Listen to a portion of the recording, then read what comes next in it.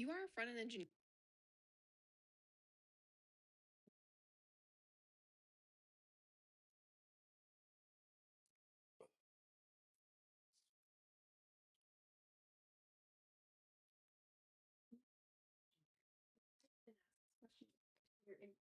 it's a very common interview question, particularly for engineers. It engages a wide breadth of knowledge. Right. So let's get into it. Let's just go. So let's say I give you a function that's supposed to mock API data that you get back. This function just returns a list of fruits for you, and it filters based on a passed-in query. So I want you and also display the results of function with whatever the user passes in. So basically, I want you to build an auto. So let's take a quick look at the code. Here we have a function get autocomplete results, and it takes in a query and returns it. And so we have a array of fruits here. It's not great, but fruits. Turning this and setting a timeout to be a random number. This is supposed to mock slow API requests. So this can be any random number. And in this timeout, we call resolve. Base is a very simple function. We're filtering on fruits, and we're saying if that fruit lowercase has query lowercase. Now scroll down here. This is what the actual component does. I use Tailwind here, so don't get too stressed out about that. We have basically an input and then container div that shows the result. And if you take a look at what this looks like, it just looks like this. So here is an input that you can enter in if you want, and then this is where your results are supposed to show up based on your input. Let's break this question down a little bit. It's easier. So what do we have to do? Well, first, we're going to have to track in we're going to have to track keep it in states. Secondly, we're going to actually call that function, this get autocomplete results. And we're going to have to store the data that it gives back too. And then we're going to have to show that data right here in this div. Pretty simple, so let's just implement what I said. So inputs take in a value and an on change. So here we can have an on change. So an easy way to keep track of state in this React application that we're working in is to use state. So here we're going to just create a and Copilot is very graciously helping me here. We're going to create a query and a set query and this state. In this value, we're going to pass in that query. And in this on change, we're going to pass in a function called whenever this input. This function sets an event, and we're basically going to call set query, which sets the query to the new value the user has. So here we're going to call set query event. So if I can grab this down, target dot. This code works. We're just going to pause it. Cool. Now if we look at our website, here I'll type in Apple. In my console, it's printing out each time I change the character in the thing. If I delete a character, also call this function. So now we set up a way to keep track in we're going to use something called an instantly expression. So let's take a look at what this use effect is going to do. Since we're calling a function that returns a promise up here, so this get autocomplete results returns a promise, we need to wrap whatever function in an asynchronous way. Now use a so what I'm going to use is instantly expression. So long phrase for basically a function that's immediately called as soon as you define it. So how does that look? Well, here we're going to have an async function, and we're just going to call it. Simple as that. Looks complicated? Not complicated. So now in this, we can now await that function. So we're going to say data is equal to get autocomplete results, and we're going to pass in this query. Now, the results of this are is going to be data, but you can see that data is a promise. So what we do is and now data can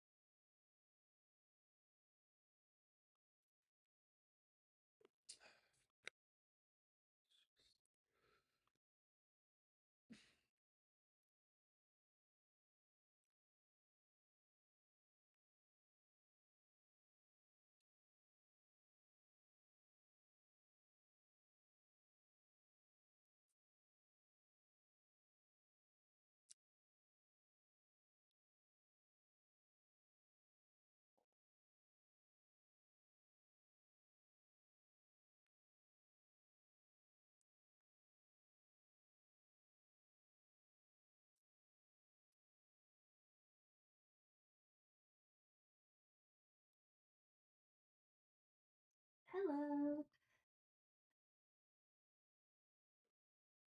Get into it, and we're gonna see that step one, create a bucket in Amazon S3. Ooh, okay. How do you create? Show you how. I'm gonna split the screen. So now what you're gonna see is you're gonna now see my AWS show you as well is the instructions. So I'm gonna share screen, the entire screen, so you can see everything. So can you see both the instructions and yeah,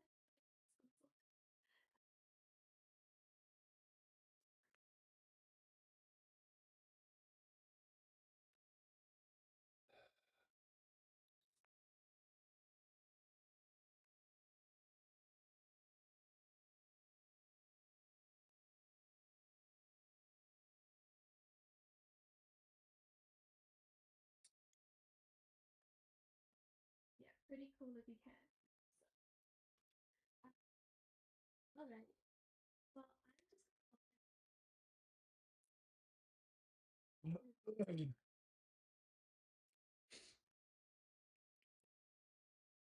all right. So we're gonna start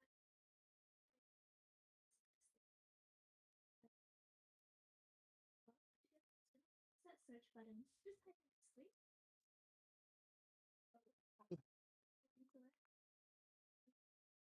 Next instruction: choose create bucket. Then choose create.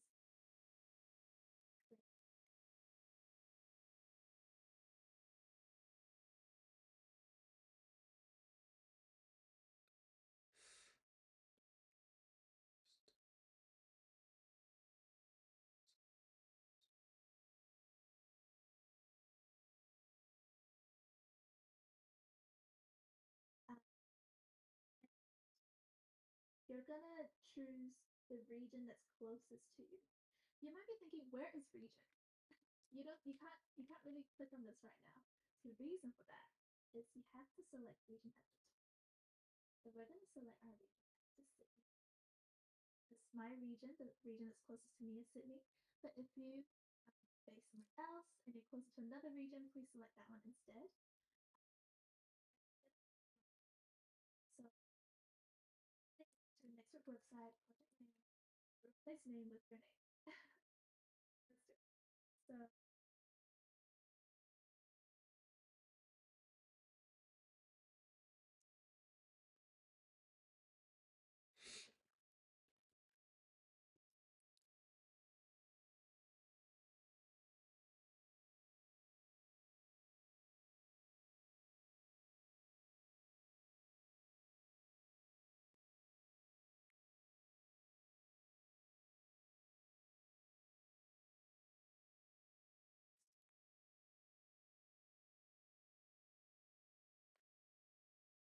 So change it back to the caption. Uh, Object ownership. Choose ACLs enabled. Actually, before we do that, want to call out this thing. So S3 bucket names are globally unique. Literally no two buckets in this world have the same name. And I find it so wild. Only one bucket in this entire world will have this name and no other bucket can be created. Well, unless I delete my bucket. Once I delete my bucket, someone else can claim that name. It's available now. But well, it's live, it's existing, not deleted. So your bucket's completely unique, just like these. So object ownership, we're gonna choose ACLs enabled. You're gonna see that disabled is recommended, but we are gonna make ACLs enabled because making it enabled will eventually help us create the public access for its contents. John, you're just here now. Did I miss a lot? No, you didn't miss a lot. We're actually just in step one. We're still in step one of the project. So please come join. In case you can't see the chat replay, yeah, I will set my set instructions for this project. So once you're logged in to AWS, come join us. I'm still in step one, so you're gonna catch up in no time.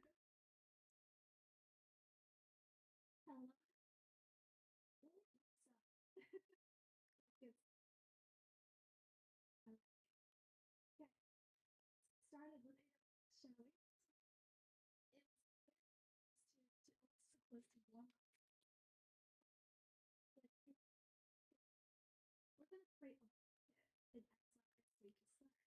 So let's start with AWS. It's called and then create folders to store information. S3 is a foundational service in AWS. So I'm really glad it's your first let's type in area to see the option for S3. So we're going to use that in a second. But before we do, just know that notice that first time. And then we're also going to create a storage space. So we're going to do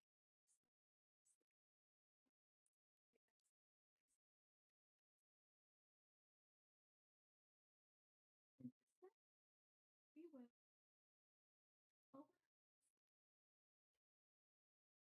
and then create a storage space inside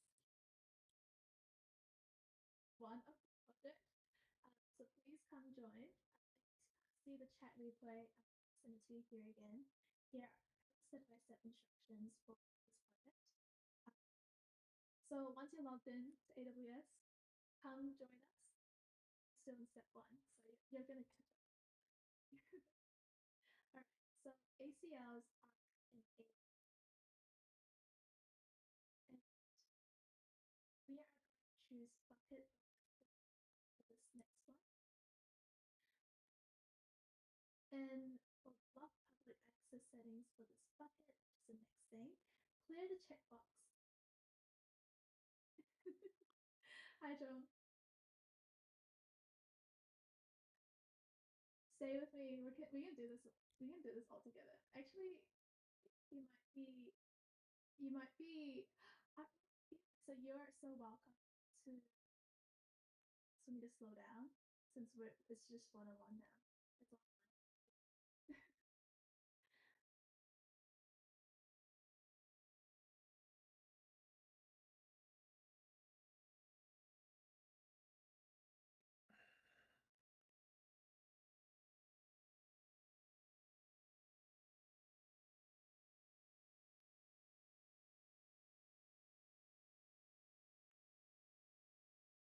Cool. So if you like me to slow down, yeah.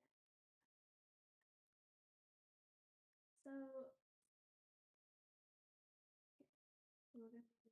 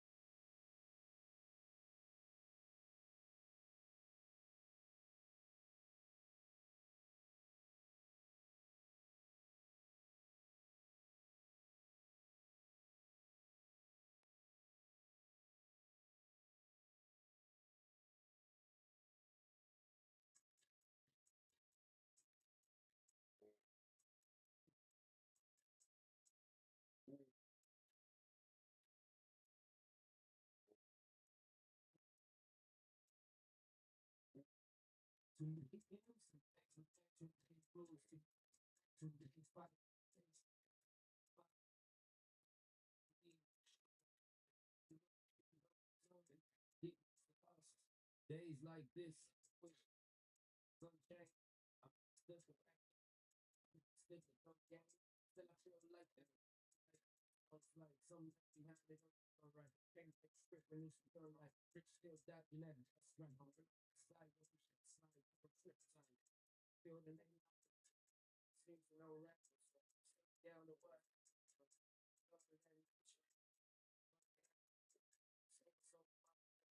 Can't go blind by these ways.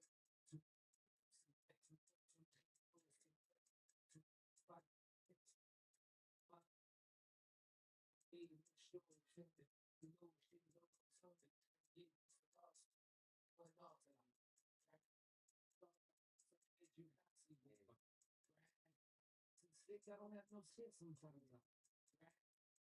It's 1942. It's not me, yo. Nigga gotta hit the golf course for get a some out. Back to friends wanna take some out. Tell they all piecing up. And I can show them where peace is by. Since 8 years old, I know I'm rich with rapping with the house shit. Rapping shows like slick. Like a lot, yeah, gang cast this. Every touchdown is on my text list. I'm on the push this. You must sound like a list now. That time I'm on the bridge. Rappers in the press. You can express it in the press. Django won't land. That you say desperate. I'm kicking game for these young niggas. They'll be bullshit. Let it be normal. Not what we stand that. So don't regret with your skin black and be happy girl with your hair down. System won't teach that. When you top the bed, you don't reach that.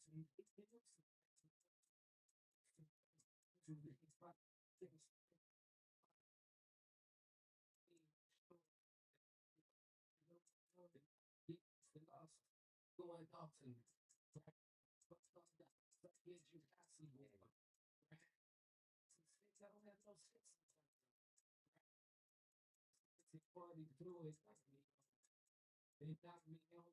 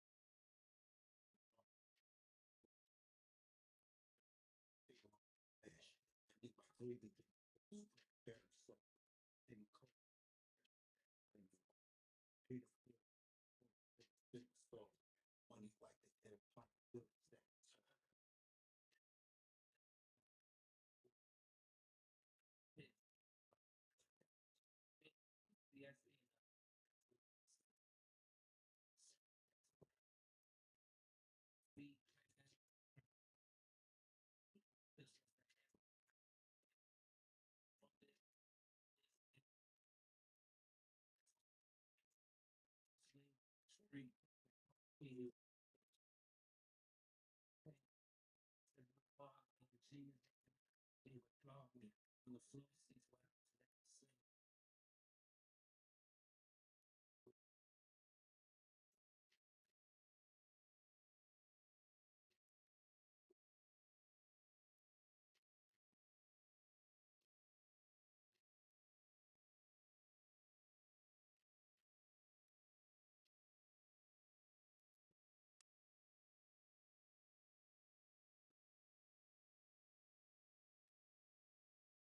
next.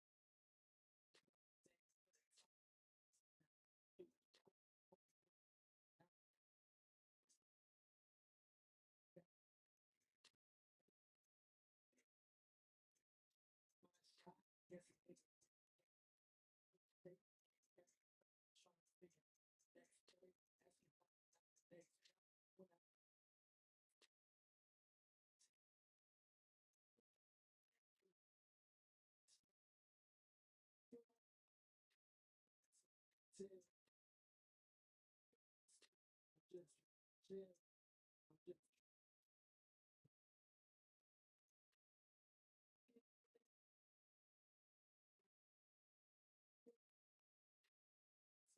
share,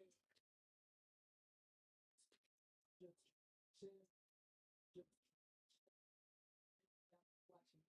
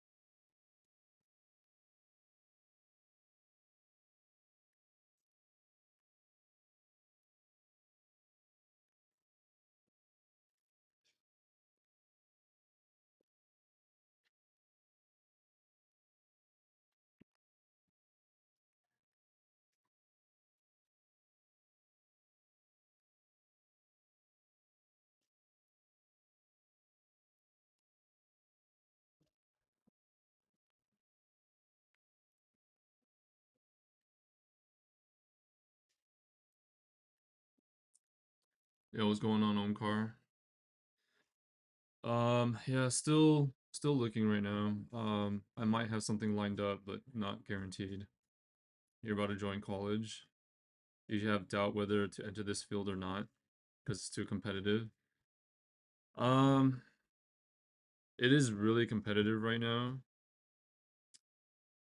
but like if you decide not to do programming, what else are you gonna do? Do you have options?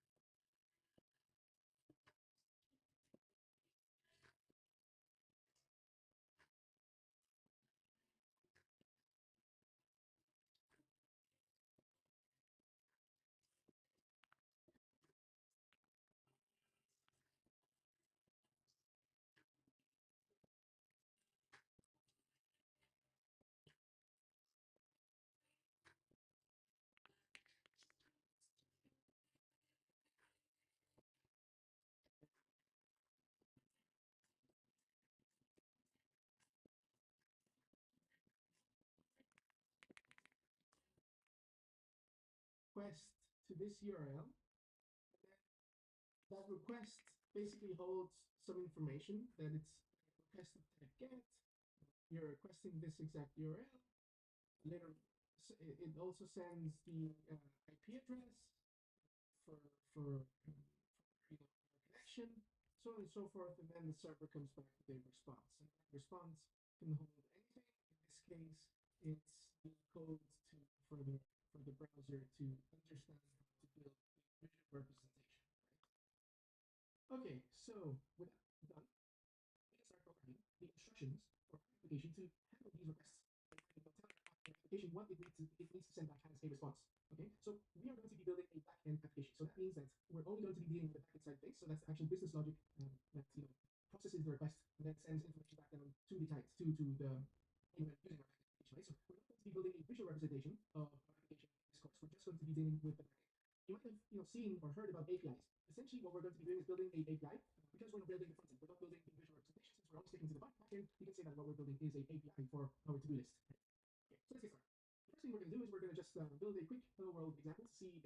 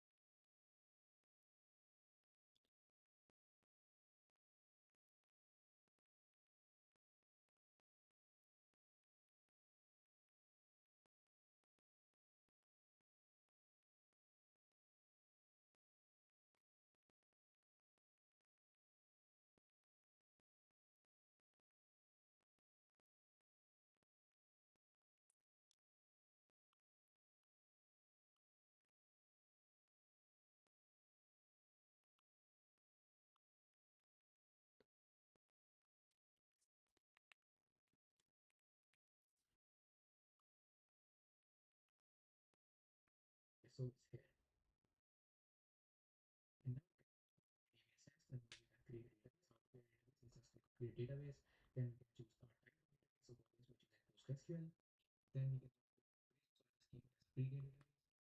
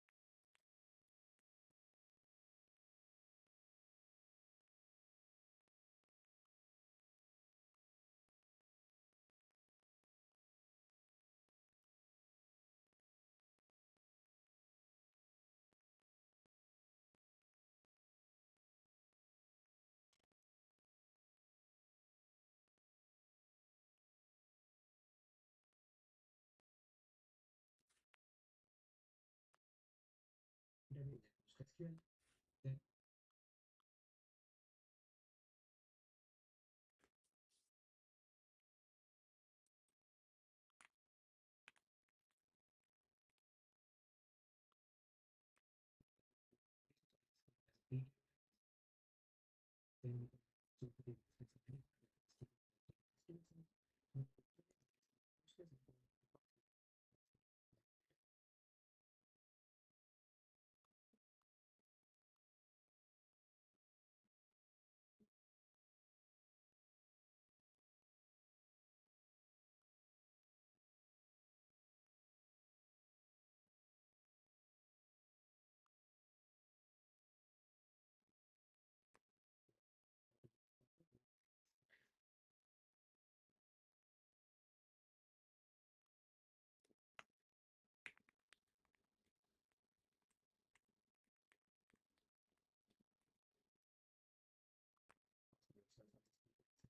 Yo, what's going on, X? How you doing?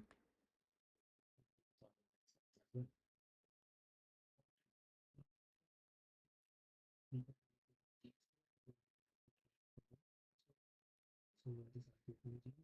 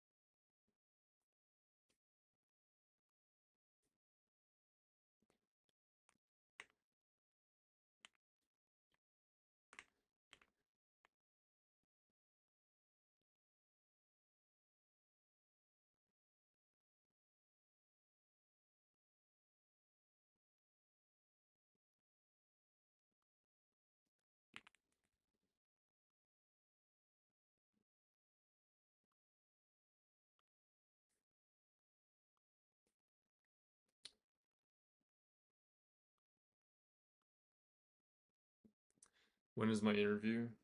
Interview is happening less than 2 weeks from now. So Yep. Hopefully it goes well.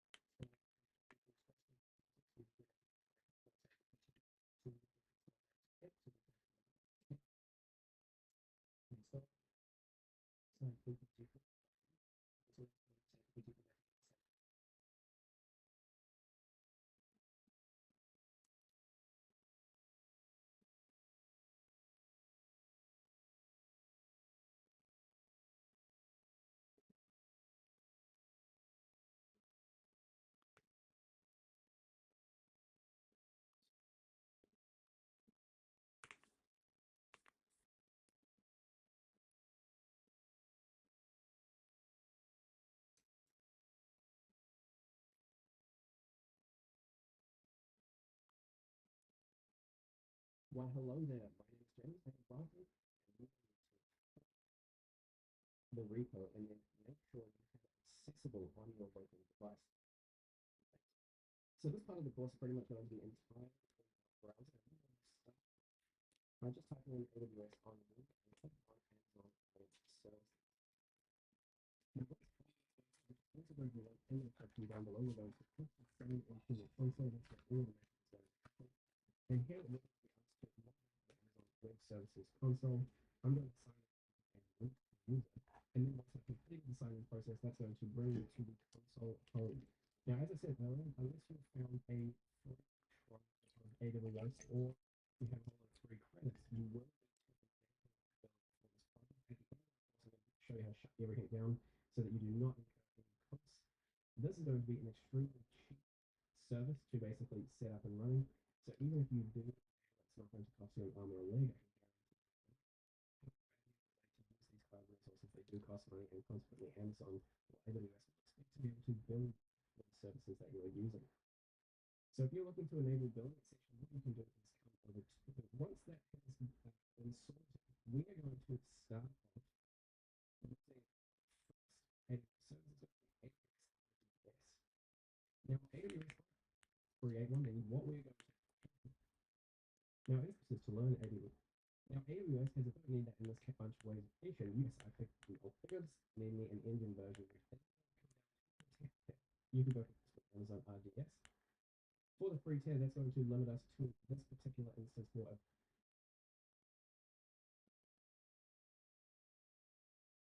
available. If you want to potentially select from one of the 2 the different events that's stated within, we're just going to go with the free tier option. And then if we scroll down here, we can get ethics dash master self-managed password. You could use AWS Secrets Manager, but we're not going to worry about it. In this case, I'm going to auto view credentials detail.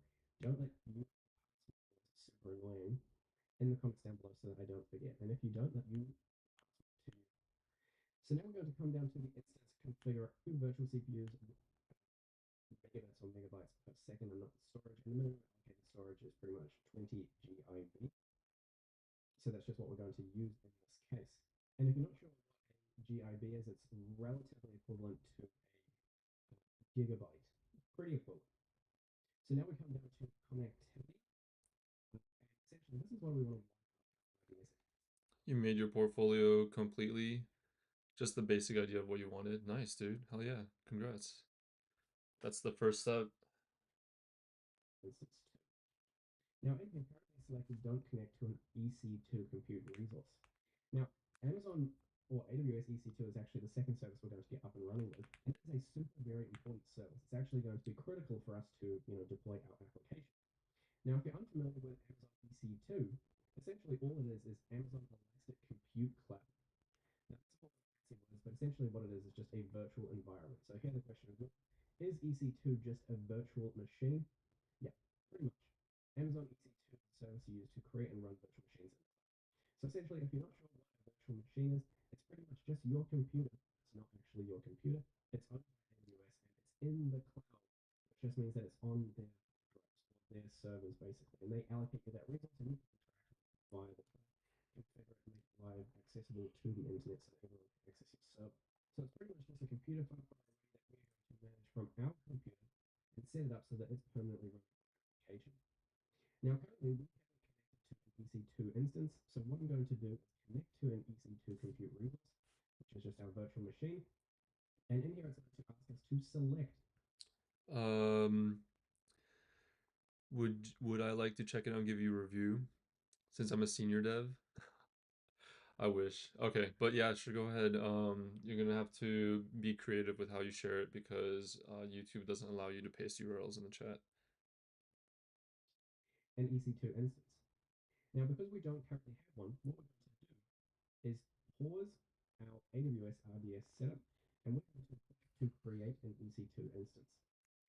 Now, if this doesn't show up, come up to the search bar and go EC2 and open that up in a new tab. That would be absolutely fine. I'm going to click this link right here, and it's going to open up a new tab for Amazon EC2, AWS EC2. Now, what we're going to do here is launch an instance. We're going to launch a singular instance.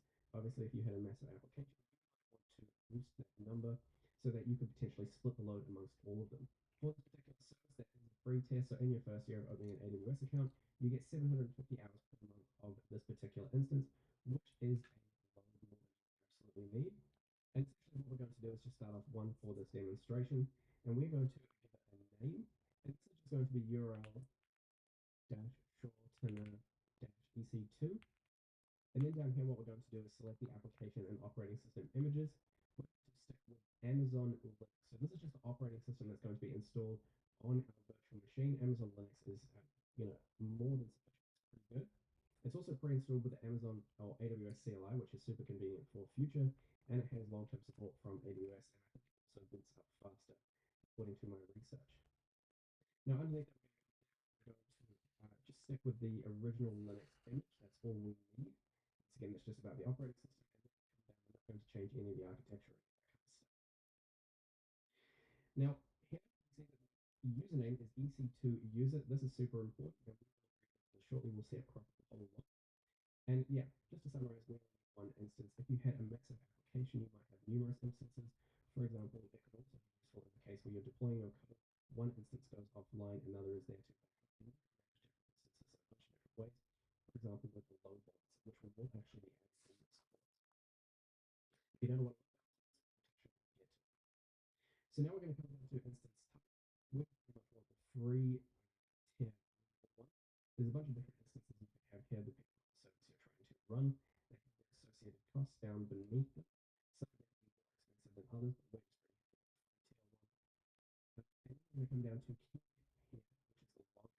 Now in here, I already have a key pair, but we're going to create a key pair. And this is super important because you can use a key pair to securely connect to your instance.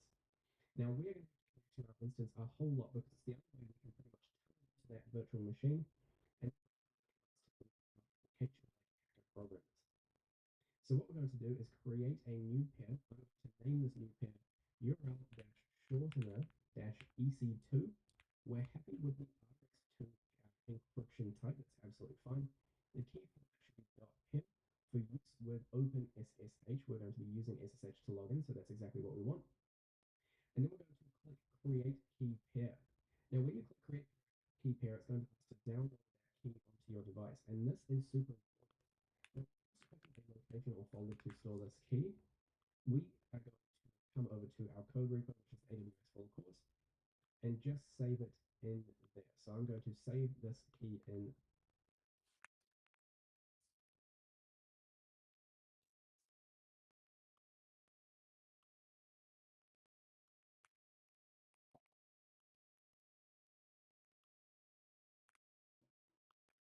side of my AWS full course folder. Now, one very key, we can see it's been saved in the side. We absolutely critically have to add the name of this key to the .get ignore. This will already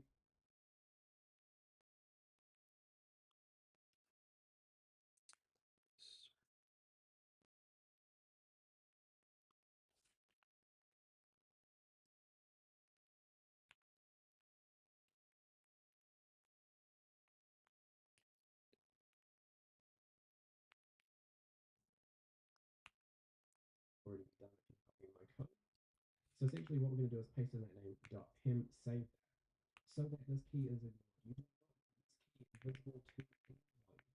That is super important, insanely important. Because if they get access to this key, they can just hack into your instance and do whatever they want, which would be super problematic. So this key is a one and done. It's only for us, but we're going to use it so that we can log into our EC2 instance or redeploy it with push changes to it.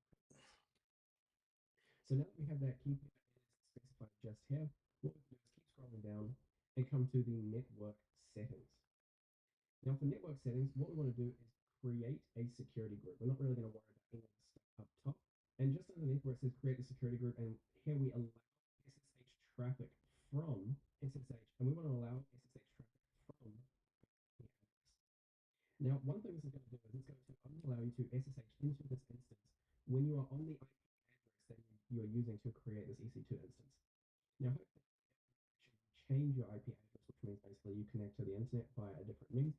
Could be going from wireless to Ethernet, or it could be Wi-Fi network, or via mobile. What you need to do is add another secure IP address. And once again, if you want to do that, that guide is inside of the instructions.sh how you can do that. So I'm just going to allow SSH traffic from my IP address, and I'm also going to allow HTTP traffic from the internet. Now this is super important because obviously we will need to, allow to access our EC2 instance so that they can get to our application. Now this is only temporary. Eventually, we'll create our load balancer. We're going to remove this setting, and with the load balancer, we'll also see how you can potentially add an SSL certificate or a domain name to your application to then allow HTTPS traffic. But for now, we're going to allow HTTP traffic from the internet because we need to be able to send network requests over to our server, which is deployed inside of the EC2 instance, and have it respond back to us. So now we're going to come down to storage. I'm not going to modify these settings. They're absolutely sufficient for us for this. If you're wondering what these things mean, G3 is just a general purpose SSD. The 3000 IOPS just means input output per second, operation per second, and we don't need it. In terms of adding if your app stores large files, which I don't think is going to be an issue for us, and you can come back and add extra storage at any point, so it's not really that important, and you can add storage without having to turn off your EC2 instance once it's allocated. So that's pretty all good for them. We don't have to worry about advanced settings. Now what we can do is just, let's come down to the summary. So this is our little summary right here. We have one instance. This is all the information, and we can launch the instance. So I'm going to go ahead and click launch instance. So that's going to go and EC2 instance. So I can launch instances within EC2, and it is available right there. We can see that it's running, and now I can go back into AWS, click this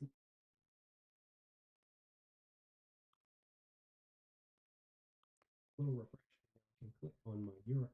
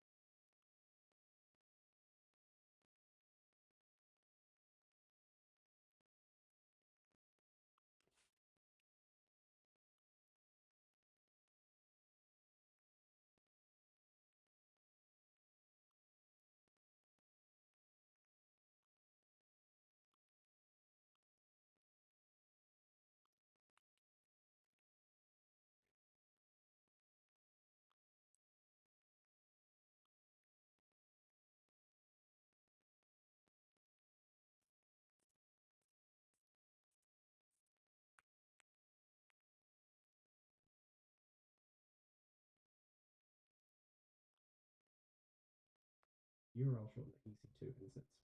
So now that we have selected an instance, it's going to remove our ability to select a virtual private cloud. That's totally not important and not acceptable. And then we just scroll down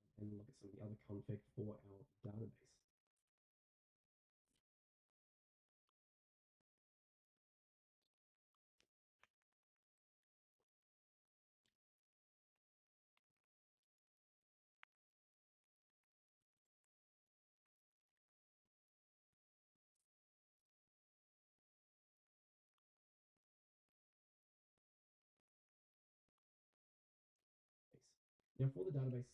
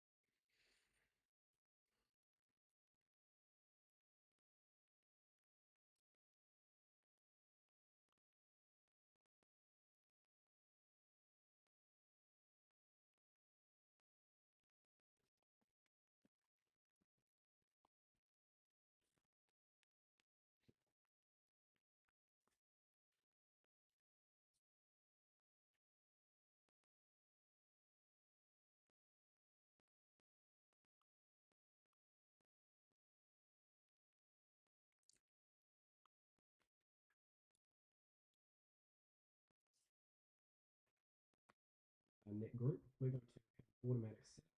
That is absolutely fine. For the public access, no, we do not want public access. And public access went away when we allocated our EC2 instance. So now we can only interact with our database via the EC2 instance, which is pretty much how we want it. As for the VPC security group, we want to choose the existing. And where it says VPC security group, and this just says Amazon RDS will add a new VPC security group to activity with your compute resource. So actually what we can do is actually exit that. You don't need to even select one. Amazon RDS is going to add a new VPC security group. That's what we want. This is the option we want to continue. Certificate, we're just going to leave that as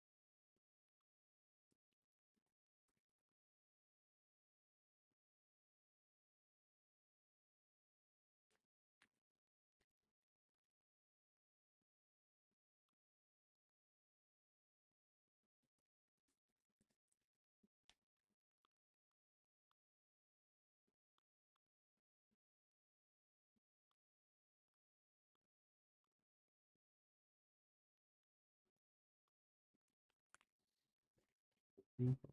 Using service provides an extra layer of security by validating connection. You don't have to worry about that. For the tags, you can add them if you want. I'm not going to bother. We want password authentication to Postgres database. That is super important. That's how we're going to stick with it. You could use the IAM database authentication, but in our particular course, extra steps that we don't have to worry about. We're going to stick with the default options. Know where the freeze here would take you period, which is for logs and data. And underneath that, we have this and we're going to stick with the default options for that. And then we can pretty much come down to the very bottom.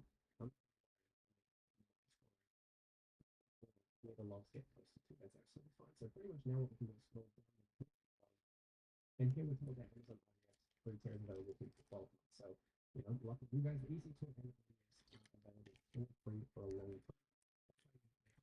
The ground and then let's see what this isn't pretty much so now what we're going to do is database. With all of that.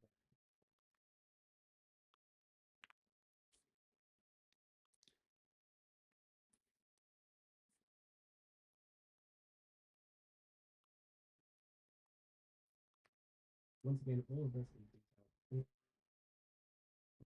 instructions marked down. Which can be found on the database. We're going to provision us our database.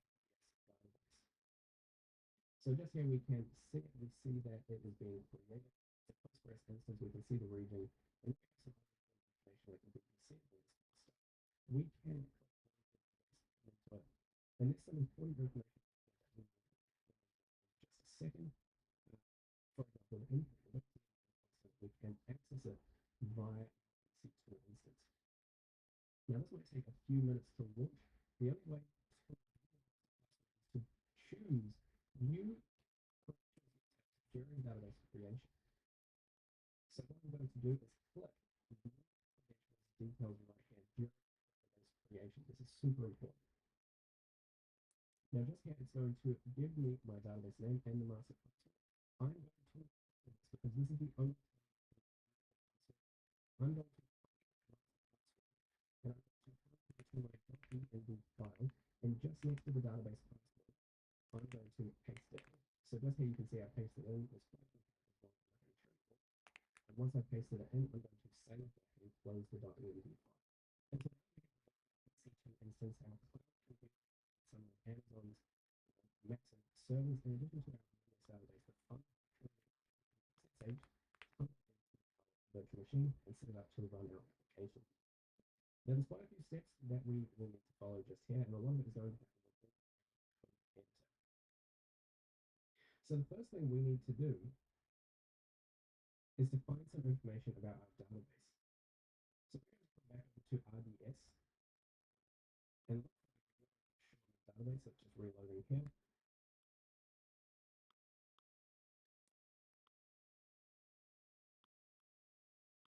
And I can see right here that I'm inside of my URL shortener database. And once I'm in here, I'm going to scroll down on this configuration tab. Now, this tab is going to have a master username. So this is our master username. And this is super important because we're going to paste this into our .env file. So just here we can see that we have the database name, and that's going to be set equal to URL shortener to match this URL shortener username. Now we're also going to need to take the endpoint. So what I'm going to do within RDS is click on the connectivity and security, and I'm going to endpoint.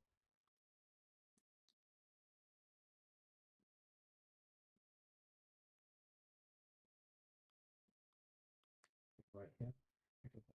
And inside the .env file, I'm going to paste that adjacent to this database underscore or db underscore host. Just like that, then I'm going to save this file. And that is my .env, and then our EC2 instance, when we copy across the .env file, we'll be able to connect to RDS. So that's super important. Now, to take the password, we need to reset the instructions are just here. We've already got our endpoint, so that's absolutely fine. And now what we're going to do is SSH into our EC2 instance. So first what we're going to need for that process is to come back over to it and find our IP address. So just here, what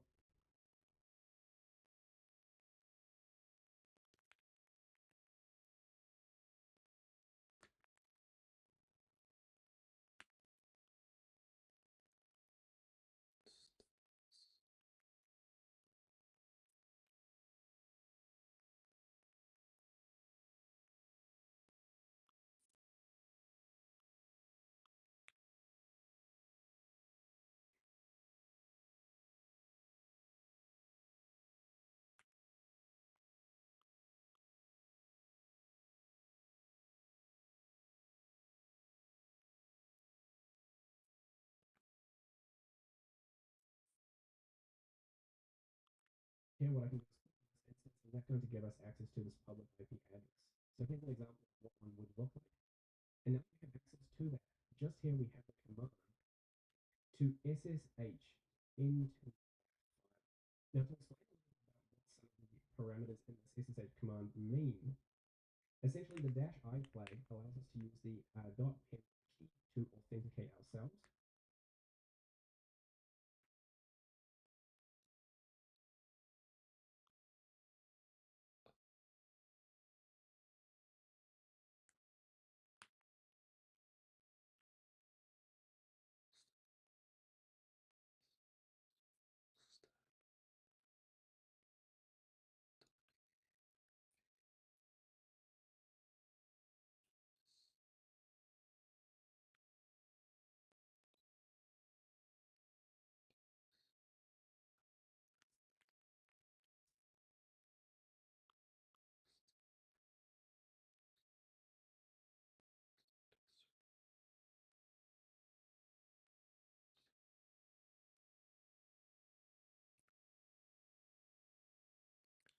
Right, HTTPS before it, you know?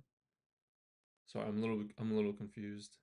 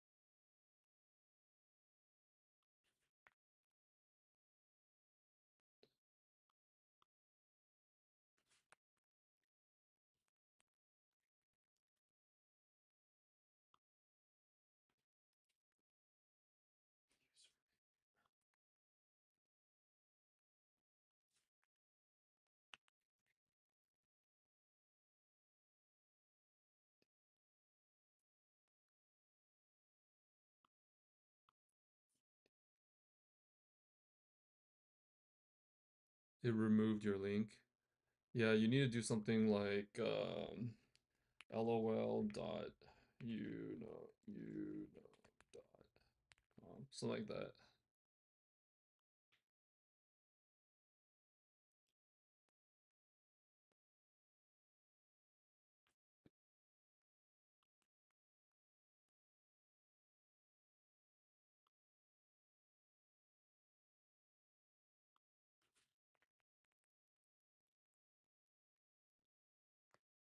Take the in. So what I'm going to do with it is finish for that process key address. Here's an example of what some of the parameters in this SSH command mean. Essentially, the -i flag allows us to use the .pem key to authenticate ourselves. And then the second entity right here is pretty much just the username and the IP address that we're trying to access. So what we're going to do in our terminal, we're going to close the side for the second, is I'm going to type SSH -i space -i, and then I'm going to look for my file. Well, it's actually in this folder directory, so it's just down here. So I can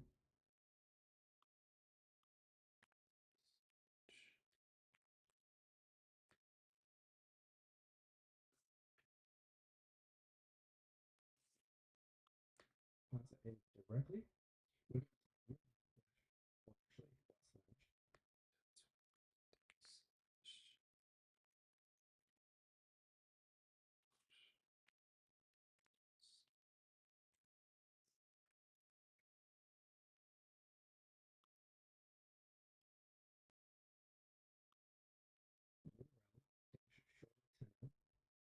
We're going to type actually slash. ec2.pem. And then after that, we're going to type this ec2-user, if you remember, that's how you, and then we're going to have the apps command, and now we're going to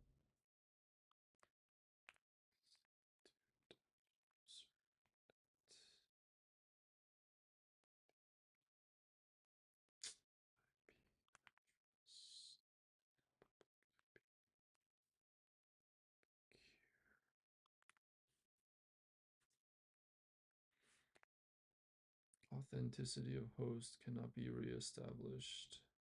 Key is not known. We're going to paste in that IP address. So now what I should be able to do is hit enter and go to the longest info EC2 instance. Now that was denied because I forgot to do one important thing, and let's run this particular command just here. Now, this is actually given to us right here. It says that permissions for this particular security key are too open. We can fix that by typing the permissions using this command.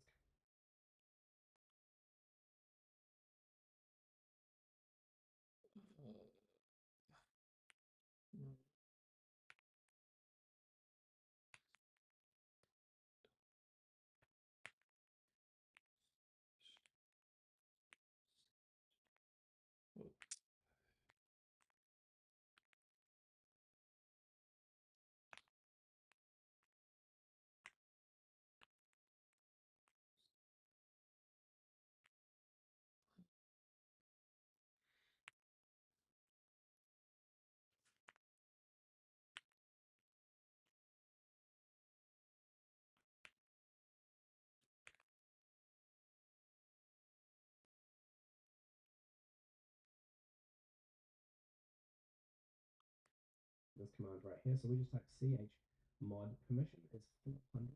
That's a key. And then just type dot slash and then we type the actual file name, which is shortener dash EC. All right.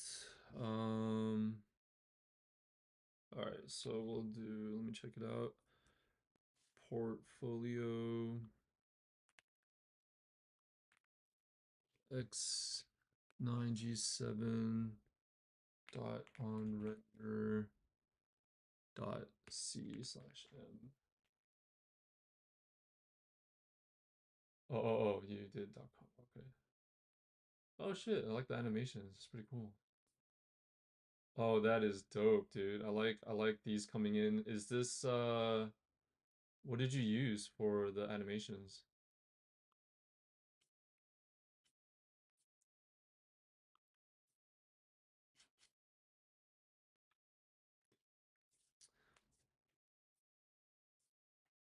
Three years experience. What company? Portfolio projects. This is cool. Looks good. Obviously, I think there's quite a bit of like negative space that you could probably clean up, but I think if you just finished it, it looks actually really nice. So a couple of things I'm noticing in dark mode, the background blur that you have on these objects back here that create this, you know, two-step effect kind of thing going on, or this double layer effect.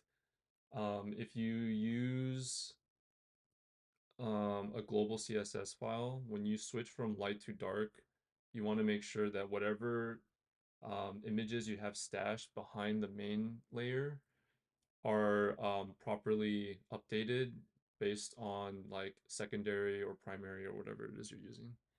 Oh, it's not yours? I thought it was yours, dude. What? Wait, what do you so why are you showing me this guy's website?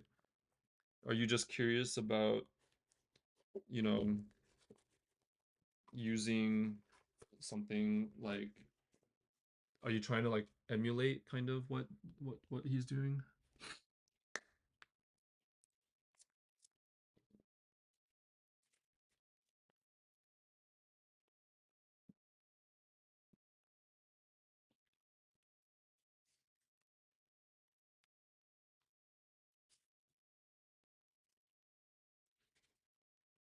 Oh, I opened the wrong one. Oh shit, my bad. Okay.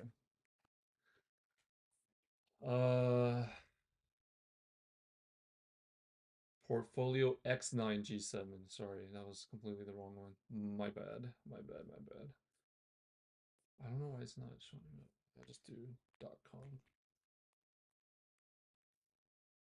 Oh, there you go. There you go. Nice, nice. Okay. Hover effects on the icon would be cool. Okay. This is kind of getting hidden. I can't really, as far as accessibility is concerned, the text needs to be altered a little bit. Yeah, is this? Yeah, so this is the one. Okay. So yeah, first thing I notice is that yeah, the text I can't really see it very clearly. So the issue might not be the text itself, but the fact that you're using this computer monitor as like a backdrop. Oh yeah, yeah, okay. It's already at 100%. Oh, I see. Okay. Even if that were the case, I think even if you do make it responsive, I think the problem is that this computer screen still hides the text. So you might want to consider something slightly different. Because this is centered, so this is fine. So if we explore, oh, but I see what you're trying to do. Okay, I see what you're trying to do. If that's the case, this could be put on all align. You can align it with the left, right? That might be better. Well, but even if you start doing this, it'll start to get kind of kind of yeah. So anyways, I know it's not responsive, but I'm just trying to throw out some ideas. I like the effect though. Are you also using GSAP for the animation?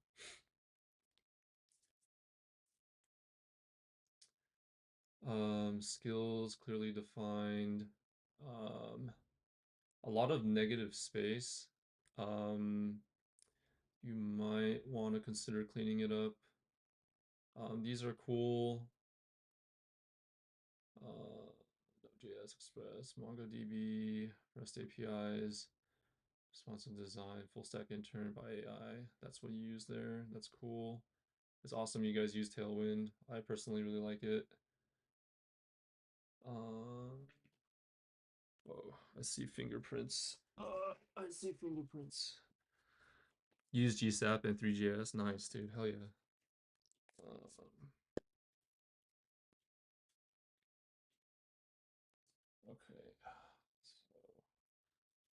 So let's get my fingerprints out. Continue.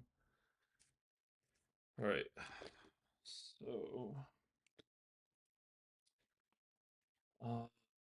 these are cool. I like the hover effects. Super nice. But yeah, like I said, negative space. Very what are you using as far as okay, so I mean a good way of setting this up.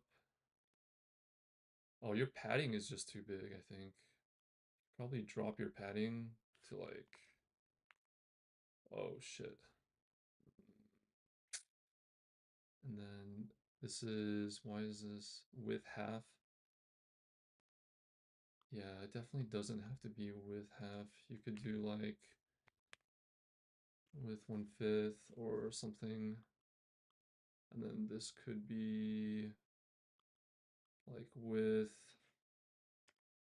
3/5.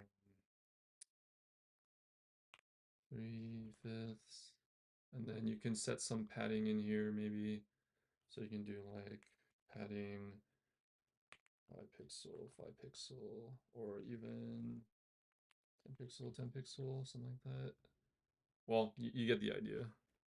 So you could probably adjust this so that it doesn't have to go all the way. And the thing is too, I like this, by the way, when you hover over it, it shows that this is important. You can click into this and you can see the company, kind of what they're doing. Oh, that's cool. Nice. So this company also uses really cool graphics.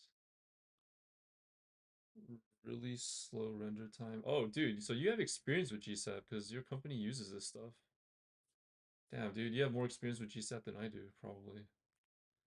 Okay, so I think other than that, I mean, there's not too much to go on. That's the about, skills, experience, projects. Okay.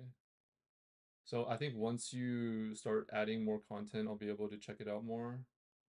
Your GitHub, all that stuff nicely highlighted. If I click that, you have a cursor pointer here, but it doesn't do anything.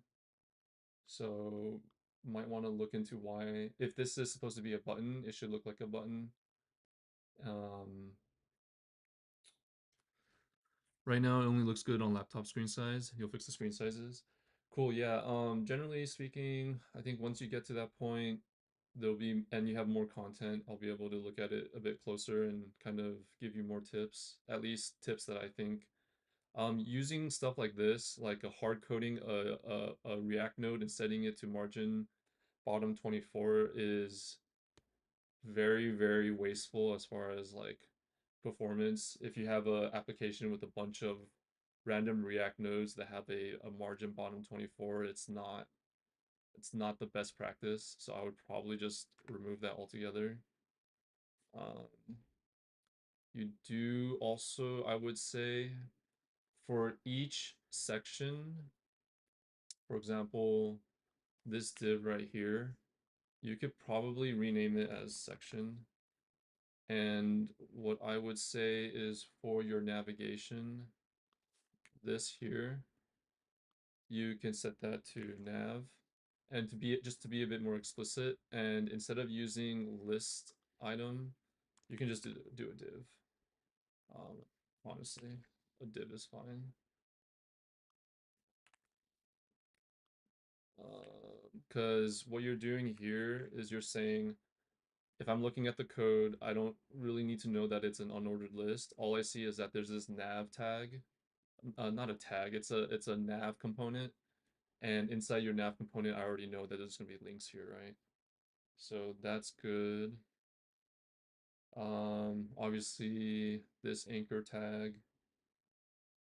I'm confused about the anchor tag and where it should go. I obviously broke your layout, but this resume probably can put it.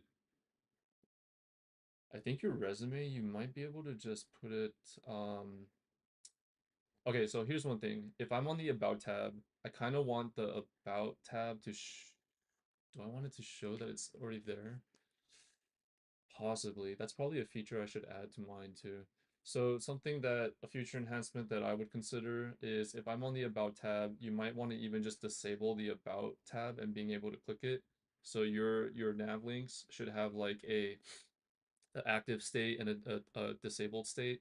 So if I'm already looking at your About, which I'm assuming this is, and your view resume should be somewhere more important, like not over here, but maybe, I don't know, maybe here, and with like a picture of you or something, then this About button would be disabled. And I think that's kind of the issue I'm seeing is you're using another A tag here to instead of a button. So your link should be buttons. And the reason for that is because you do want. Okay, yeah. So I'm not fond of using an href to link to your next page. Zoom in 50%. Okay. Well, I mean, I broke your layout anyway. I'll refresh it. So, oh, okay. That happened to me too on mine. I need to figure out why it does that. So you explore. You're here. Okay. So I think the first thing I noticed is in here in your navigation, you're not using React Router to navigate you across your pages. The first thing I would try to implement is a working React Router page, because this is a very archaic way of handling page transitioning from, or like, this is a pretty archaic way of like moving or navigating between pages using href and stuff like that. So I guess the first thing I would do is implement a React router. It's pretty much standard across the industry now. And like I said, don't use the use a nav tag. It's a lot cleaner. Aside from that, yeah, just like Tailwind fixes. I'm trying to think if there's anything else I can harp you on. I don't know when I refresh page breaks. That might be, I'm not entirely sure why this happens. I need to figure out because this happens on my page as well. I think when I go to products, yeah, this happens to me too. So I also have this issue. I don't know why this happens. It's not a good look though. So it's something that I also have to look into and I need to fix. So these are not page transitions. It's gonna scroll to the right sections up and down. Oh, I see, I see. Okay, so here, explore. Oh, I see, I see. Up and down. Okay, so it's okay. If that's the case, you don't want to make this hoverable. Like this isn't something that I should be able to hover because right now I'm thinking that when I click it, it should do something, right? Oh, actually it does. So when you click it, it goes to the section. Okay, I see what you're saying. I see the vision. I see the vision. That's actually really cool. So I like that. I like that. Um, yeah, I think you're good, dude. I don't think there's anything else I really need. I think the only thing I would add is in your about page, you want to have all your contact information here. So you have your name, you know, essentially what you focus on. You don't need to have this here anymore because you already have this here. So what you can do is actually list all your contact information, like your phone number, your email, like your general location, um, and I don't know how else I would structure this. This is good, but yeah, maybe you put your contact information here, and then I would move. I mean, this is fine, I guess. GitHub and LinkedIn, but yeah, your email, dude, it needs to be like right here. Because it's not something that's not important. Actually, when a recruiter or when anyone wants to contact you, they need to have your contact info. Your email should definitely be up here and not down here. But yeah, I think that's pretty much all I have for you. Once you have more going on and you have your crazy transitions happening, dude, definitely show me because I'm very interested. But you also need to fix the bug when you refresh and it kind of just breaks the page because that is also happening on mine. I haven't looked into it yet and I probably will look into it once I have more time. But yeah, looks pretty good for I guess like a starter page. Very promising. I love your GSAP knowledge.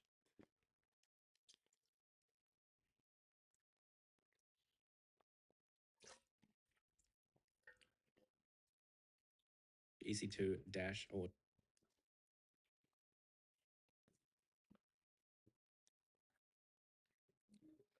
You know this bug solution? What's the problem with it? Because this is the first time I deployed a page on my own, so I've never encountered this bug before.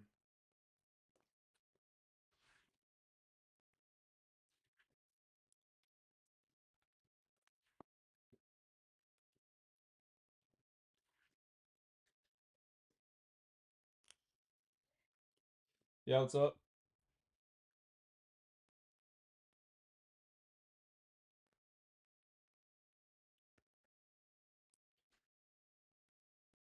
Do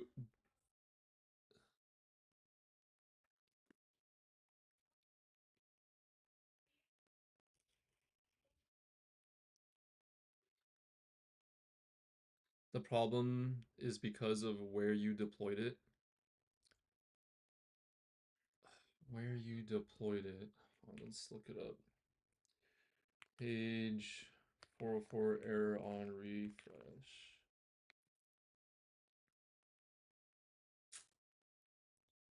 It says your site is a React-based single-page application. When you visit the root, it is automatically loading index.html. When you visit other pages, you never actually leave index.html page, even though it looks like you do. Um, so instead of request username, try this proxy returns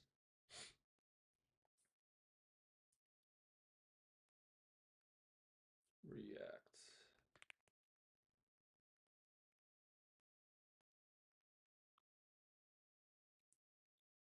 This happens, web server storage provider is saved from disk. When you go from root, it will try to serve HTML index.ts. Can I tell you where I deployed it? I deployed this project on like GitHub pages. Is that what you're saying? I deployed it on the root page. So if we're looking at uh, TypeScript, this one here. So I deployed this entire root page, I think. Oh, it's a main branch. Yeah, I deployed the whole root page, I think. Let me see. So for here, as far as actions is concerned, deploy to GitHub pages from SES 27.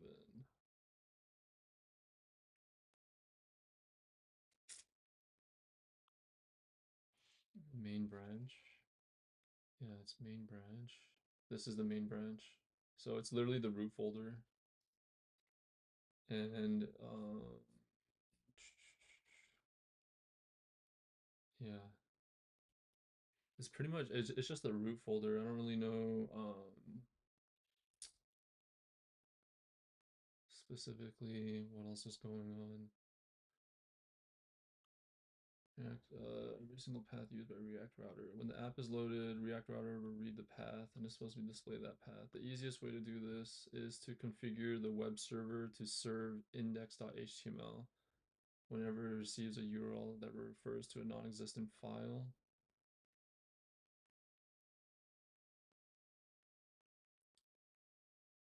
You can use Netlify's rewrite feature and object storage providers. Oh, interesting. So it is there a way for me to modify this?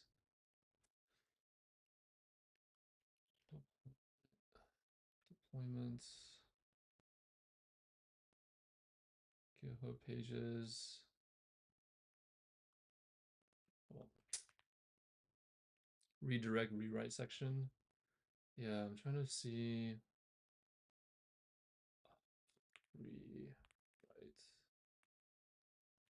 GitHub actions redirect rewrite.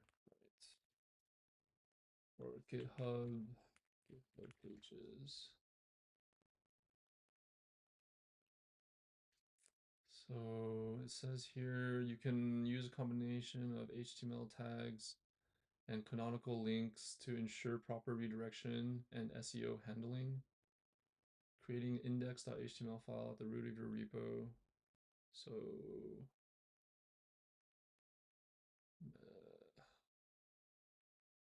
App Store, meta.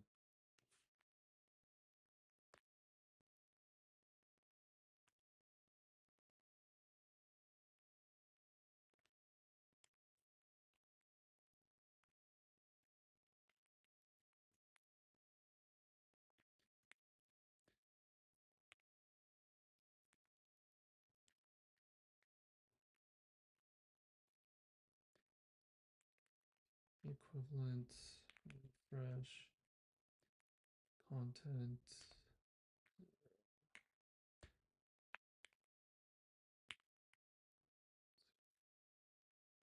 Oh, whoops, that's all one thing.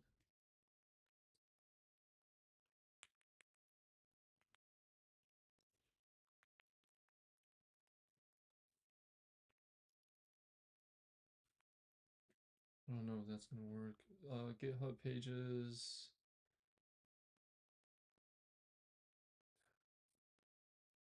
Let's check out this one. Git clone. Title redirecting to HTTP refresh content. Okay, I see. That's it. We still need to include configuration. Okay, so we'll go. Where did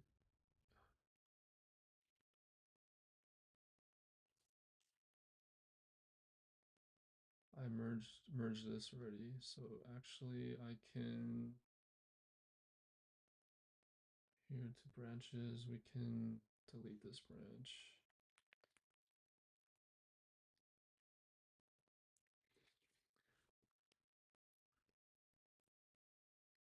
Yeah, that makes sense. Damn, knowledge gap for me for sure.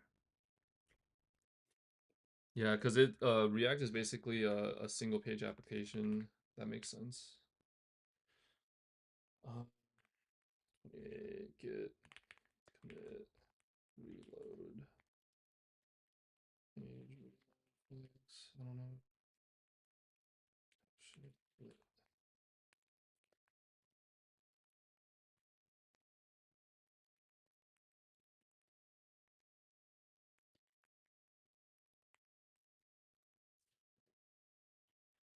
Yeah, let's see if this works. Page reload fix.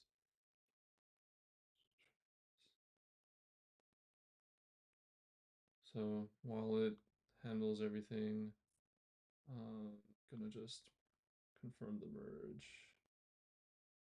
Really poorly done. It should actually set up permissions where I shouldn't be able to merge unless all the checks have passed, but it's just my project. It's okay for now. Deleted the branch. Watch the deploy. But yeah, that makes sense. Yeah, dude, if you didn't ask me to show you to check out your portfolio, I probably wouldn't have even bothered trying to fix it. I didn't know the fix was going to be that simple, but we'll see. Hopefully no issues moving forward. Yeah.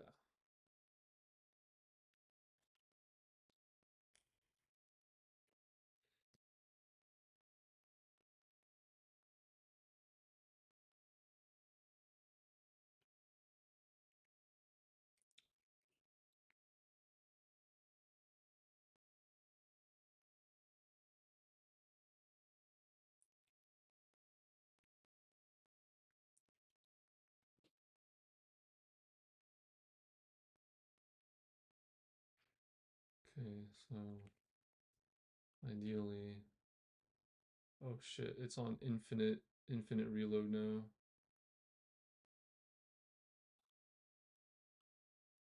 Shit, why is it doing that?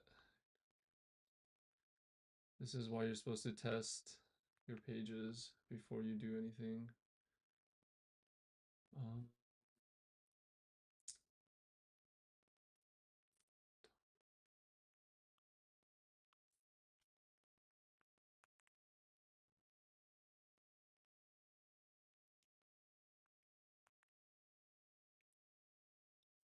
Client-side routing.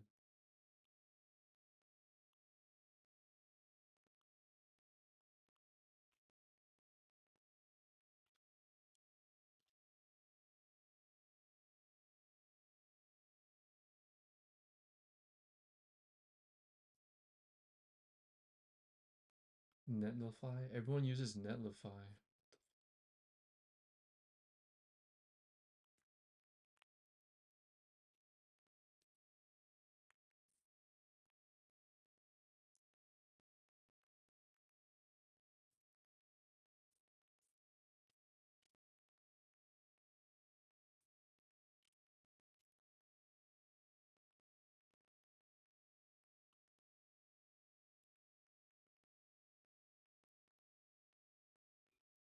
Install URL rewrite.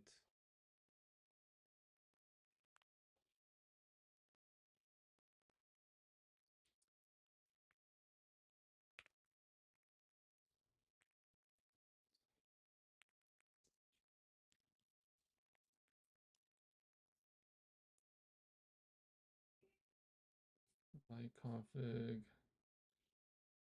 Solved it by adding the following HT access to your root folder.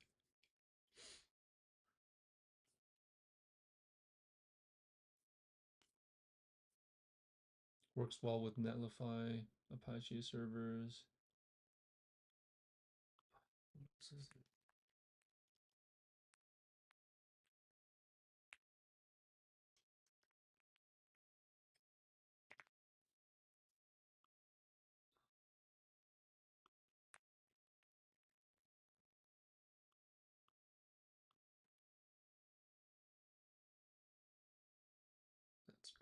Crazy work.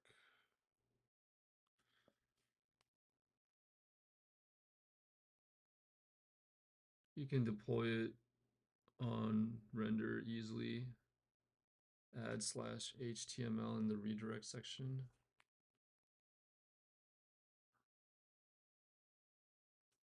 Oh no, it's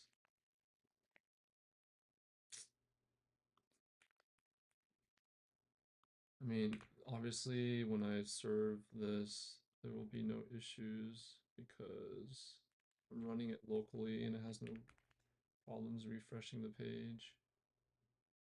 File does not exist. What?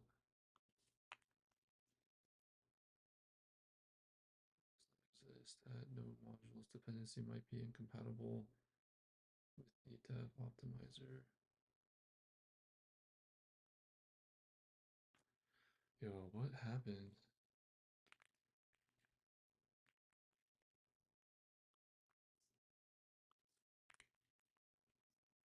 Oops, what am I doing?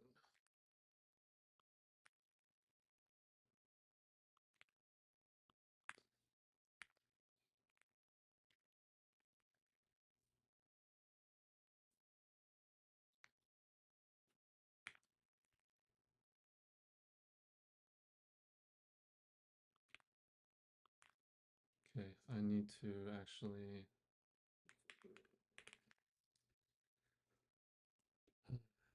need to fix this.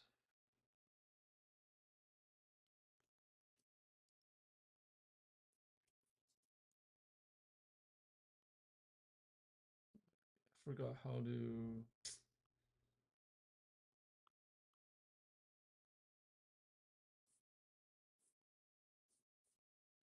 undo.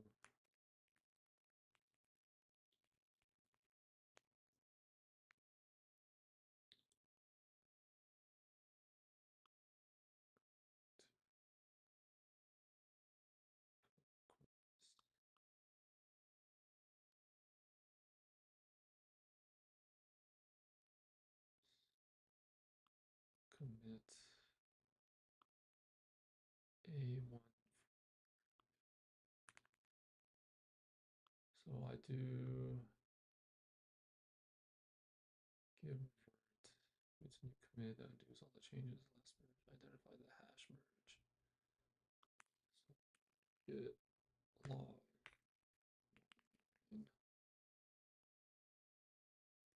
This one is what I need. And then do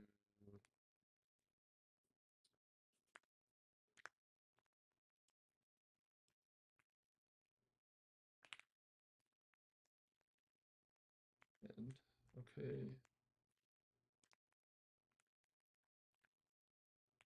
And how do I get out of git log?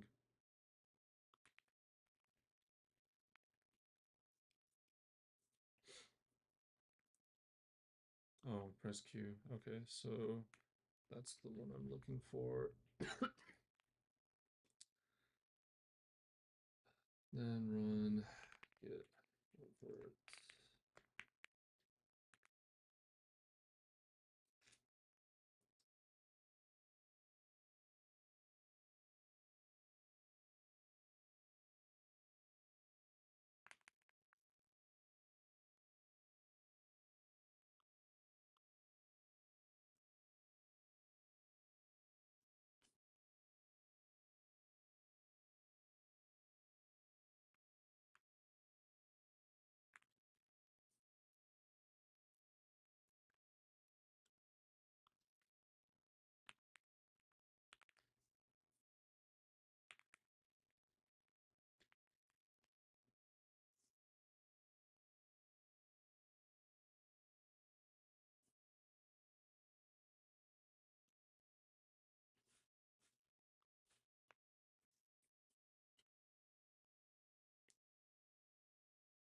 Press enter to commit your changes. Line starting.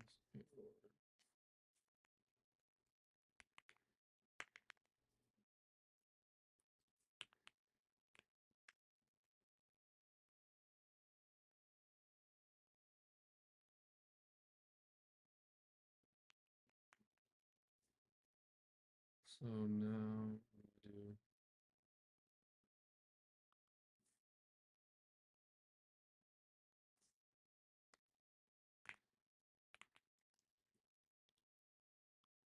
Yes. Enter. It. Insert.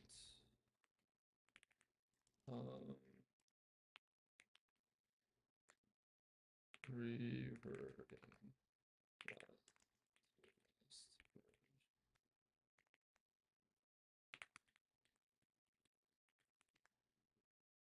What?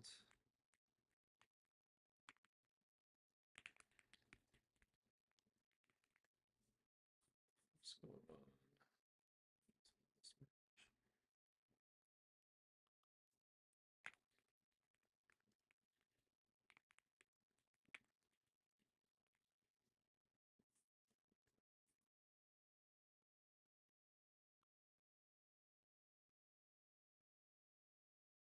If you wish to inspect changes, bro, this is fucking useless.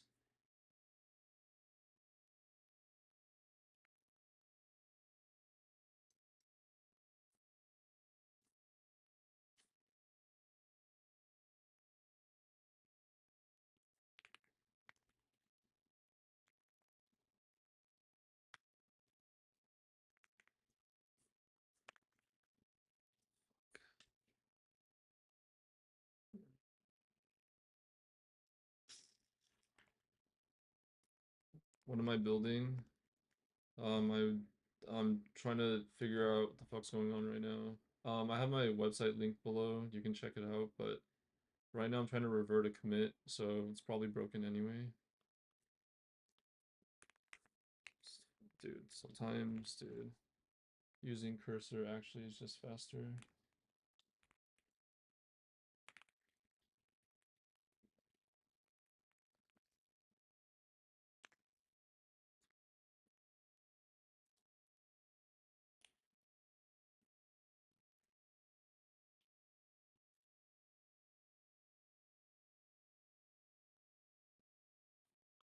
Type, press enter.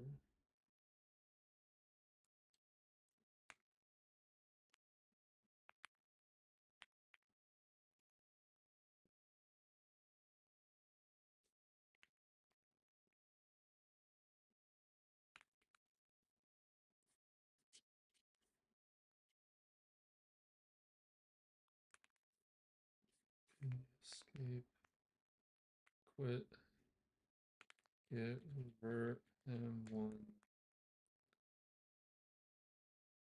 Your local changes will be overridden. What? Set part. And then we do git revert M1. And then we do, what do I do? At the very top, it starts with this. Type your commit message. Revert to previous merge. And then we go to the end. Press escape, so I'm in normal mode. Type right, then quit. Reverted. Oh, nice. Okay. Damn, dude. Vim. Vim. It's learning progress for sure. Right, then quit. So after I wrote that,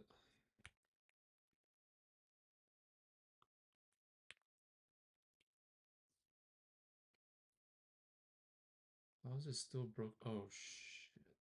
Why is it still like this? Check out me. Give fetch. Get pull. No way, dude. Okay. Then what? Bro. Get log. Which I already have that, so I can quit. Git revert this. Then we'll just exit. Right, then quit. Why is this still here? I'm so confused.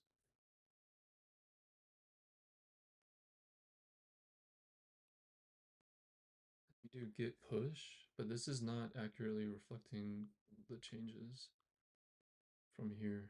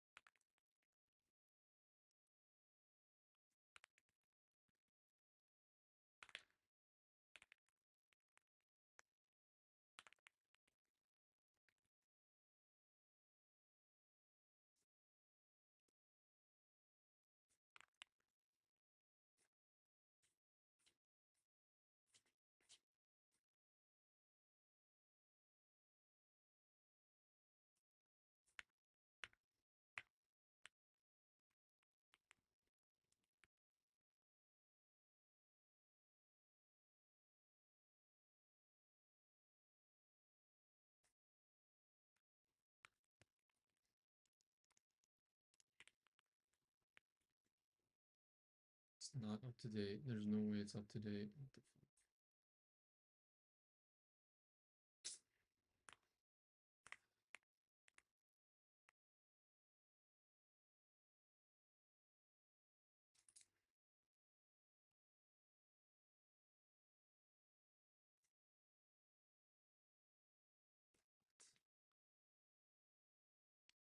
Okay.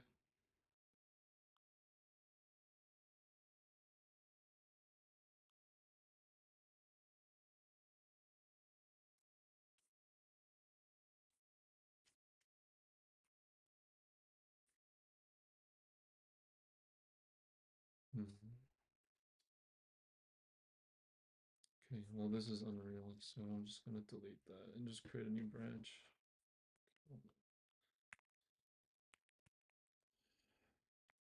Git. Nah, git.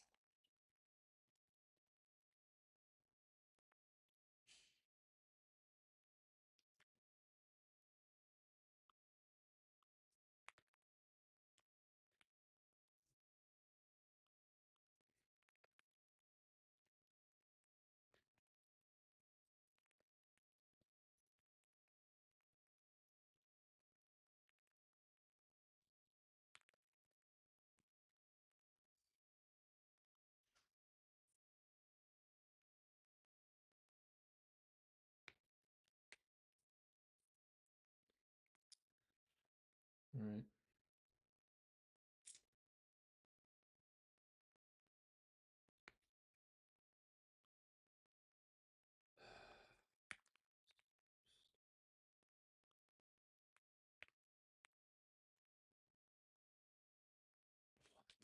There's no way.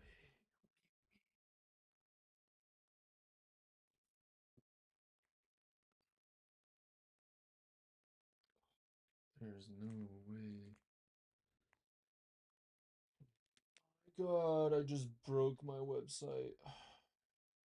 Fucking broke everything.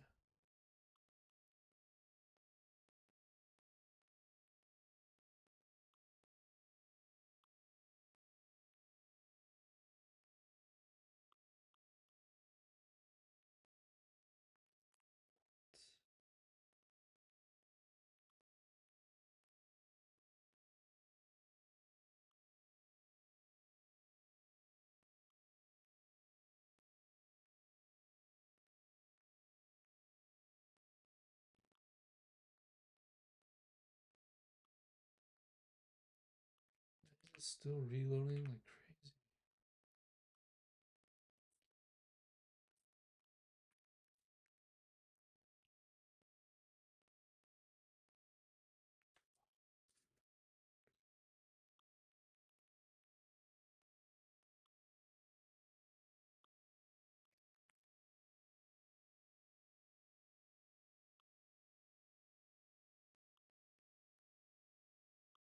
Okay, this is where I'm at.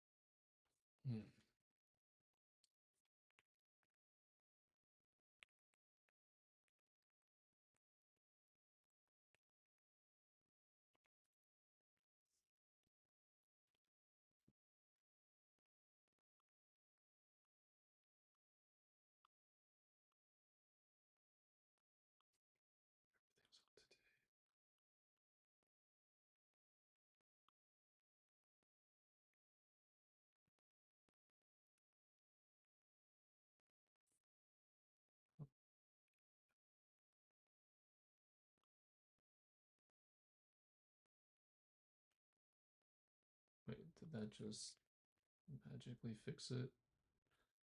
I don't even know what I did. Okay. So, I honestly have zero clue what I just did. Something happened and my commits disappeared. So we're back to trying to fix the reload, or the 404 error issue, which definitely getting a little sidetracked because I should be learning the backend stuff right now. But looks like everyone.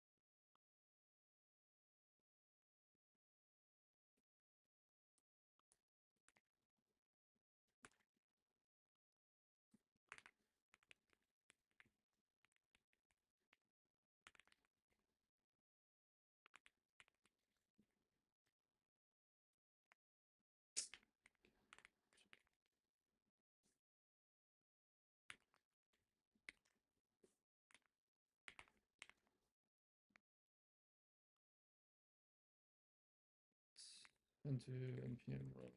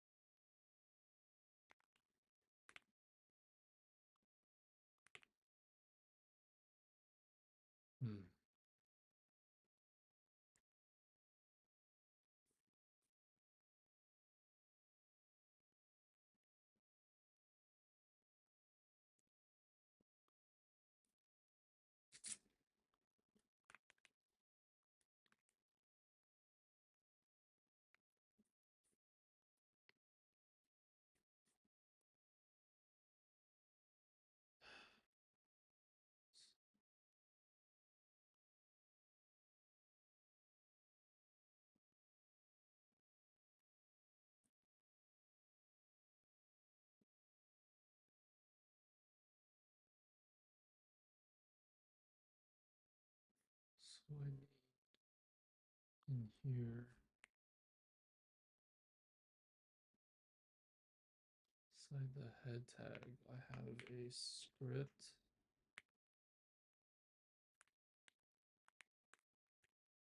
Which, whoa, oops, Jesus, okay. And in here,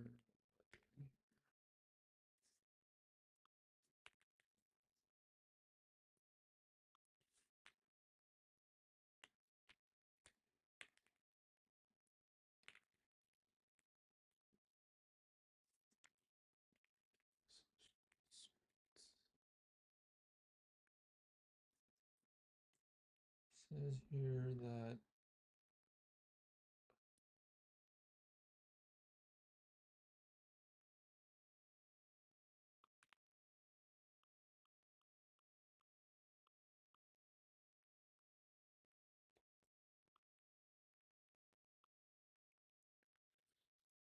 says here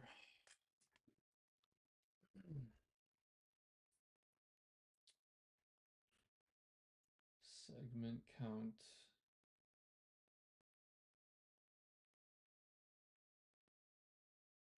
and it looks like yes, github.io.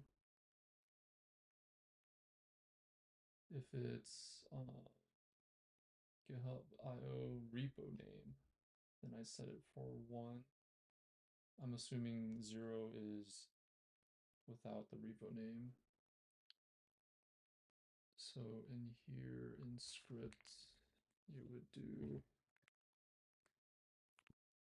segment count equal 1. And location, oops, location, I'll probably need semicolons for this. Dot replace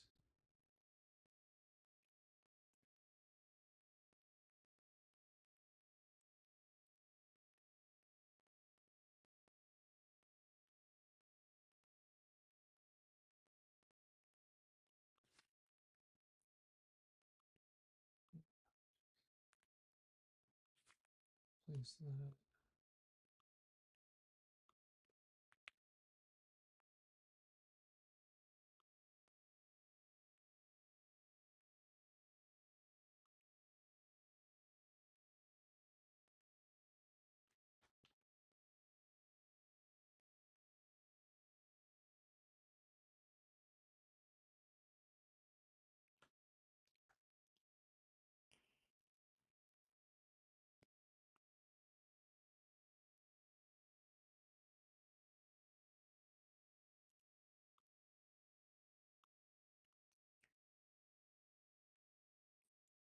Need a script in here too.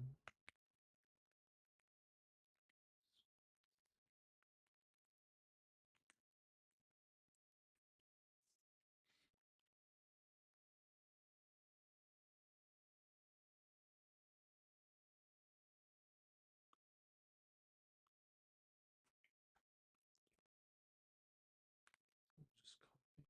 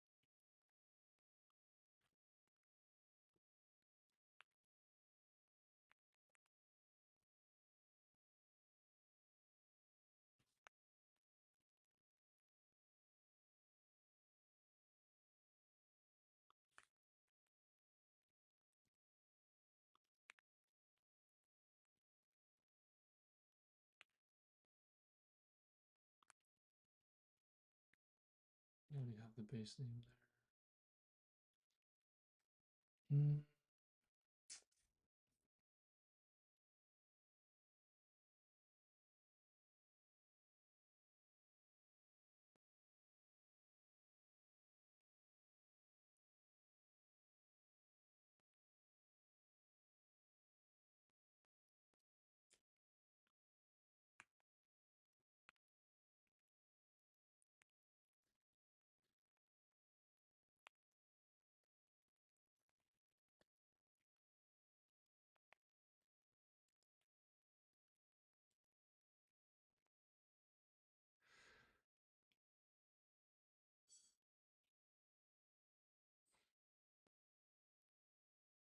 Is there a better way of doing this?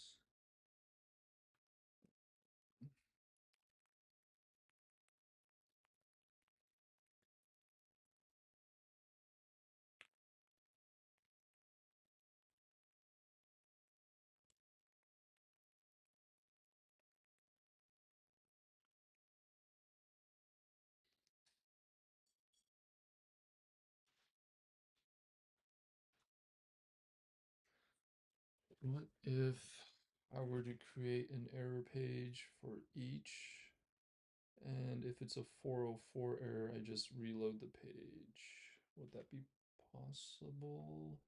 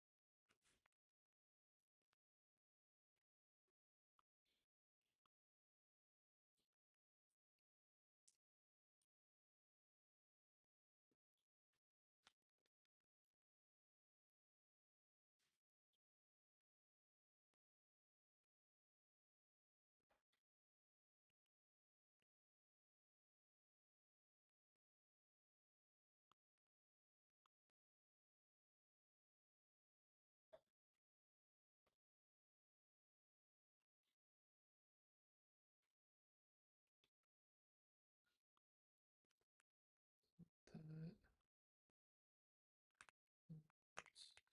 and delete this.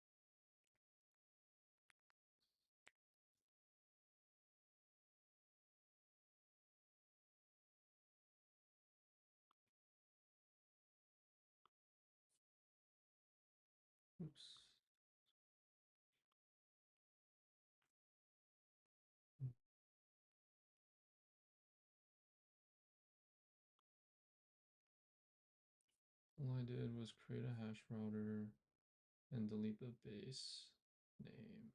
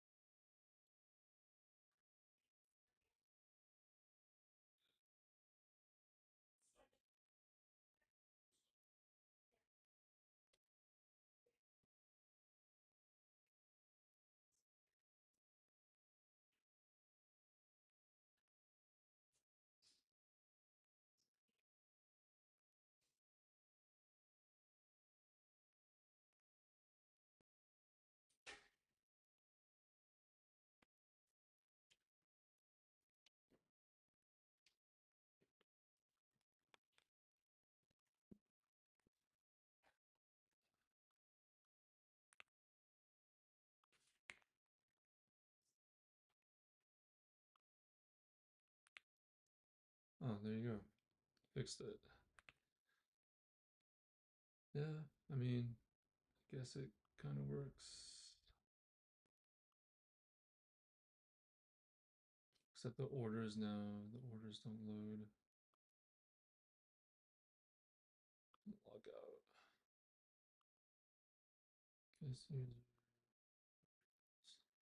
There you go. Hey, what's going on? What's going on, gaming? How you doing?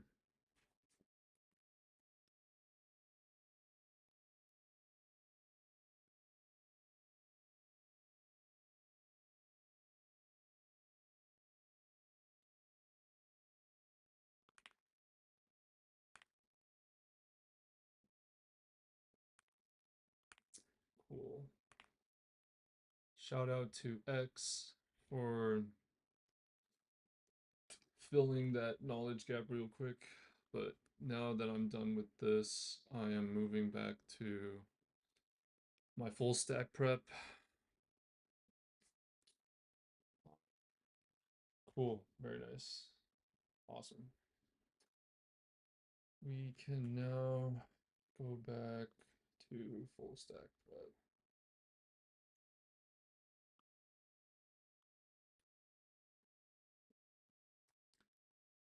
All right.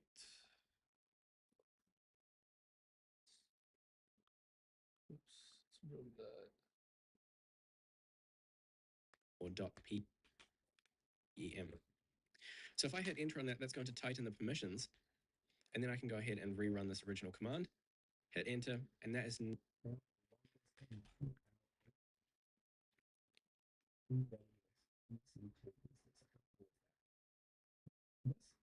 presume, is meant to be a map of the region. I actually don't know. If you do know, but you can see this here that we are inside our instance, so that's super cool. So now that we're in here, some commands. So the first thing to know is that AWS Amazon Linux 2023, which is operating system by default.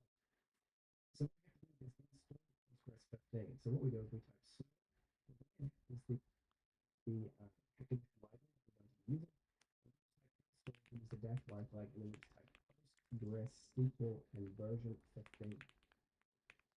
So here you can see it both the and Red Hat-based Linux distributions. So that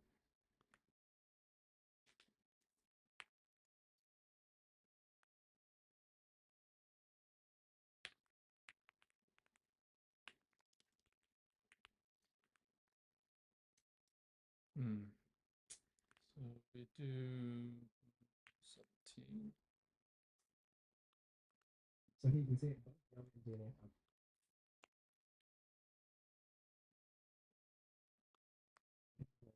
Red Hat-based Linux distributions. So that's super important. And so now and then it's going to install Postgres on the EC2 instance, and that's now complete. So that command is right here. So dn install -y Postgres SQL. So now what we can do is we can test this Postgres command as we did earlier on the device. We can put PSQL dash version, and that comes up with a version of Postgres that will be stored. So now we have that, we should be able to log from the command line, which is super cool. So we can just type PSQL. SQL. Hey, what's going on? Oh, actually, I already saw that. I thought it was a new thing. This is what's this?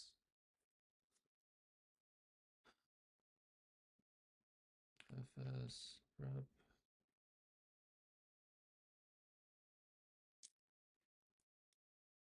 We can type dash H and then pass in the Postgres SQL endpoint. That's sort of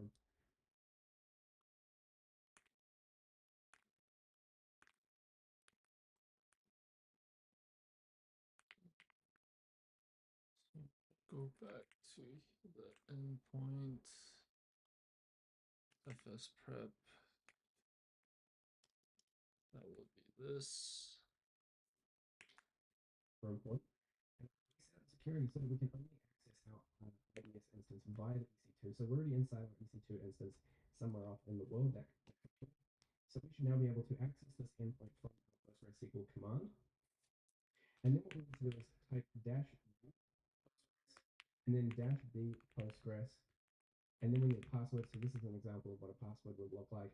So we can go ahead and hit enter on this command, and you can't actually see, so let me fix that for you. Second, and then we have dash capital U users Postgres dash B Postgres. That's the database. So let's hit enter. Command is not bad. And it says I didn't type incorrect. I didn't put QSL. It's PSQL. So let's just go back and do that again. So that should be PSQL, hit enter, that's going to ask for a password. Which is the password that we specified inside of the .env file. So I just went into my Hey, yeah, you can share the, you can see the website I developed in the description below. It's linked in my GitHub, and inside the GitHub, there's directions on how you can view the actual static website. into my .env file and copy that password, and now I'm going to paste it in here. It won't show up in Teams because it doesn't show you how long the password is. So I know I have posted it or pasted it, and now I can hit enter. And it says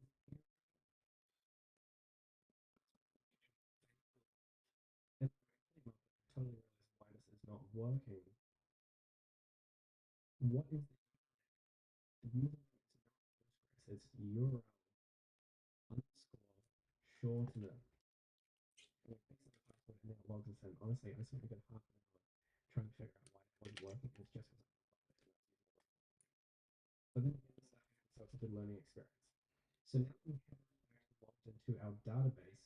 We can come to the very top and just configure it. So we're now logged in, so we can copy in these commands directly into Postgres. That's going to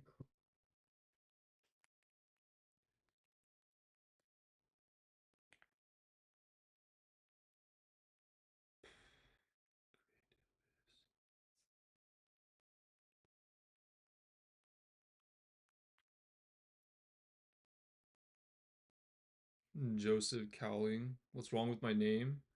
Dude, what do you think is wrong with my name? Cal's gonna take over the world, bro. Get over it.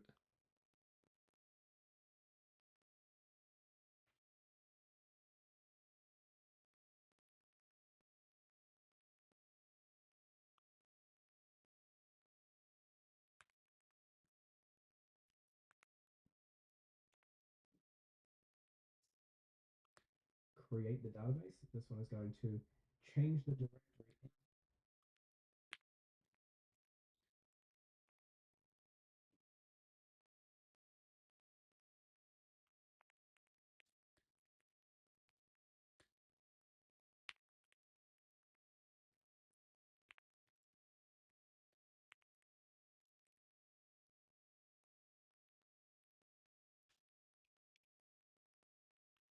All right, so now I'm in Postgres.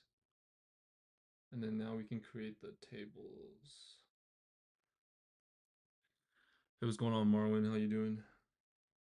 Hello, hello.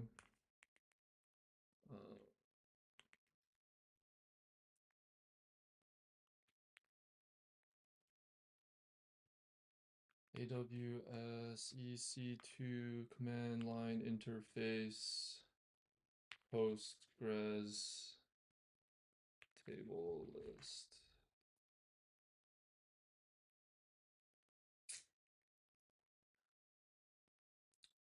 Okay. Or can I view table list command? To view the list, you cannot directly use CLI for this purpose. Instead, you should connect to PostgreSQL database using PostgreSQL client. I mean, dude, PG admin. So this is my Postgres database. My tables are here.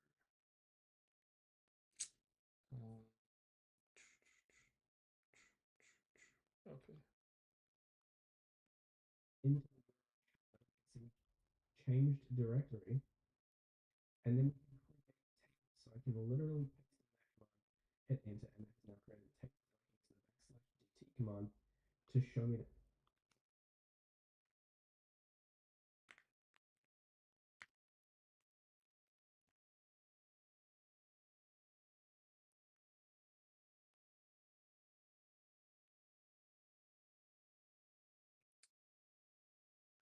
No relations. Am I freelancing? I have not done anything related to freelancing yet. I might. We will see. Not 100% sure yet. Mm.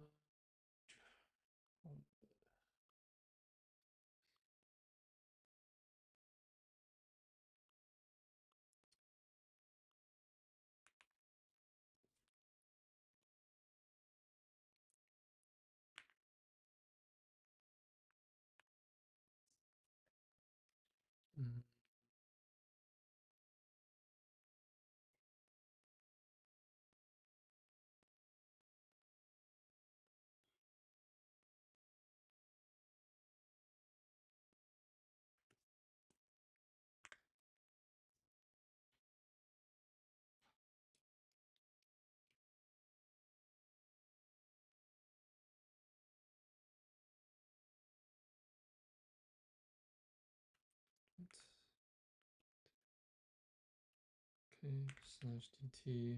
Oh, nice. These will be my weekly updates and comments. And then we have weekly updates.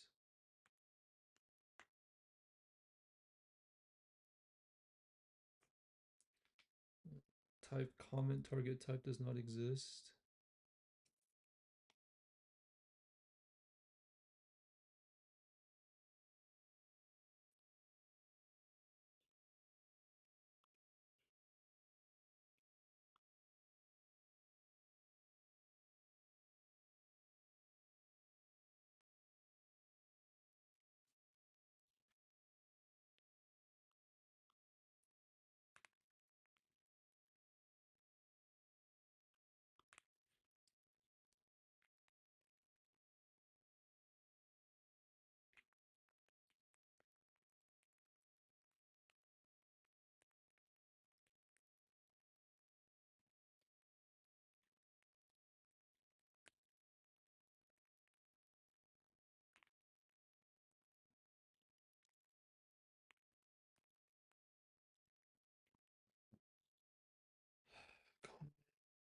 Contains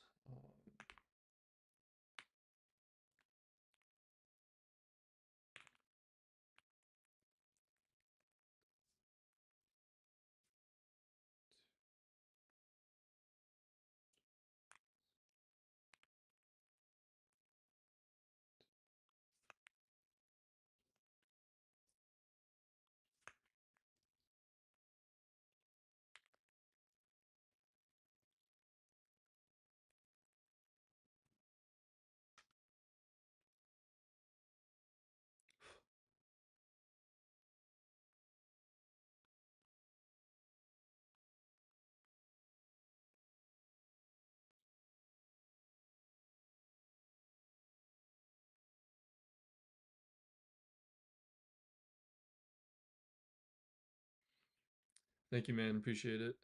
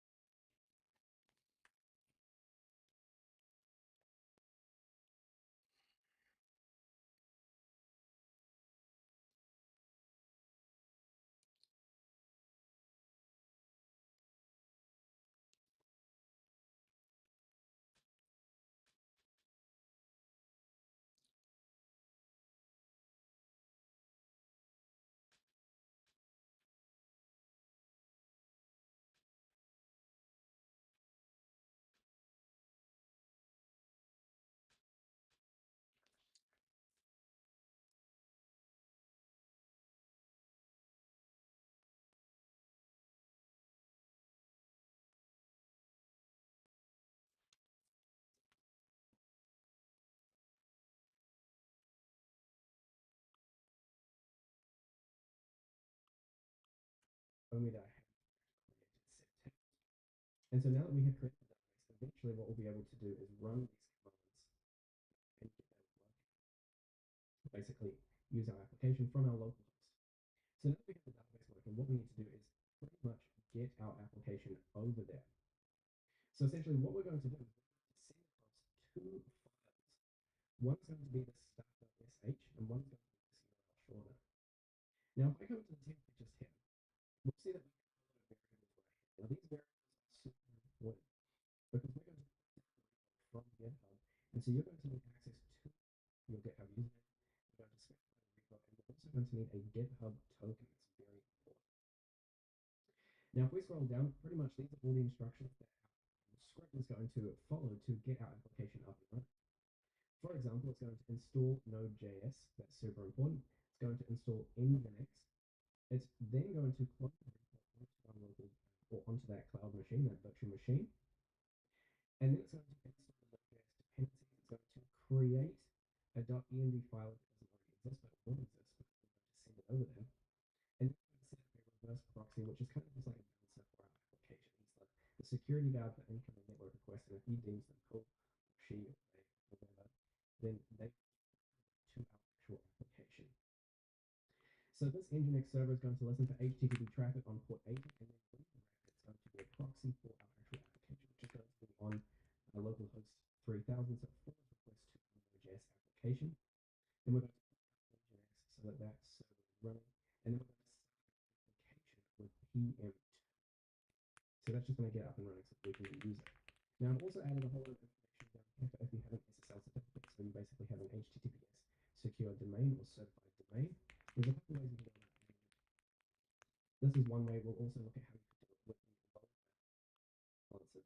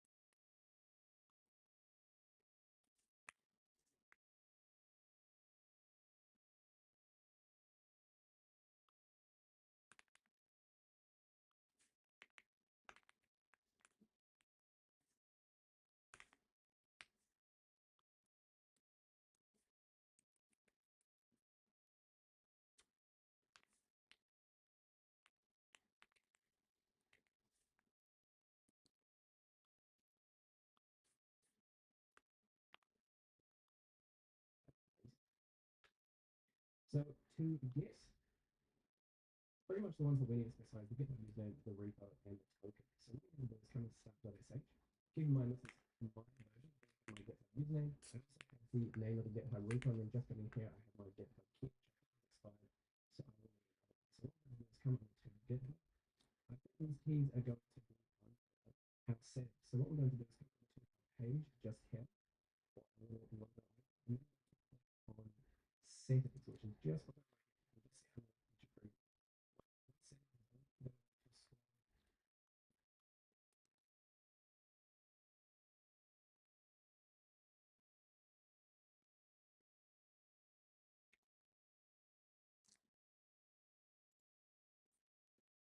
Mm.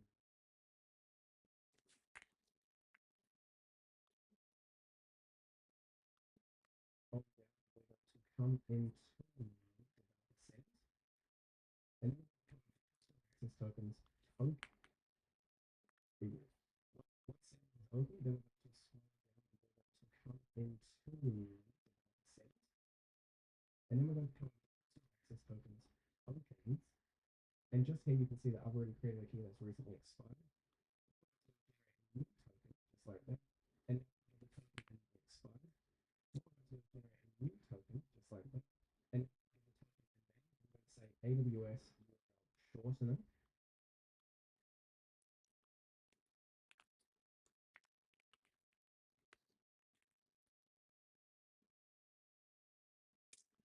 And you can put an expiry on it if you want. I'm going to go for 7 days. You can go for a very long expiration, depending on what your intention with this is.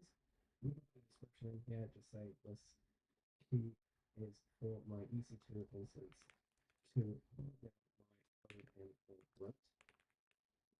Repo access, we're just going to give it only selected repo access. We're going to go for the AWS repo. So pretty much what we want is for the key to be able to read the content. Sorry, that's the wrong one. No access. We want to read the content. The content statuses. We don't need code space. That's the wrong one. No. So we're able to read the content. Sorry, that's the wrong one. No access. We want to read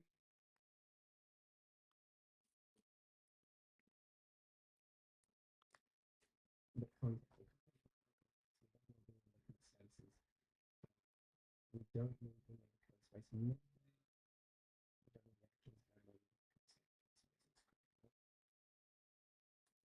We don't need we don't need environments. Choose merge, choose metadata pages. No.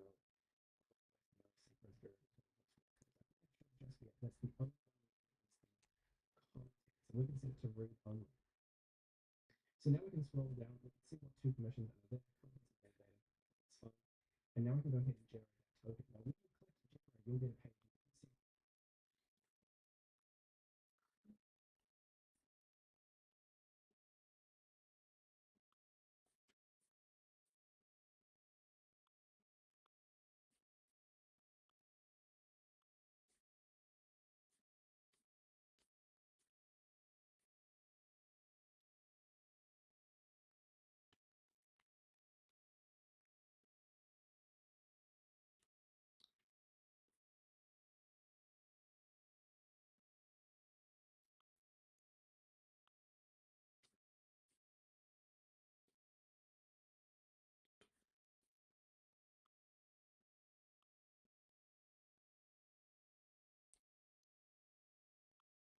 That's fine.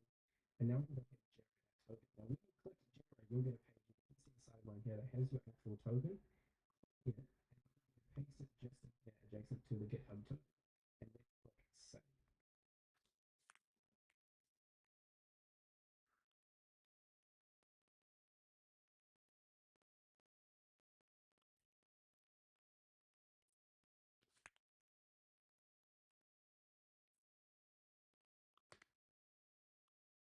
So now that we've saved our personal version of start.sh, I don't need to modify any of the other values. What we can do is send it right over to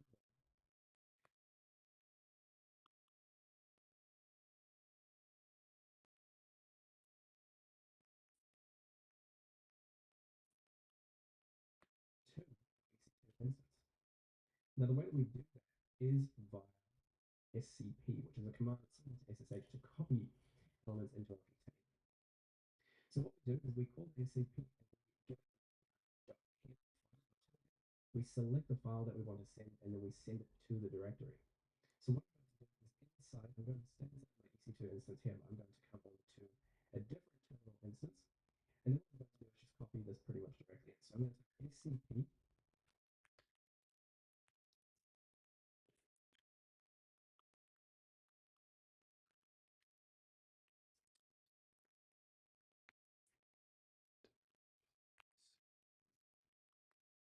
dash I, the token is dot slash URL dash shortener dash EC2 dot pin, and then what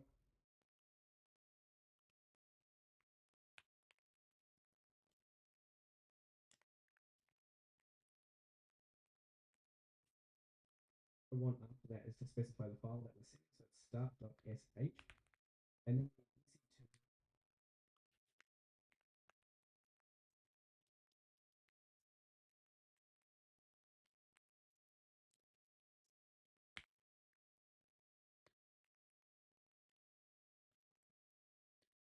dash user X. And in order to put our public IP address, I'm going to come over to our instance, copy that public IP address, paste that in, and then after that we're going to have the colon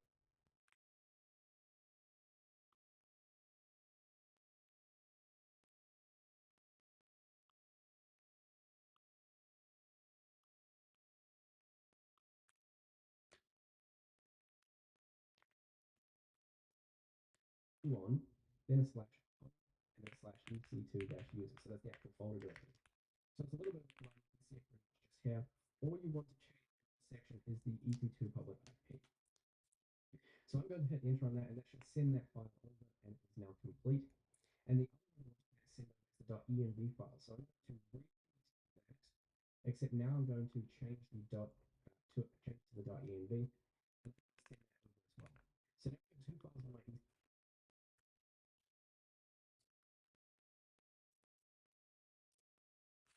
EC2 container. I have the start script, and I have the .env file.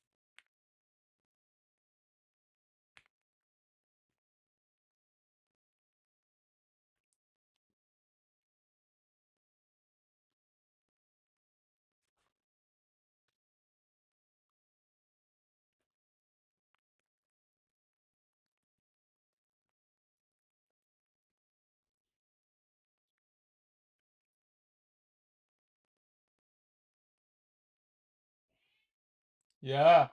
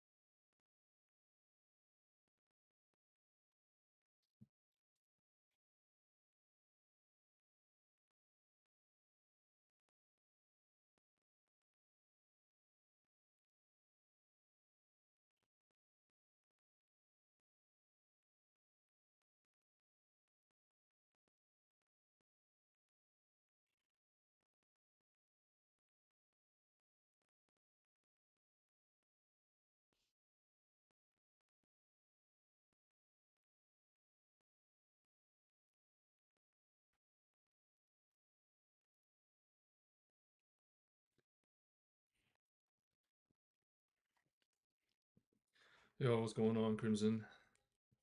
Not sure if you're still there, but I'm doing full stack prep right now.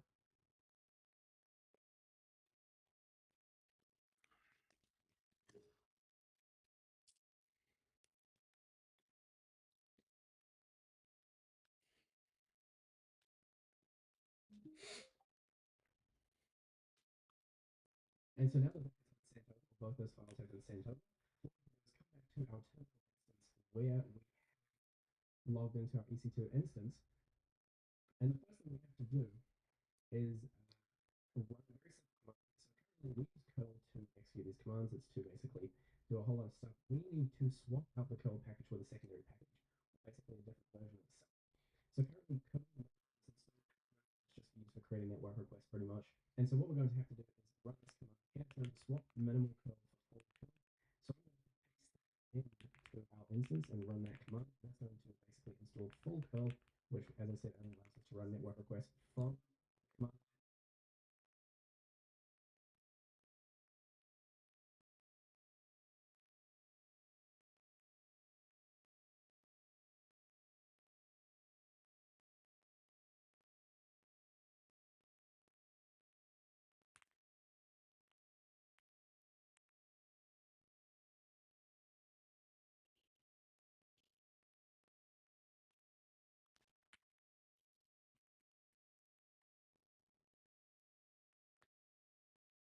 And and the document file. And so now that that's been sent over, both those files have been sent over. Let's come back to our terminal instance where we have logged into our EC2 instance.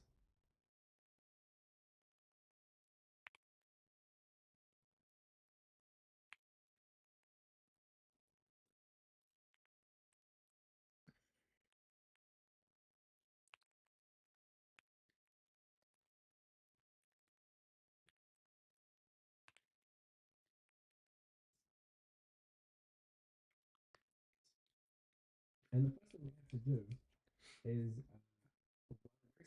So currently we use curl to execute these commands. It's to basically do a whole lot of stuff. We need to swap out the curl package with a secondary package, basically a different version of itself. So currently curl is just used for creating network requests pretty much. And so what we're going to have to do is run this command here. It's going to swap minimal curl for full curl. So I'm going to paste that into our instance and run that command. That's going to basically install full curl, which, as I said, allows us to run network requests from command. And then we're going to create a directory called /var/www. Going to paste that in. That's going to create that directory.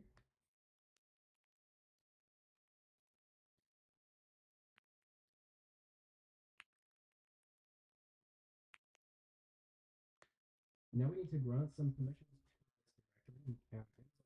Restricts write access to this directory, which is not as well. Lo and behold, we're creating one, and this is to allow cloning into this directory. So we're going to run this command right here. It's basically going to give permission to our EC2 user to do whatever it wants. Paste that in. It's going to adjust the permissions.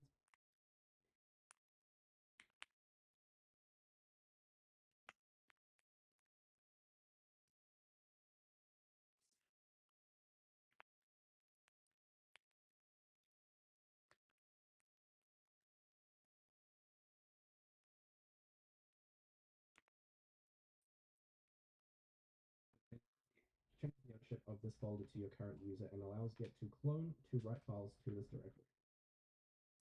So now the last thing we're going to do is just set some permissions to this folder.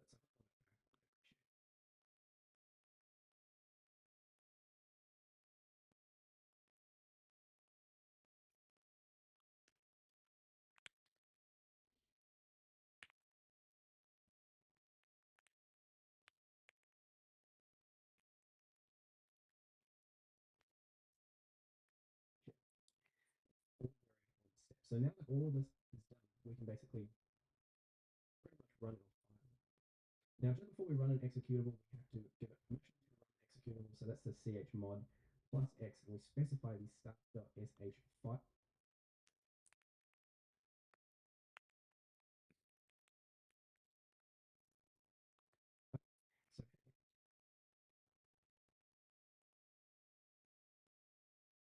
So enter on that, that's going to allow us to now execute the file by typing /stuff.f.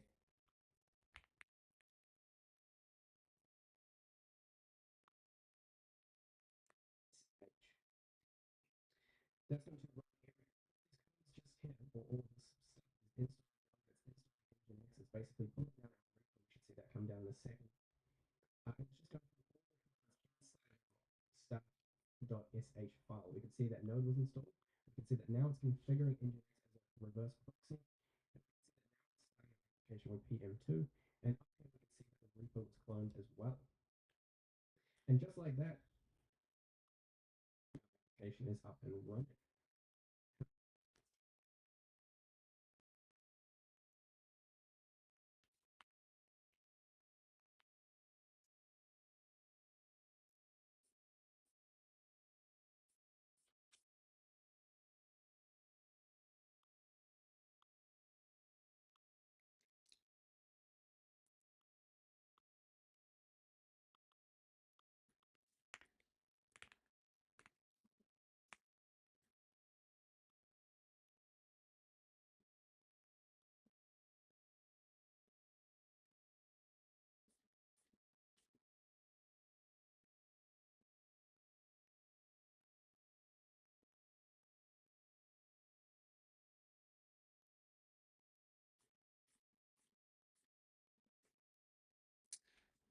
Yo, what's going on, Mishra? Welcome back, man. How you doing?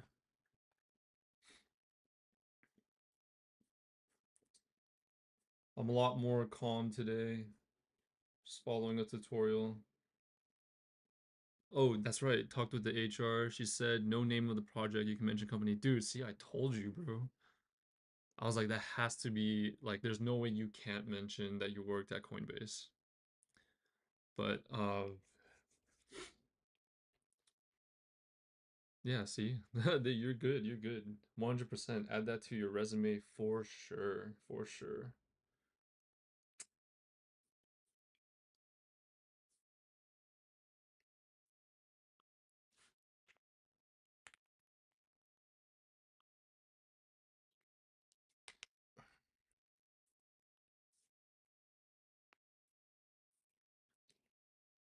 Yeah, I figured. Yeah, I've never heard of a company that would completely declassify your existing of being there unless, like we mentioned, you were like super top secret agent, all that craziness.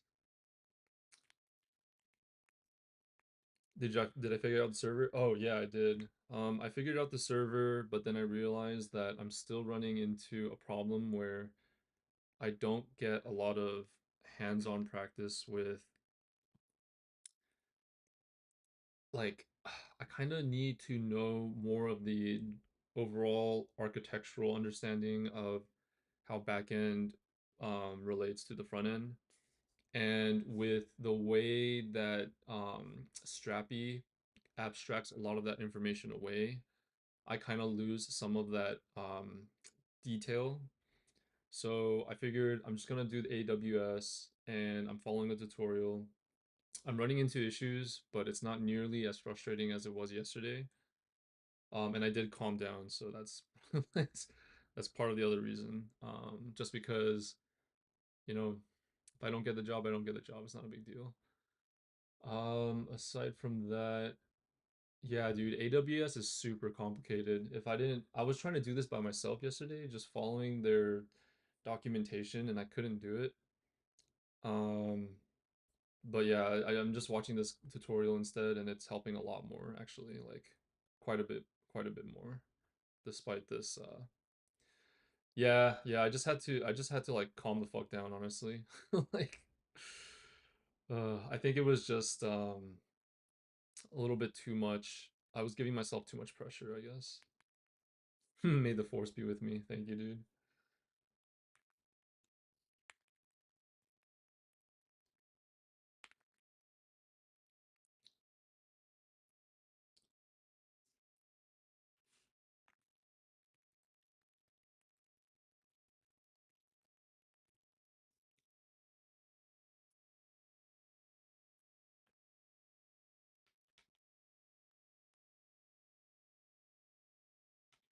Any specific AWS technologies, or they just said AWS? Yeah, they just said AWS. My guess is that they're using AWS to host their backend, or they're using AWS to host their entire app. And my guess is there's PostgreSQL databases that are also being utilized through AWS. Dude, I guess including my laptop, I have three. So I have my main monitor, I have my secondary monitor, and then the laptop monitor. So I have like I put some of the more sensitive informations on the side. This is where I do most of my work, and then and I also talk to you guys through the laptop. So yeah, I might as well just be a stock trader at this point.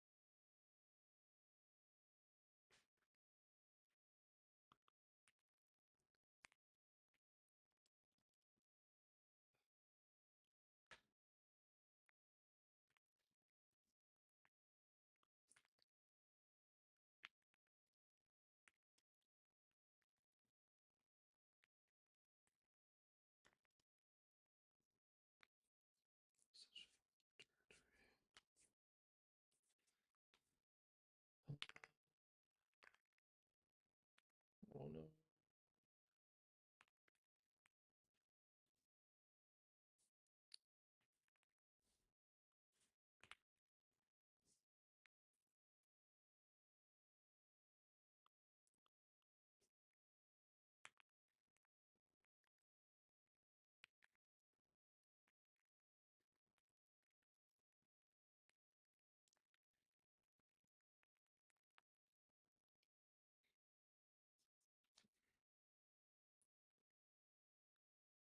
What's with the trend of vibe coding in the US? And it seems that companies even hire them. Dude, what? That's crazy. So vibe coding is being pushed by all businesses, right? The goal of vibe coding is to reduce the overhead cost of software engineers by ensuring that they can basically rely on only like two engineers to do the job versus a whole team. So obviously people who have never coded are starting to use vibe code and saying that not only can they, well, they, I don't think they can get jobs, but a lot of people are using it for whatchamacallit, they're using it for well, they call them prompt engineers, right? They're fucking prompt engineers. But yeah, they're being hired into I guess as a prompt engineering role simply so that they can use AI more efficiently than actual programmers, which I'm not even sure what a prompt engineer does. But anyways, they're trying to push out this concept, and the people that are eating it up are either people who are very unskilled, who don't know what the hell they're doing, and then there's people trying to capitalize on it, saying that they're building apps using AI and pushing it out, and they're making money, and they're trying to build a following and using that as their next source of like stream revenue.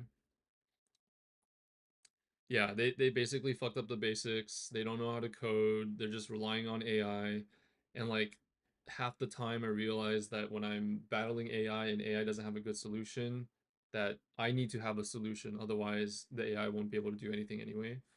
And a lot of people are just kind of skipping over the basics and just thinking they can vibe code anything and just hope that the AI produces a good result. But we both know how bad that can get, especially when you let AI just take over and it fucks up everything. Yeah, so I don't know, man. Yeah, I don't know. This whole like AI thing, dude. It's the next what was the it's like the dot-com boom all over again, you know? Like everyone's capitalizing on AI. I think in a couple years we're gonna see the limitations start to hit. You know, there won't be nearly as many people that realize that oh AI has this endless opportunity of becoming even better and better, which it can be better and better, but it's not going to happen within the next 5 years, right? So yeah, and the thing is too, it's like, well, the AI needs to be trained on good data. So where the fuck is the AI going to get the data from? If it's from the web, there's a lot of bad data on the web, right? Like when we check Stack Overflow, when you go back to 2018 when it was on easy mode and less cringe, dude, I totally agree, man. 100%, bro. But it's the world we live in now, I guess. It's unreal. Unreal. Um, what was CD EC2 user CD start block. Oh, that's right. CD up. All this. But yeah, dude, honestly, I think in 5 years, like right now, it's super competitive, and a lot of people probably are gonna struggle really hard to get a job, myself included, probably. And then after 5 years, I think the AI hype will die down, and then it will kind of like normalize again. Companies are gonna realize like, oh, we have all these like prompt engineers, and they're trying to fix shit, and they actually ended up making things way worse. And then they're gonna hire in the real engineers, and the job's gonna suck for us because we have to go and fix everyone else's fucking problem. But what are you gonna do? It's crazy, dude. It's absolutely insane. Var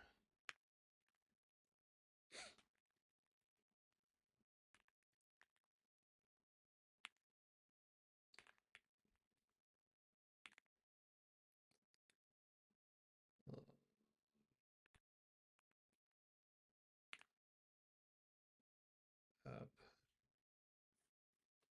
So we go there to app source for files like app.js. Yeah, we have so inside source app.tsx.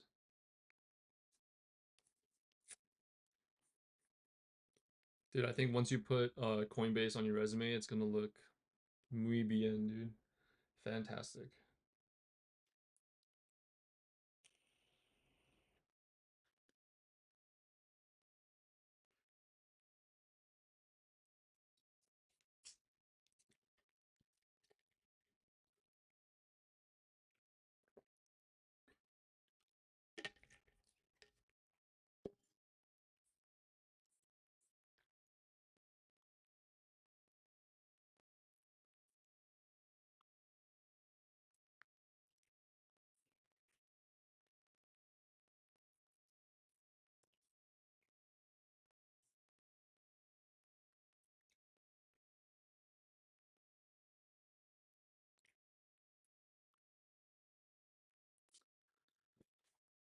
Mm.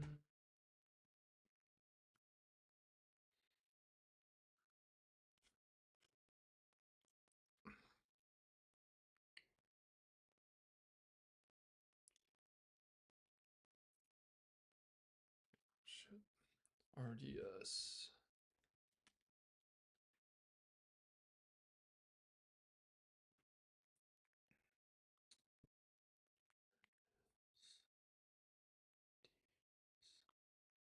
EC2 database.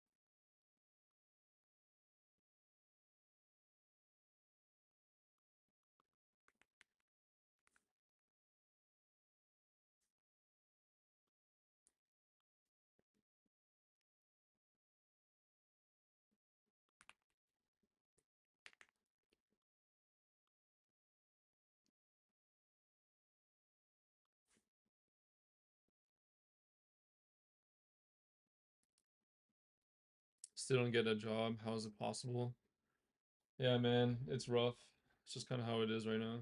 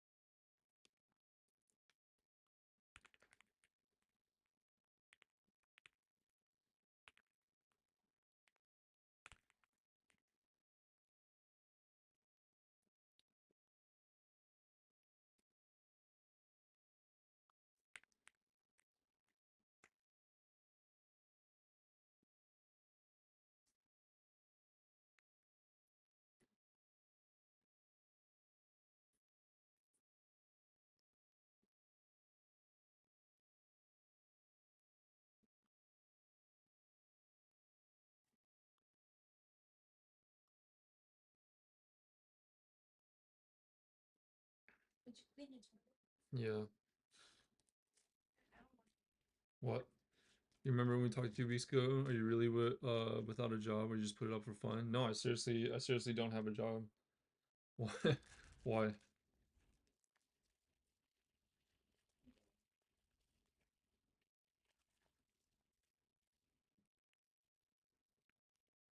If I had a job, would I be here coding this long every day? I would be working if I had a job.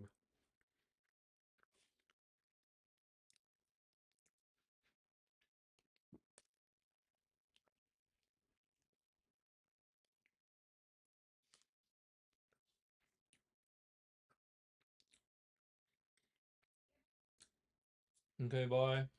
Try safe.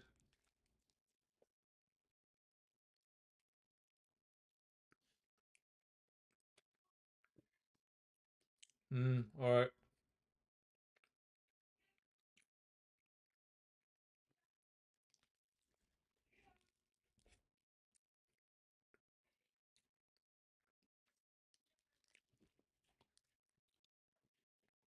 You hope I get a job. Good raise in the last one. Thank you, dude. I appreciate it. Yeah. I mean, I didn't wish to be unemployed. I actually genuinely enjoyed my team.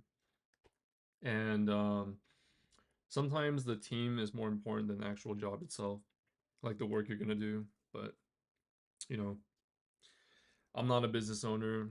I'm not in control of what happens in this business, so, shit happens.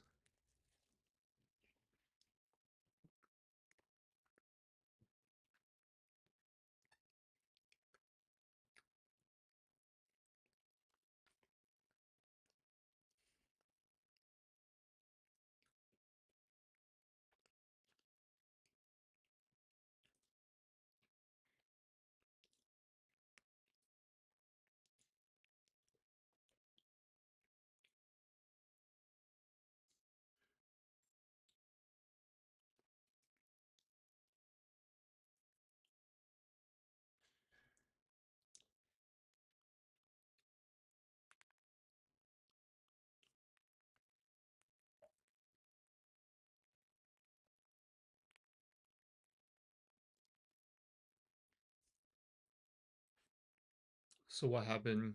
Was I asked to leave or did I resign? I basically resigned, yeah. But they paid out a severance, so you know, it is what it is, I guess.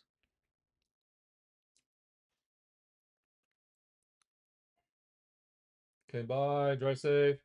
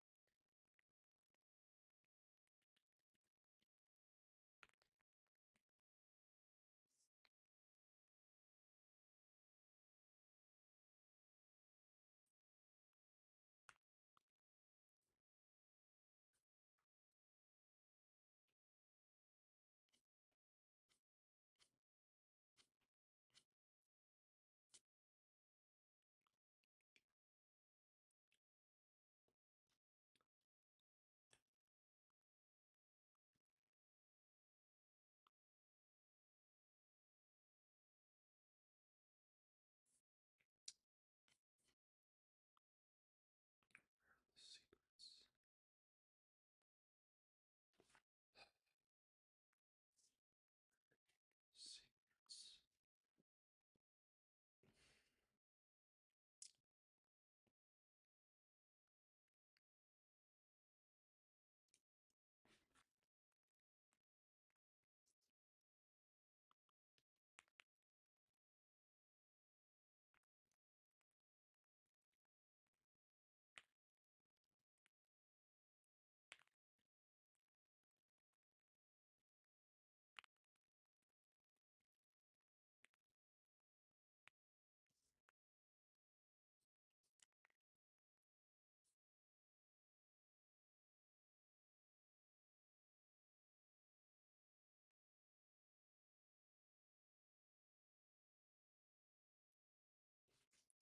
Damn it.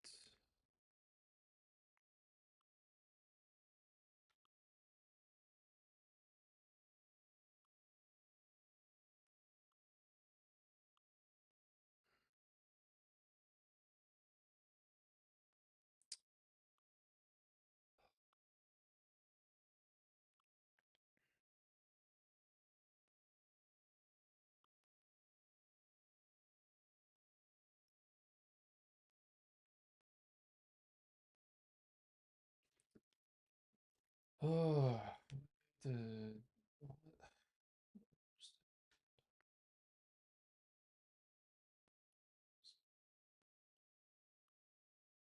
start template doesn't have anything.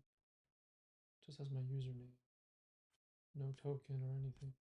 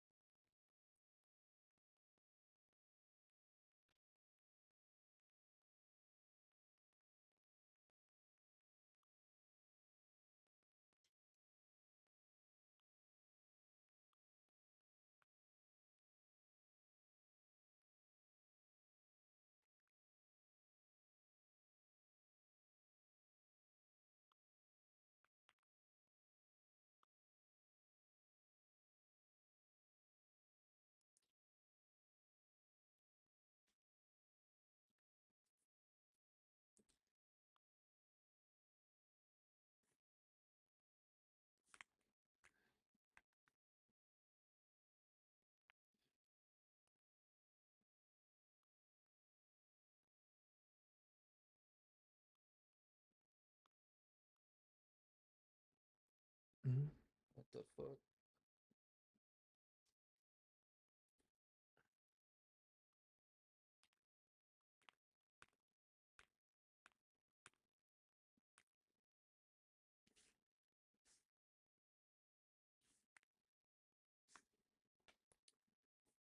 Um,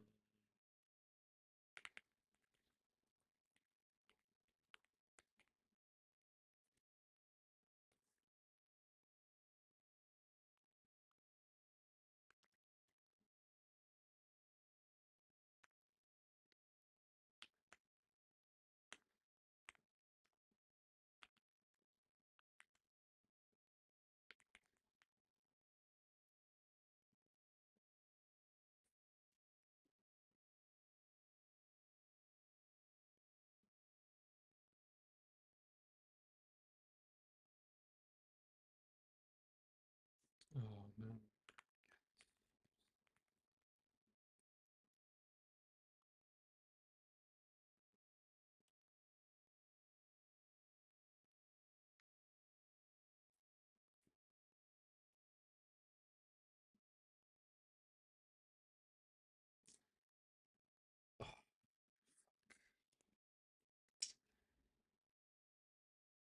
Mm.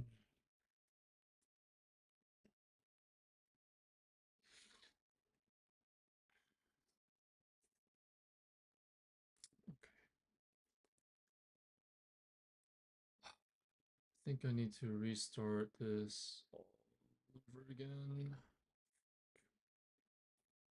Let's just fucking restart it, I guess.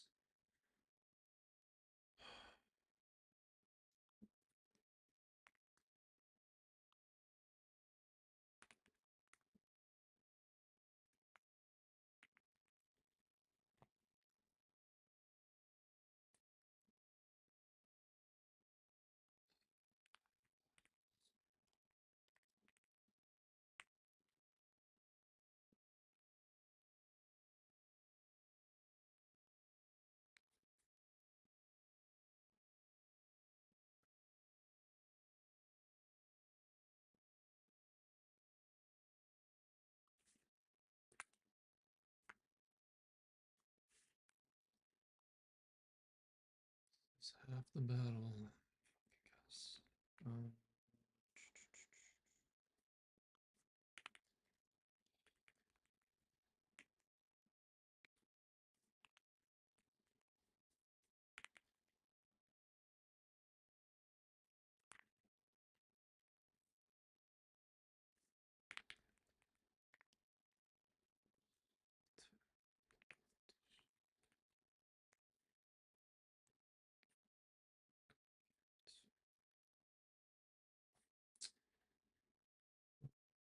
We have this.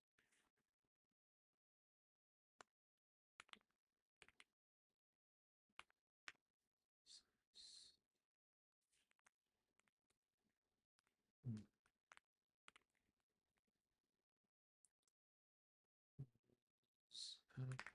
Delete that. New folder. That. Here's my yep. Index.html. Can leave that for now. And we will pull from CSS, which is actually there. And then I think I'm gonna have to restart this.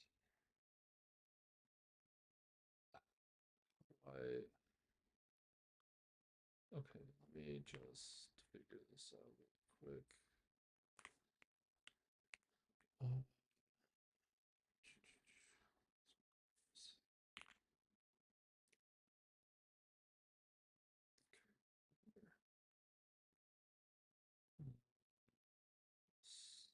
Close that.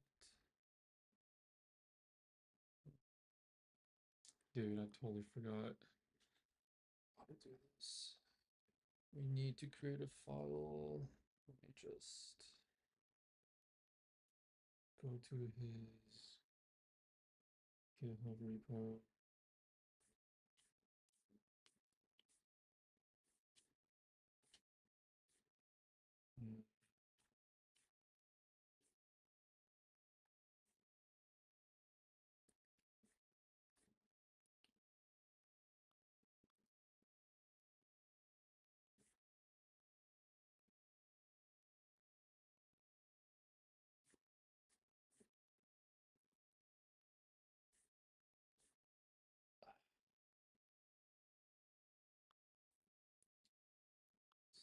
Copy that over. Start.sh. Paste that in there. In git include start.sh. Okay. We also need to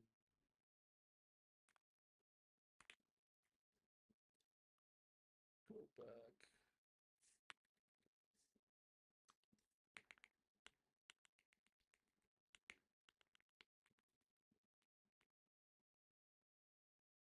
.env.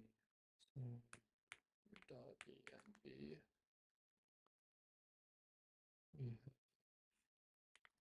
We have the user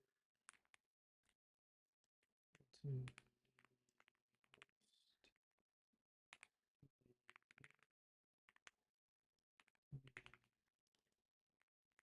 password to be port and port.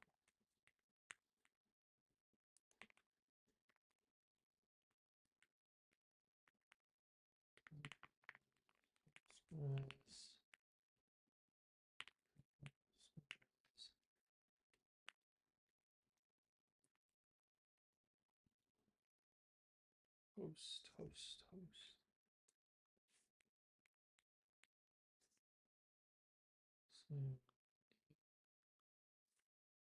So to include .env.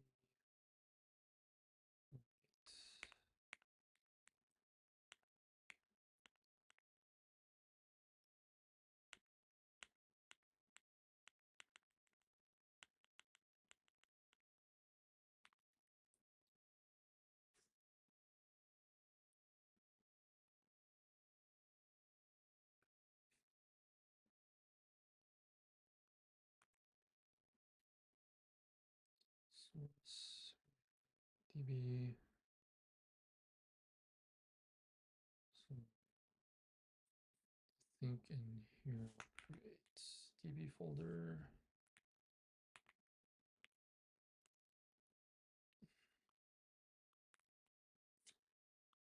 Okay. .env. Does that need to be .env?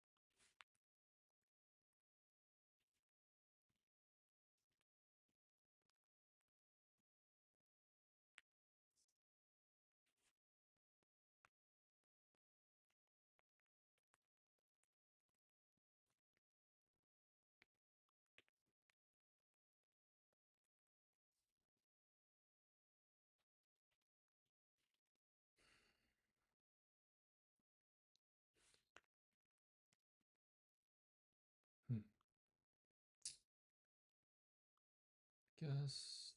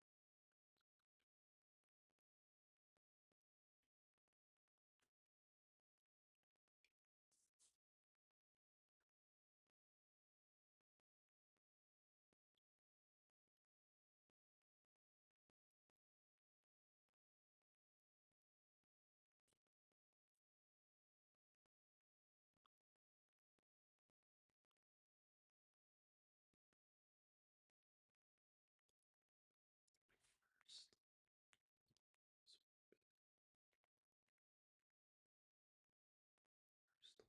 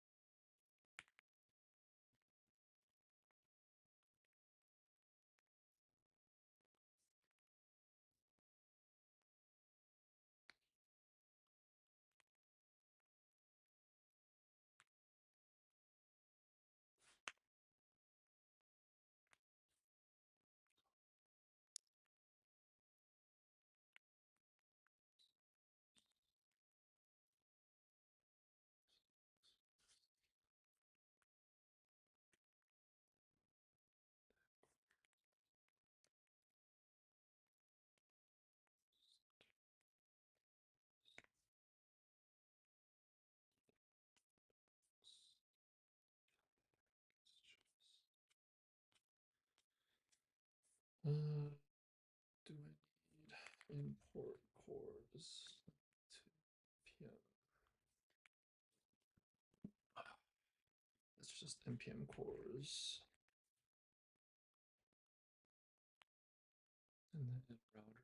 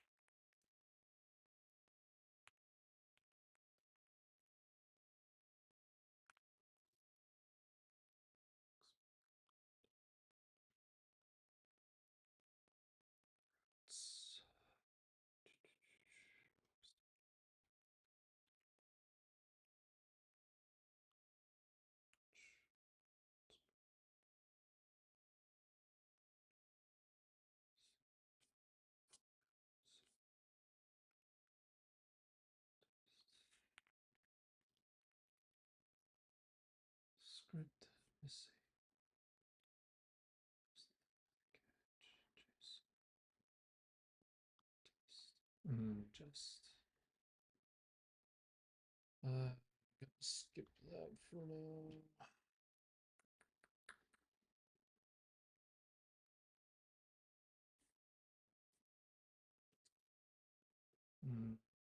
Start PostgreSQL and create a database. Okay. Then run that command. Well, test URL shortener.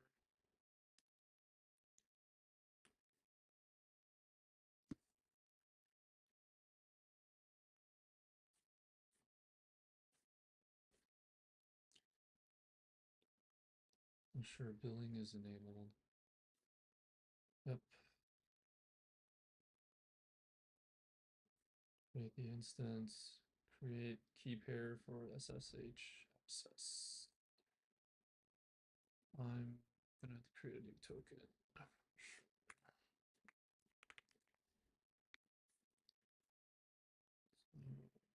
Go to the repos, fs prep.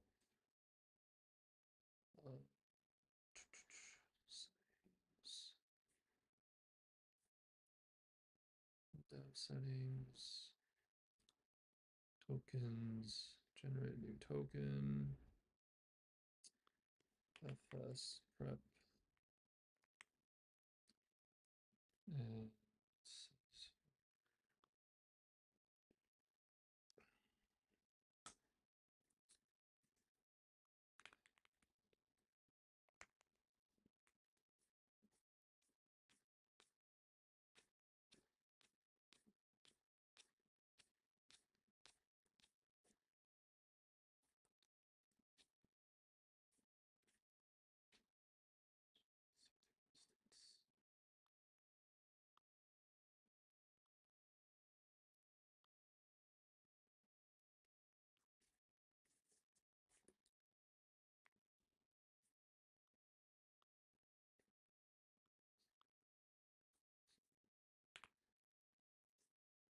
fs prep, generate token. Oh shit. I need to delete, generate new token, fs prep.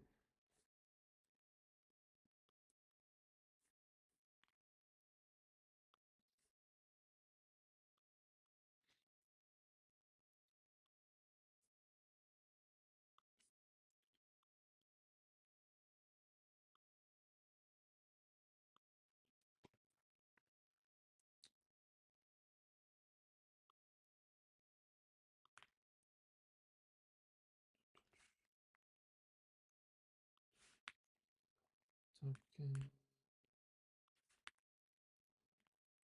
prep.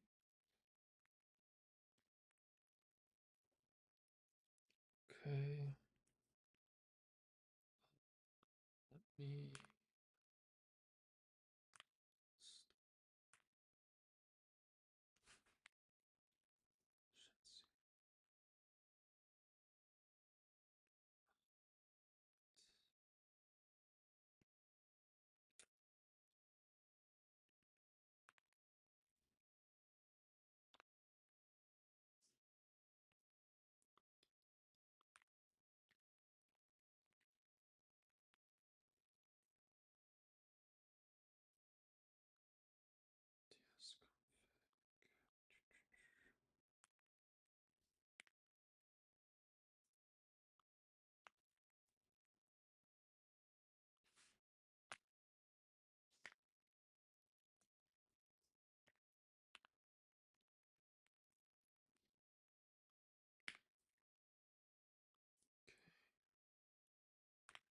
that's done.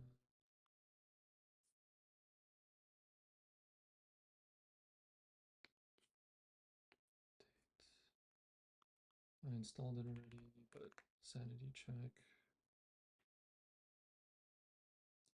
And then invite config, I need to import path from path and CSS. CSS. So with solve, and then it's at which is path resolve.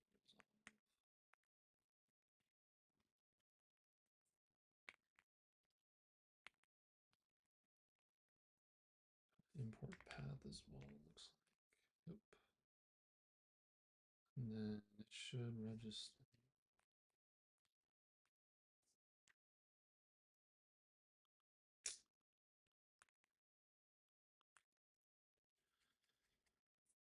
No tailwind found. Please try again.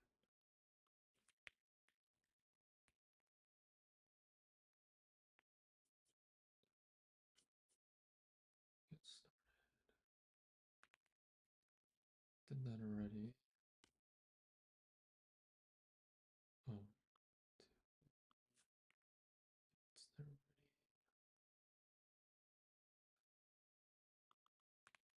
Import CSS is there.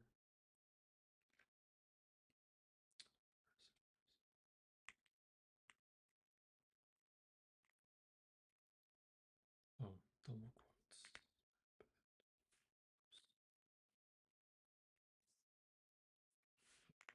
Neutral. Legacy pure depths. And then go to themes. Themes. Switch to green. Copy. This is root and dark. So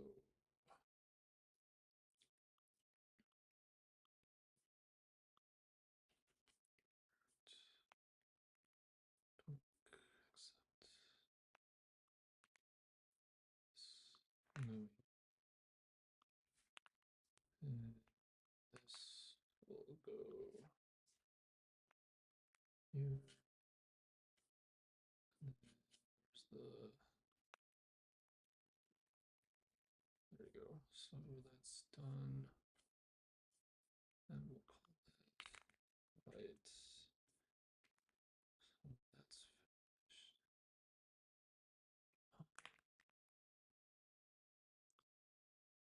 Create key pair PM create key pair.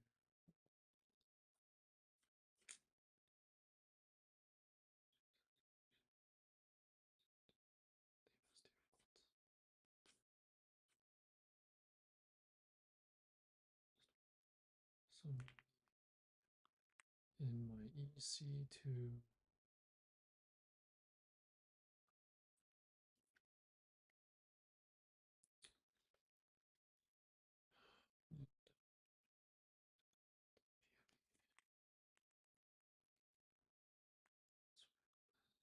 in here. Yes.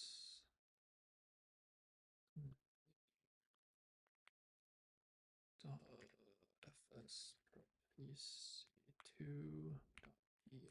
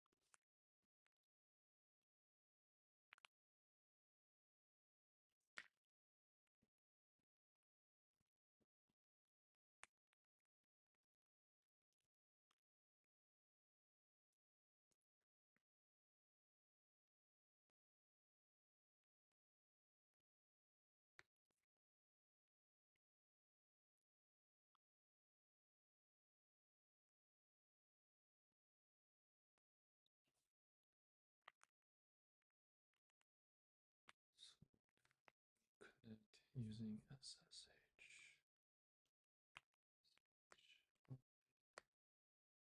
which is the path to my key.pem. Just do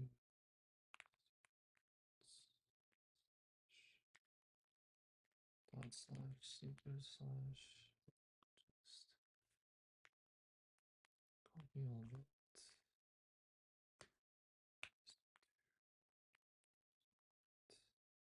My instance IP. So that would be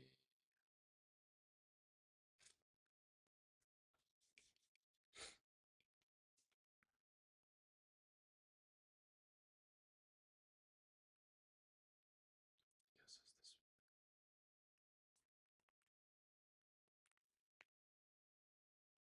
host name contains an invalid character.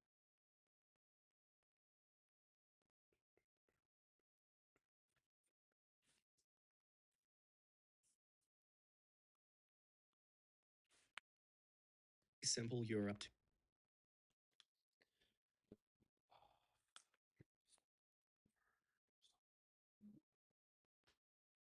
application, and then we have a source directory which contains the JavaScript, the Express router. We set up some, and we're going to secure this. It might look to open up. For me, I can toggle it up in the top of my by creating the database that we're going to be using for the local development. Now we do that with this create database PostgreSQL install. Now a terminal instance right here within VS Code. I'm using the shortcut to open it. You can also do it via the folder options.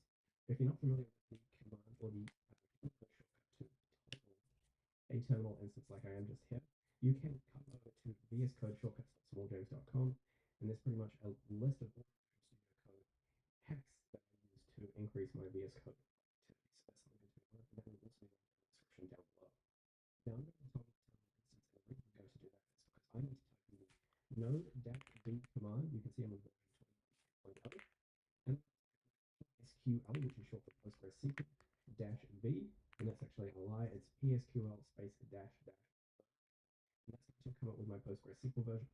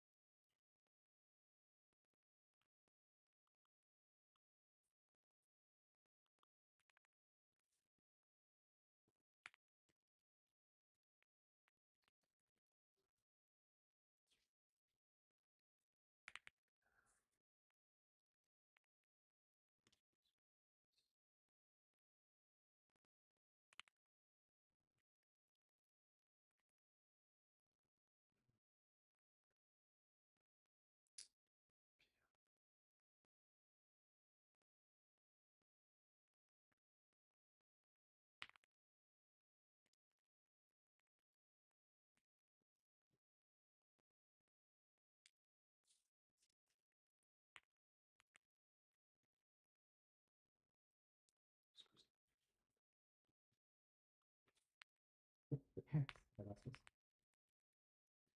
particular instruction. Usually what happens is when particular step was. So basic point below our guys point is you can code to VS hack PSQL space dash. PSQL is also not installed.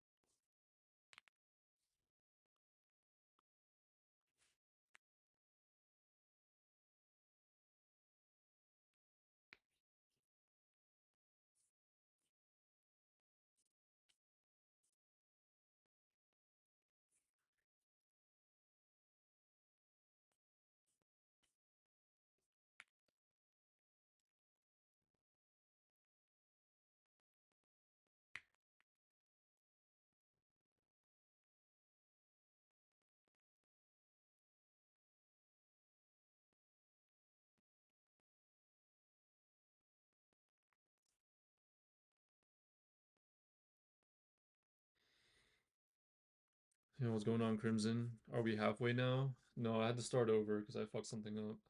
So, part of the learning process.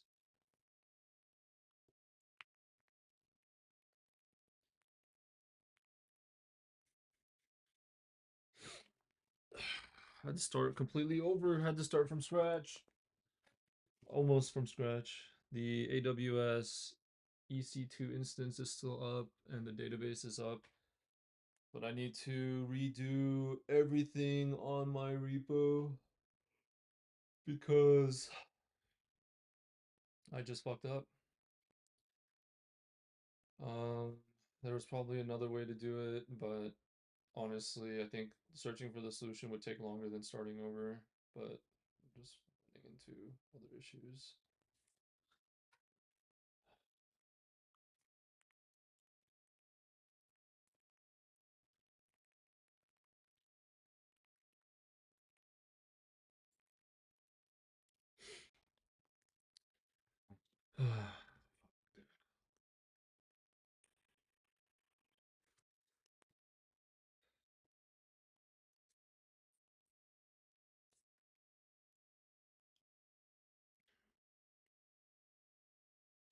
Hi, hello. Hi. Yes, this is he. Hey, Robbie. I'm doing good. How about yourself?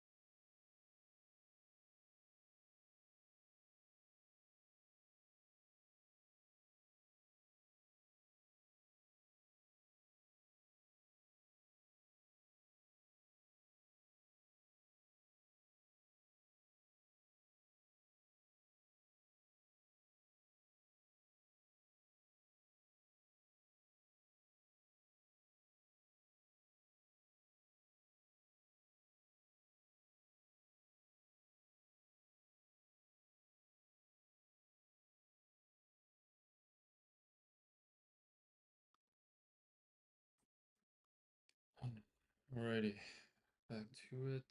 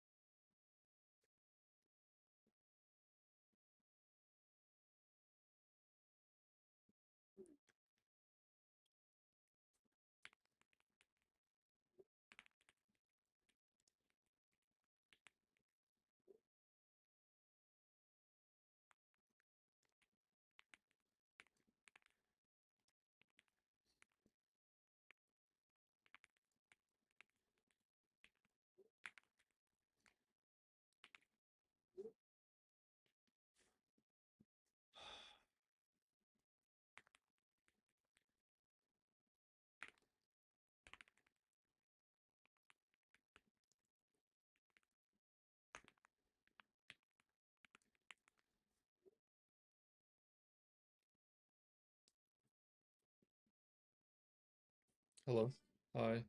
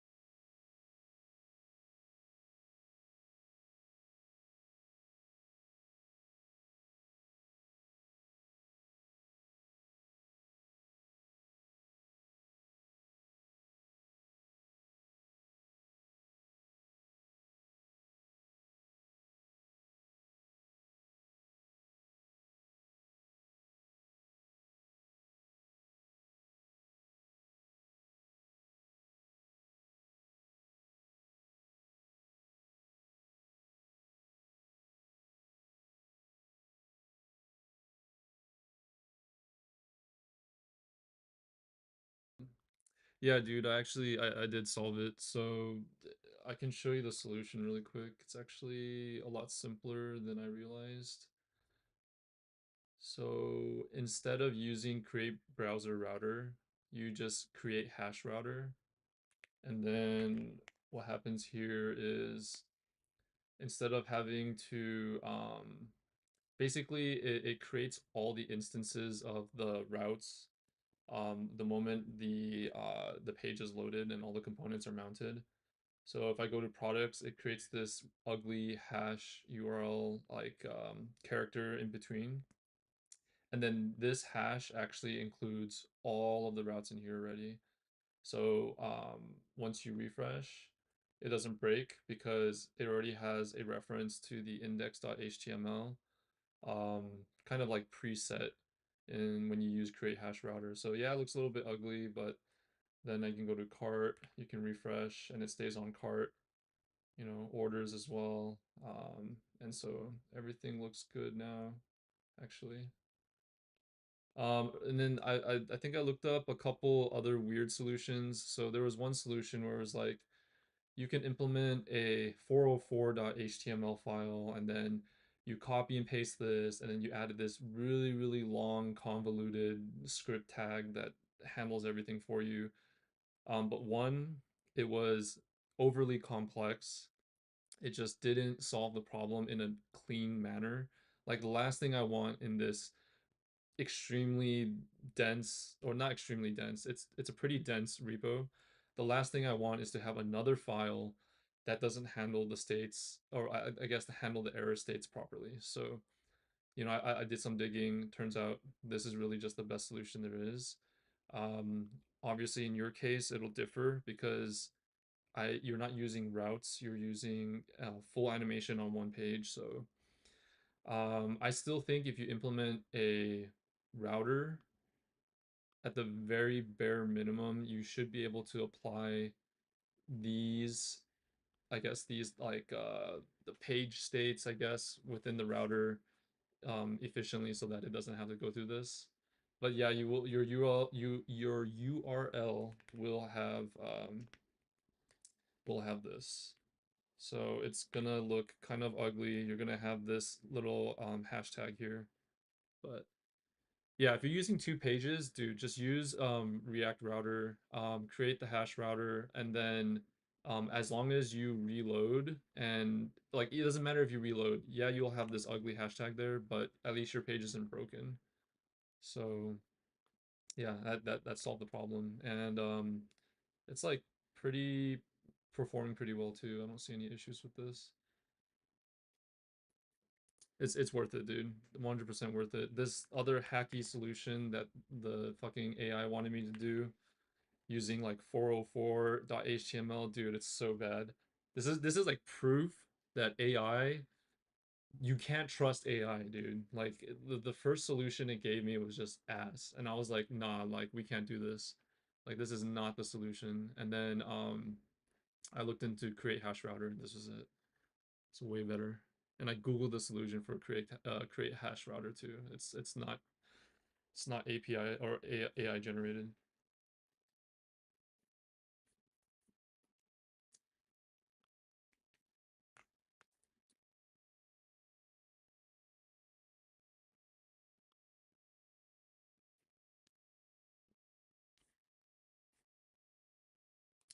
You fixed your problem. You deployed your website on render, and they gave you an option to rewrite. Oh yeah, you can do that too. Oh yeah, 100%. Yeah, in that case, because you have like a working backend, I guess, like you have an active backend that you're actually utilizing to deploy your page. Mine's just the GitHub pages. It's not, it doesn't provide those features, especially because it's a free tier. So what I could do is look into migrating this project into AWS and then utilize the AWS features to do it. But yeah, I mean, this is definitely um not something that GitHub pages on its free tier offers. So nice though. Glad to see you fix it. Hell yeah.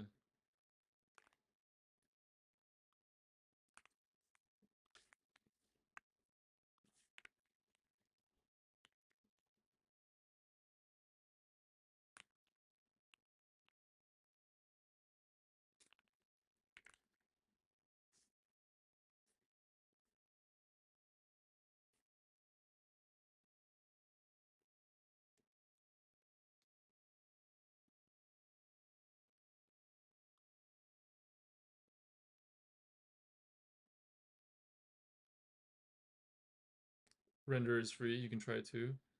Render is a place where you can host pages. Render host cloud application platform. Oh, nice. Yeah, I had no idea. I'll probably try to learn AWS anyway because it seems to be like an additional tool you can add. What am I working right now in my project? So before I can continue with the project, the idea is I need to accurately learn how to handle creating a database, creating the tables, and then creating my own APIs. So that way I can create more APIs for my project in order to add additional features. Because right now, as far as it goes, like this website, it where is it? It's right here. This website is almost at its limit. I think as far as APIs I want to write an API to fetch like more in-depth user information and stuff like that. Yeah, AWS is a skill. So yeah, I plan on using AWS, learning it.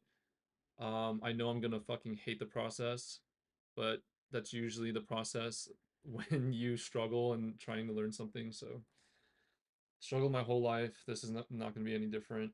So yeah, I'm gonna basically implement the full backend, get the backend running on AWS, um, potentially still host on I mean, if I'm using AWS, I could potentially just run, I think, the server on AWS, create another server here through like Express, communicate with just the backend that's running on AWS to pull in data that I need, and then continue to host on GitHub pages. Although that sounds really complicated and probably not a good idea. I don't even know if it'll work.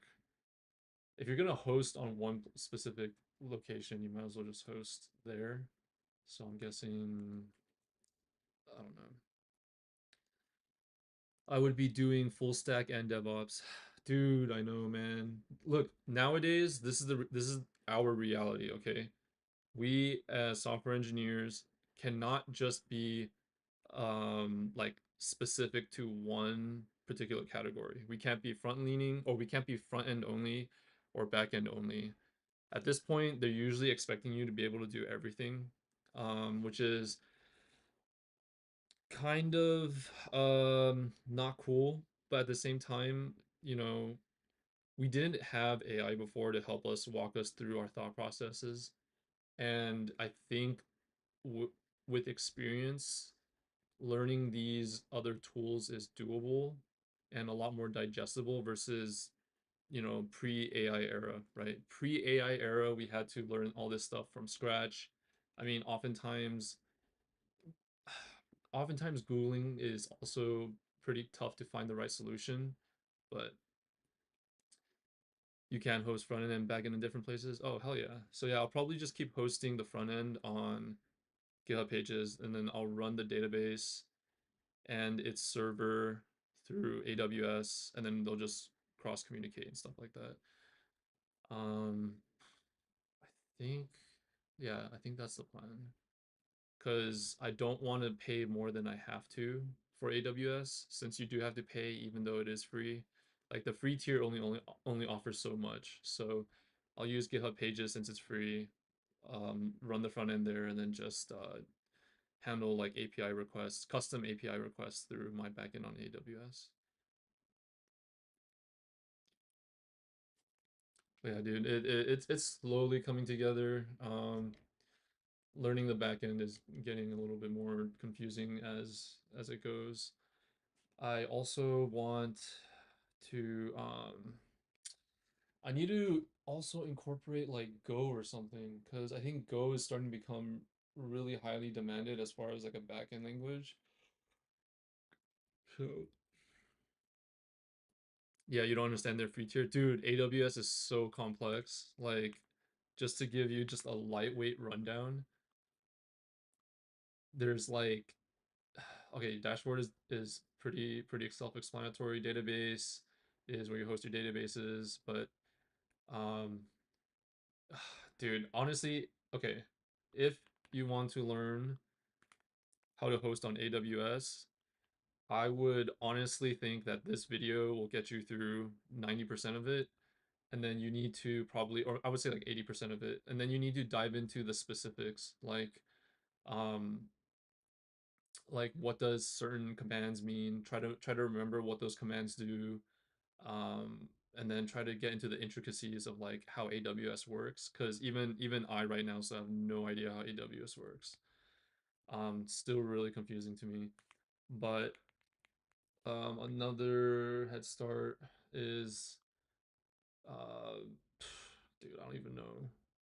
I still don't know what an EC2 instance is. I think the EC2 instance just has to do with like the computer, like the virtual computer that you're using that links to an actual computer that actually processes everything that you're trying to run. DevOps jobs are secured. Oh, dude, yeah. I mean, it's not easy. That's for damn sure. Like I have no idea what I'm doing. Um, yeah, and then like I guess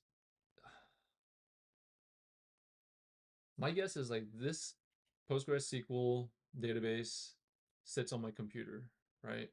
And I guess as long as my computer is on, this database is running, unless I click stop.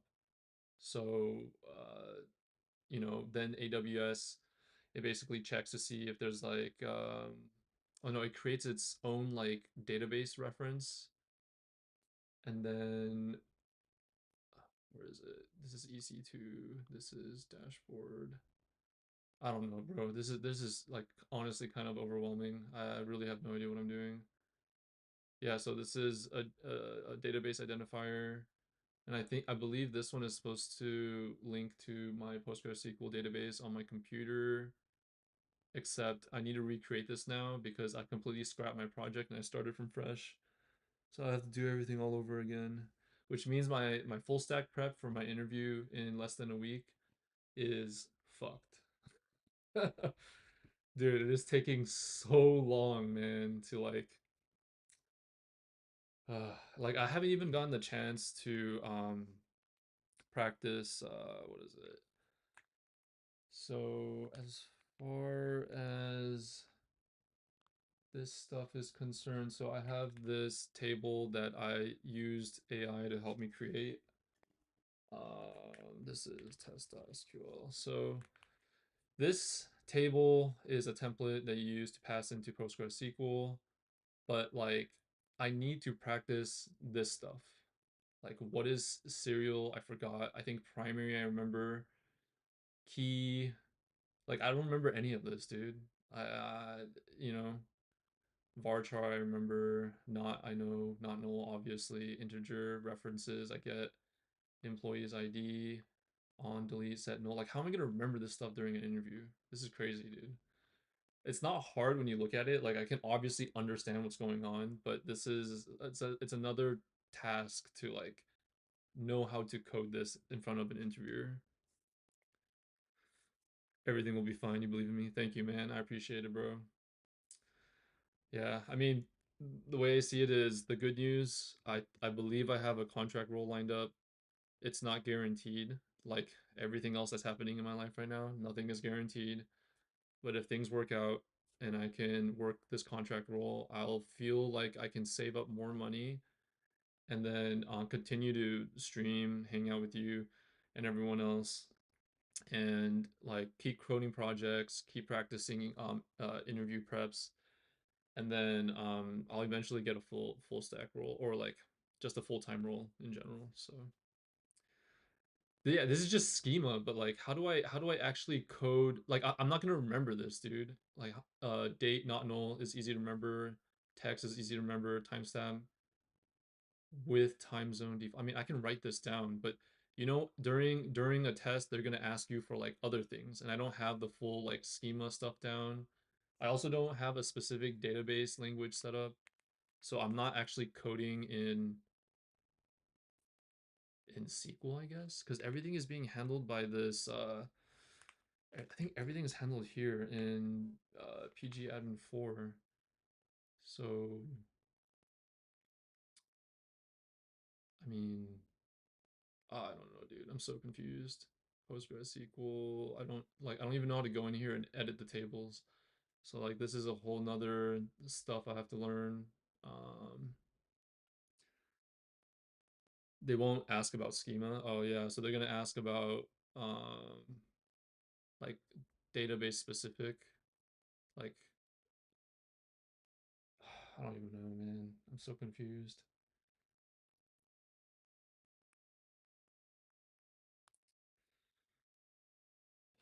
Schema changes according to the need every time.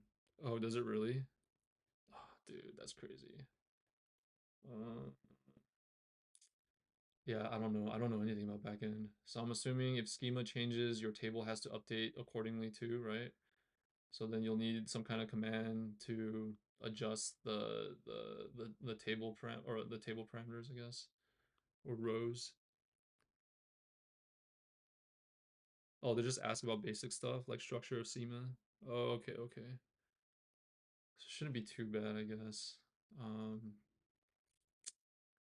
think aside from that, I need to have a good fundamentals on like web development architecture. So like how the front end communicates to the back end and how the client connects to or client contacts server then communicates with the like the database, and then database will receive the request, then it'll process the response, whatever. So I need to have a good idea of like how the architecture works. I need to understand like load balancers, trade-offs, which I have zero clue, dude. I have absolutely zero clue how it's basically system design. So I need to study system design, but I'm learning the back end stuff right now, which I don't know if I think about it now, should I just focus on system design?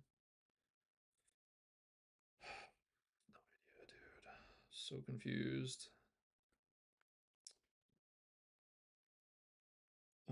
Should I just focus system design? Because based on the interview requirement, it said 30 minutes architecture using draw Excalibur draw. Yeah, so I need to like fucking draw the database, you know? That's ModDB. No, I know about just what a database is, but I don't know like load balancers or anything. So yeah, like I need to learn about load balancers, trade-offs. I haven't done any system design study like practice or anything like that. Oh, system design, API design principles, real world systems is beneficial.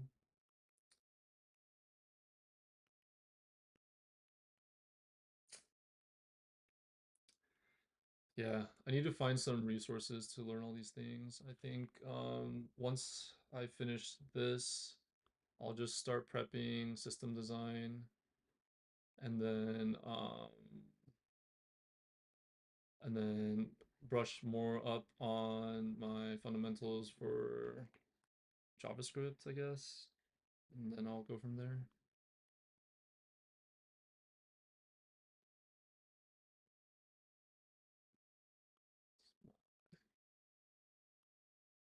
DB.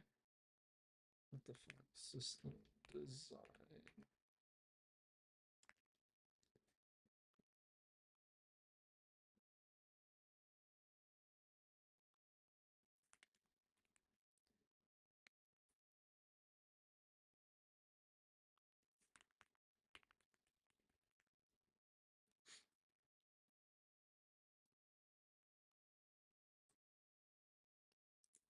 Okay, so you have your users with their device, which context. So the client runs into the front end, and then it hits a load balancer. So we can do load balancer And then these are servers, which then contains the database. Or not contains the database. It'll hit the server, which then sends that off to like the database, grabs the information from database, and then returns the data to the load balancer, I guess. Is it one way or two way? No, it's one way, two way. Of course, it's two way.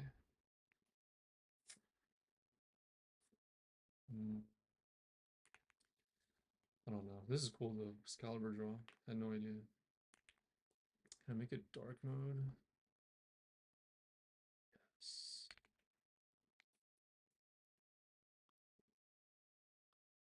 Maybe I should do quick system design.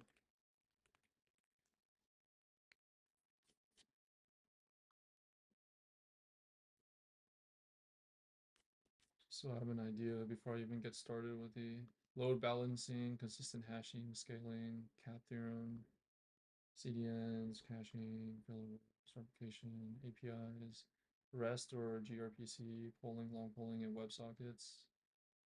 Shit. Harvard lecture.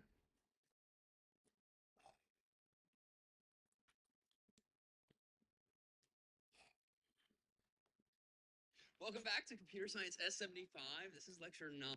Does load balancer create new automatic server? Dude, I have no clue. I have no clue, dude. Well, you know what? I have about like an hour before I call it a day. So I'm gonna watch this video and I think I'm gonna use Notion. I have Notion app actually. Why don't I take some notes and then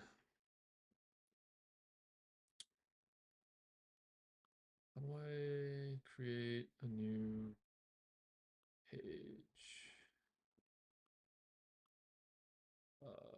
Reading list. Can I delete that?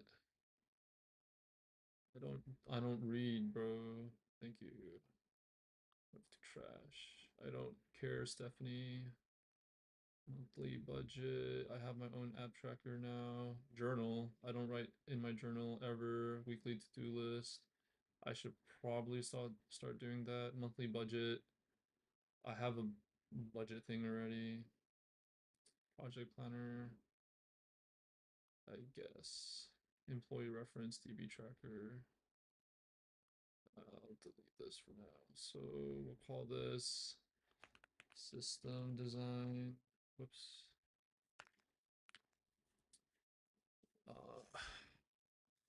And then I'm just gonna watch this while I take a break on the project.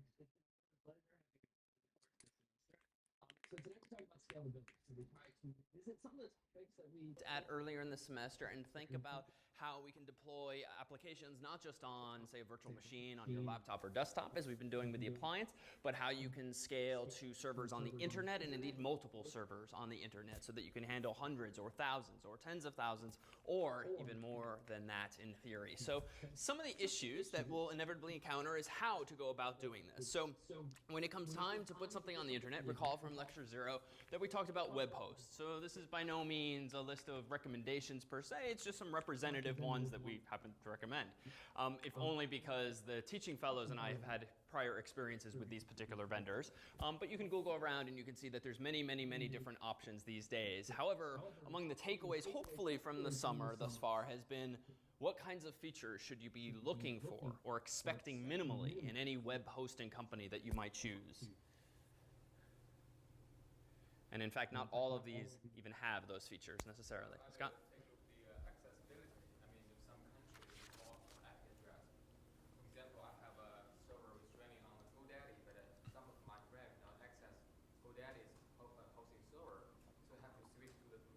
Interesting. Okay, good. So if your country or your work or really any network that you happen to be on or people that you know happen to be on block access to certain IP ranges, among them, for instance, GoDaddy's in this case. YouTube is a popular thing to block. Facebook is a popular thing to block.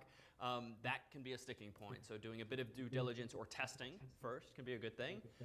What else should you look for in a hosting company? Isaac? SFTP. Good. SFTP in contrast with what? FTP and why? Because SFTP is secure. Okay, good. So the S literally stands for secure, and what that means is that all of your traffic is encrypted. And this maybe isn't a big deal for the files that you're transferring, because after all, if you're uploading like GIFs and JPEGs and video files that are meant to be downloaded by people on the web, well then who really cares if you encrypt those between your machine and the server? But it is important to have what? Data encrypted. Jack? Usernames, passwords, anything of the sort. Exactly. Usernames and passwords, right? I mean, that's one of the biggest failings of something like FTP, which granted is a fairly dated or older protocol, is that it sends also your username and password in the clear, which means anyone sniffing wirelessly around you, anyone sniffing the wired network between point A and B can see in the clear what your username and password are. Yeah?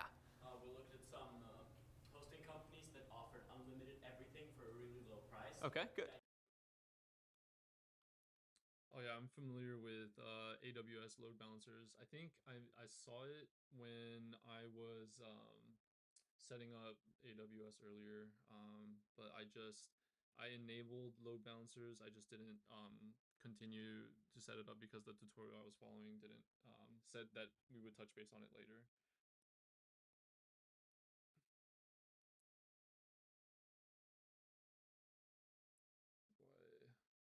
Continue to transcript.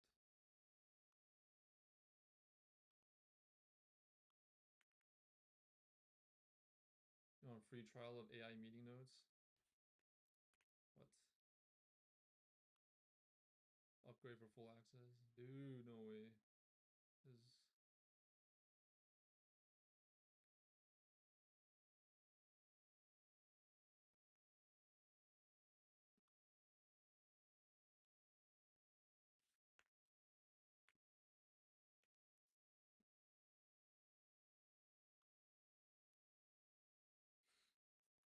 All right, man. Take care, dude. I know it's late. Get some good rest, man. I'll see you later. Oh, sorry, I was muted the whole time. But yeah, yeah, I'll see you later, man. Have some good rest, or take care. Have a good rest.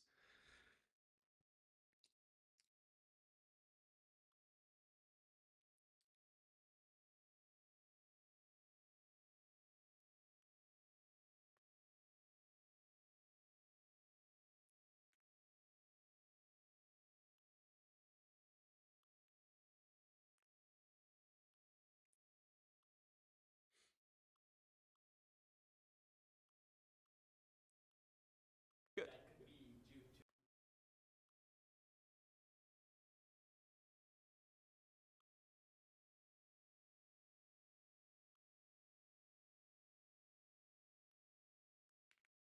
This is kind of cool.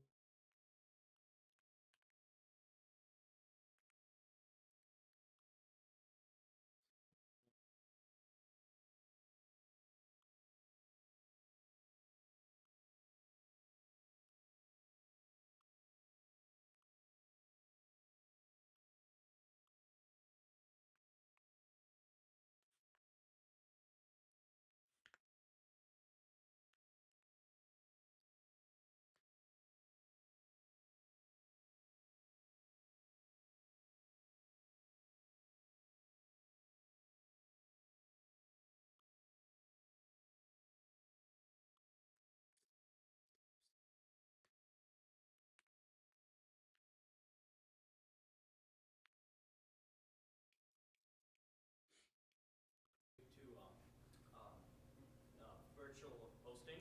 Good. And if you want to implement a system that can grow by itself, you maybe don't want to share the same computers, the same server with many others. Good. So DreamHost in I'm using particular, I think I'm we using pulled up Notion their AI to transcribe feature this list, and it was meeting and ridiculous generate how many notes. features they give you: unlimited bandwidth, unlimited storage space, unlimited RAM, or something like that. And that just can't possibly be real if you're only paying like $9.95 a month. So there's some catch, and in general the catch is that they're making that offer to you and to hundreds of other customers, all of whom might be on that same machine, so you're contending now for resources. And the reality is they're probably banking on the fact that 90-something% of their customers don't need that many resources, but for the one person or two persons that do, probably going the way of a shared host is not necessarily in your best interest. Certainly not something to try to build a bigger business on. And so there's alternatives to things like web hosting companies. There's VPSs, a virtual private server that you can essentially rent for yourself. And what's the fundamental distinction between a VPS and a shared web host? Axel?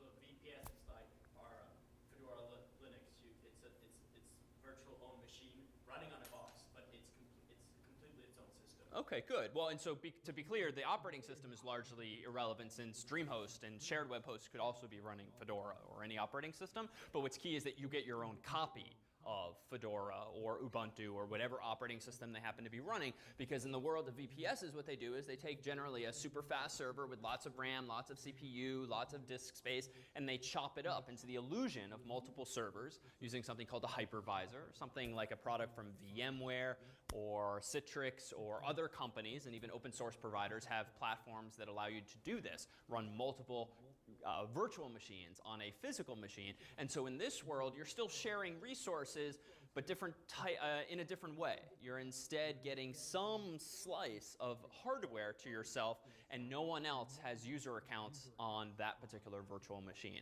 Now, with that said, the system administrators, the owners of the VPS company, they themselves, depending on what hypervisor they're using, they might actually have access to your virtual machine and to your files. And frankly, if you have physical access to the machine, you undoubtedly have access to your files because they can always reboot the virtual machine, for instance, in what's called single user mode or diagnostic mode. And at that point, they're not even prompted for a root password. So realize that even when you're using a VPS, your data might be more secure, more private from other customers, but definitely not the web hosting company itself. If you want even more privacy than that, you're probably going to have to operate your own servers that only you or your colleagues have physical access to. So here's just a list of some of the popular VPS companies. There is one catch. In order to get these additional features or these properties in a VPS, you generally pay more. So instead of $10 a month, $20 a month, you're probably starting at $50 a month or something like that, maybe even in the hundreds, depending on how much you want in the way of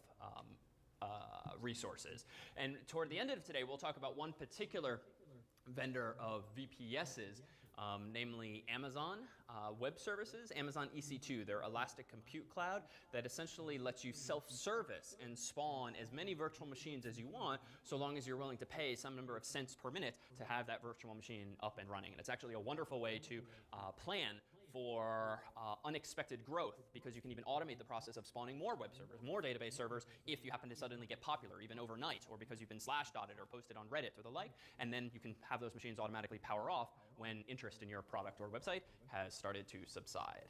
All right, so suppose you are the fortunate sufferer of a good problem, which is that your website all of a sudden is super popular, and this website has maybe some static web content, HTML files, GIFs, and the like, dynamic content like PHP code, maybe even some database stuff, maybe some database stuff like MySQL. Well, how do you go about scaling your site so that it can handle more users? Well, the most straightforward approach is generally what's called vertical scaling. Vertical in the sense that, well, if you're running low on RAM, or you're kind of exhausting your available CPU cycles, or you're running low on disk space, what's the easiest, most obvious solution to that problem? Axel. Get a better processor and more RAM. Good, get more RAM, more processor, more disk space, and just throw resources or equivalently money at the problem. Unfortunately, there is a catch here. There's sort of a ceiling on what you can do. Why? Why is vertical scaling not necessarily a full solution?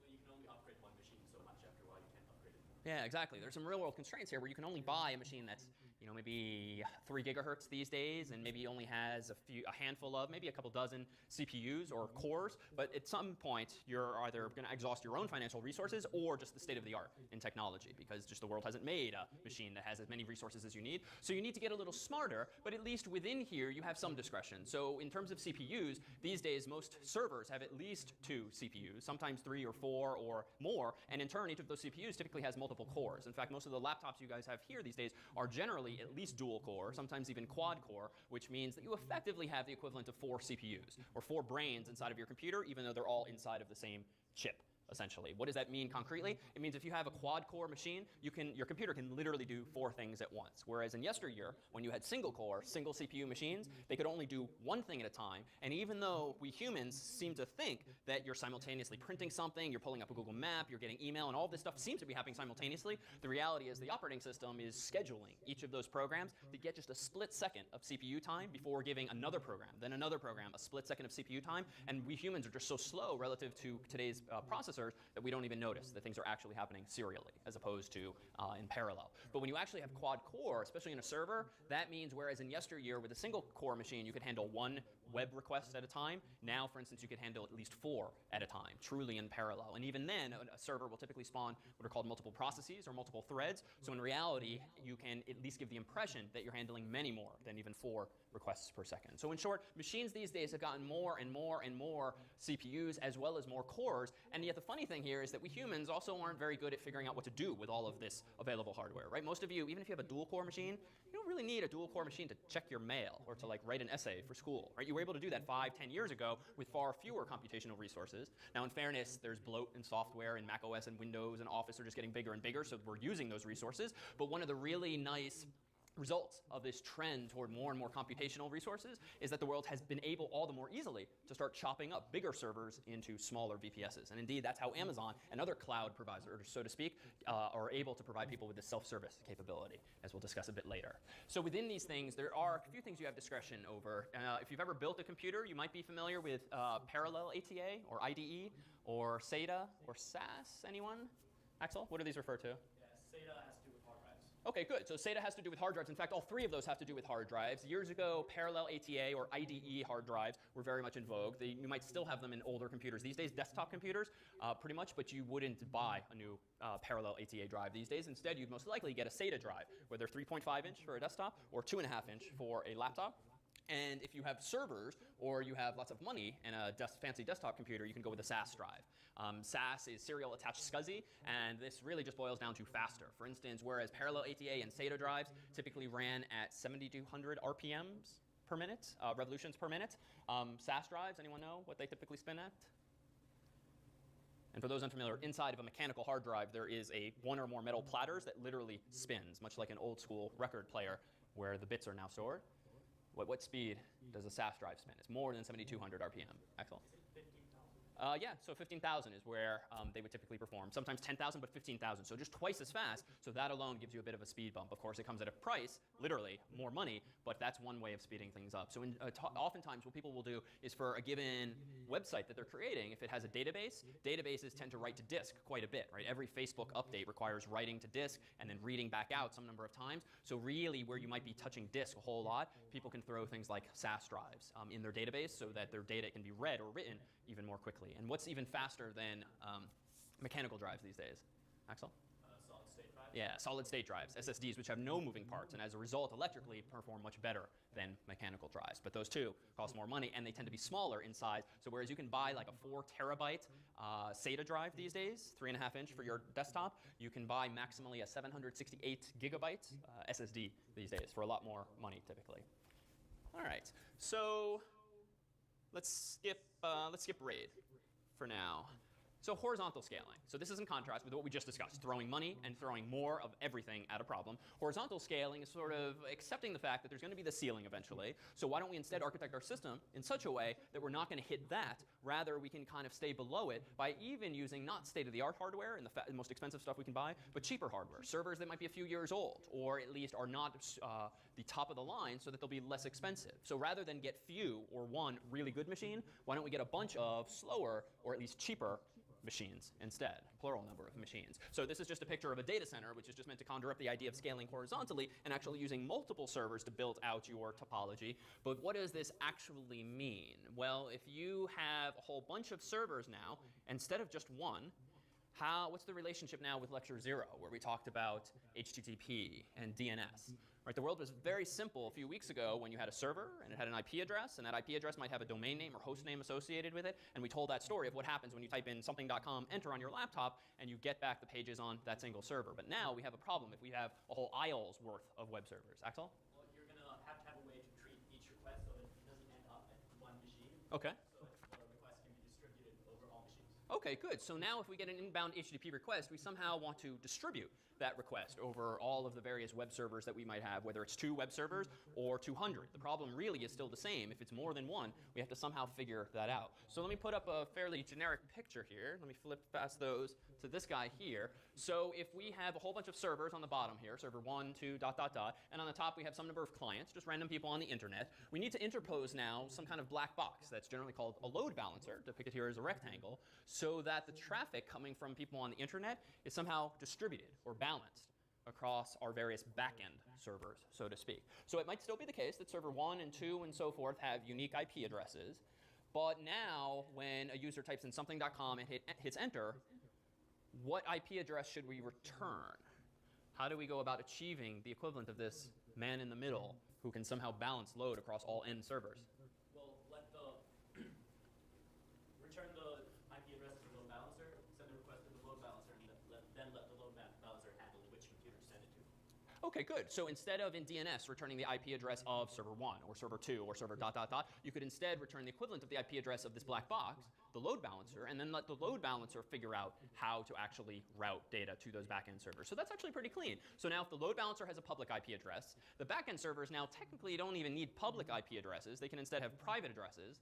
And what was the key distinction between public and private IPs back in lecture 0? Anyone over here? Yeah? Lewis? The rest of the world can't see private IPs. Exactly. So the rest of the world, by definition of private, can't see private IP addresses.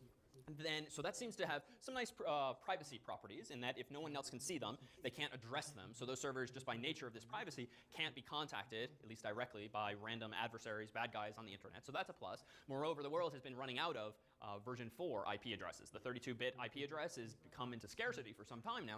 So it's just hard or sometimes expensive to get enough IP addresses to handle the various servers that you might buy. So this alleviates that pressure. Now we need one IP and not multiple for our servers, because we can give these backend servers like a number like 192.168, which most of you have in your home routers probably, or 10. something, or 172.16 something. All of those to mark the start of a private IP address. So that works. All right, so the load balancer has its own IP address now. It gets a request from some client on the internet.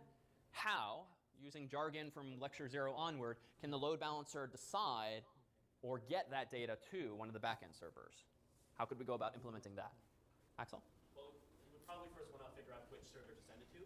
So you want to check if somebody has available CPU cycles that they're not using. Okay. So, and once you see that there's one server with enough CPU cycles to handle that request, send a local request, the same request but locally inside your server network. Okay. To that machine, get back whatever it is that the client requested, and then the load balancer sends it back to the client. Excellent. So this request arrives then at the load balancer. The load balancer decides to whom he wants to send this packet, server 1 or 2 or ... And you can make that decision based on any number of factors. So Axel proposed doing it based on load, like who is the busiest versus the least busy. Odds are I should send my request to the least busy server in the interest of optimizing performance all around. So let's assume that there's some way, as demarcated by those black arrows, of like talking to those backend servers and saying, hey, how busy are you? Let me know. So now the load balancer figures out it wants to send this particular request to server 1. So it sends that request to server 1 using similar mechanisms, TCP/IP, much like the packet, how it traveled to the load balancer in the first place. The server then gets the packet, does its thing, and says, oh, they want some HTML file, here it is. The response goes to the load balancer then responds to the client, and voila. So that works. What are some alternatives to load balancing based on the actual load on these servers? So load in general refers to how busy a server is. So what's an even simpler approach than that? Because that, frankly, that sounds a little complex. We've not talked at all about how one device can query another for characteristics like how busy are you, even though it's possible. Axel? Well, first let me point out a downside with that. You need to have every file the website has on every server. Ah. So if you would instead say have one server containing all the HTML and one running and containing all the PHP, you would then see, well, oh, okay, bad example. One server with all the images and one with all the HTML. Okay. So a client requests an image, it sends it to the image server. Okay.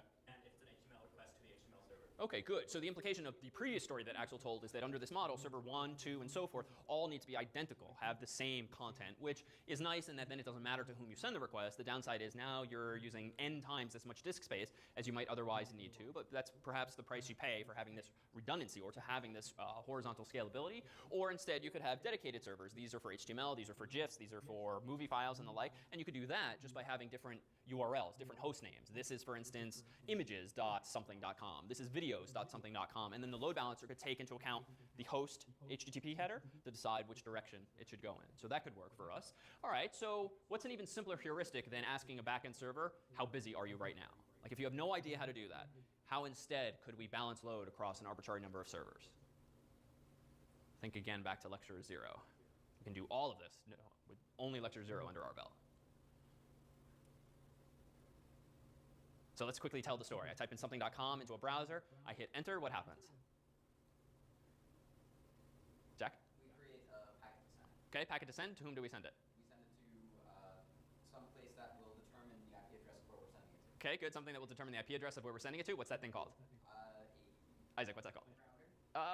Not router. Routers get involved, but the DNS server, domain name system server. So that server in the world, a whole bunches of them, whose purpose in life is to translate host names to IPs and vice versa. So I'm going to pause the story there. That seems to be an opportunity now for us to return something. Yeah?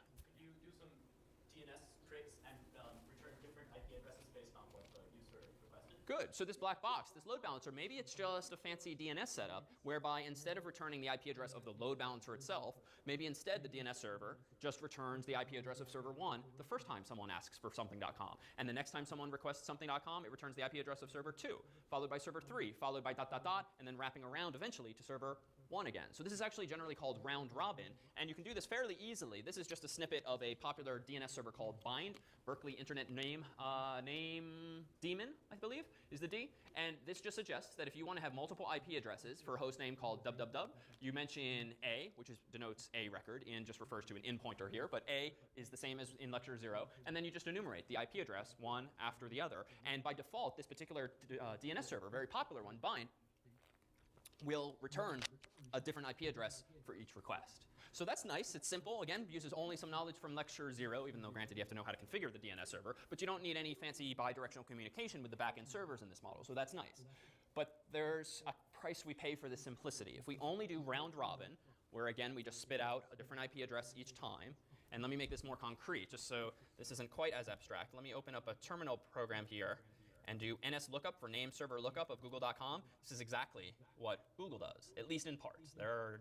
Their load balancing solution is more sophisticated than this list suggests, but indeed, Google's DNS server returns multiple IP addresses each time. So if this is so simple to implement, what's the catch? Axel.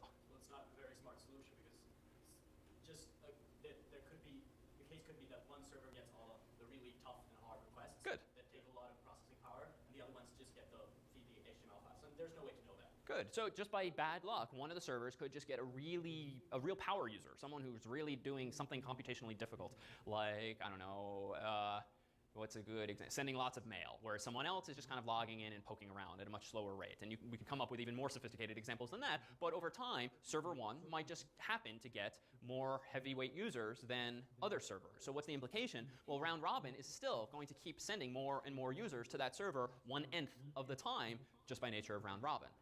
So that's not so good. What else causes problems here? Or what else breaks potentially? So back to the lecture 0 story. I type something.com, I hit enter. My browser sends a request to the DNS server, or my operating system sends a request to the DNS server, gets the IP address, and in this model it's the IP address of one of these servers. Then I send my packet, as Jack proposed, to that particular server, get back a response, story ends. But then a few seconds later, I visit another link on something.com and hit enter. Which part of the story now changes? Jack? Is it now going to send to the same server request, or does it send this to a new server? Good question. Is that where it's coming from? So how does the story change? And that'll give us the answer here. Axel? Well, it has to send it to a new server, otherwise round robin won't work. Oh, ideally, yes. So if you want a truly uniform distribution across all n servers, then the DNS server has to return another response. And I'd argue the DNS server will return a different response the next time it is queried. But Oh, it's not queried. why? Because it's saved. Saved or No, but the IP address is stored. Where? Have an open session. Otherwise, it's really useless to query the DNS server for the same thing over and over again. Good. So recall these caches. Back in lecture 0, we talked about the implications of the good parts of caching, whereby, as Axel's proposing, there's no reason for Chrome or IE to send the same DNS request every single time you click a link on something.com. That would just be a waste of time.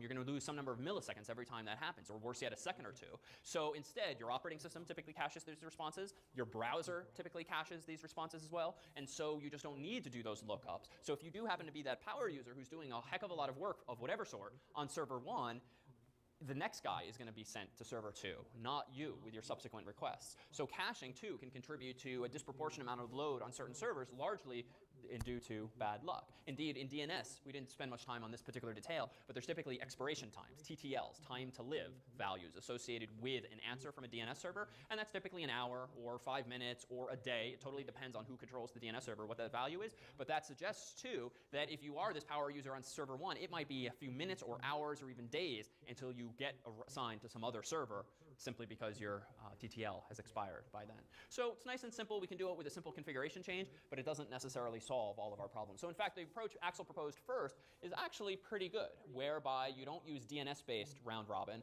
Rather, a more sophisticated approach would be to let the load balancer decide to whom to send you in the backend. And the load balancer can make that decision using any number of heuristics. It could even use round robin or randomness, because at that point, you don't have to worry about caching issues, because the DNS server has only returned one IP.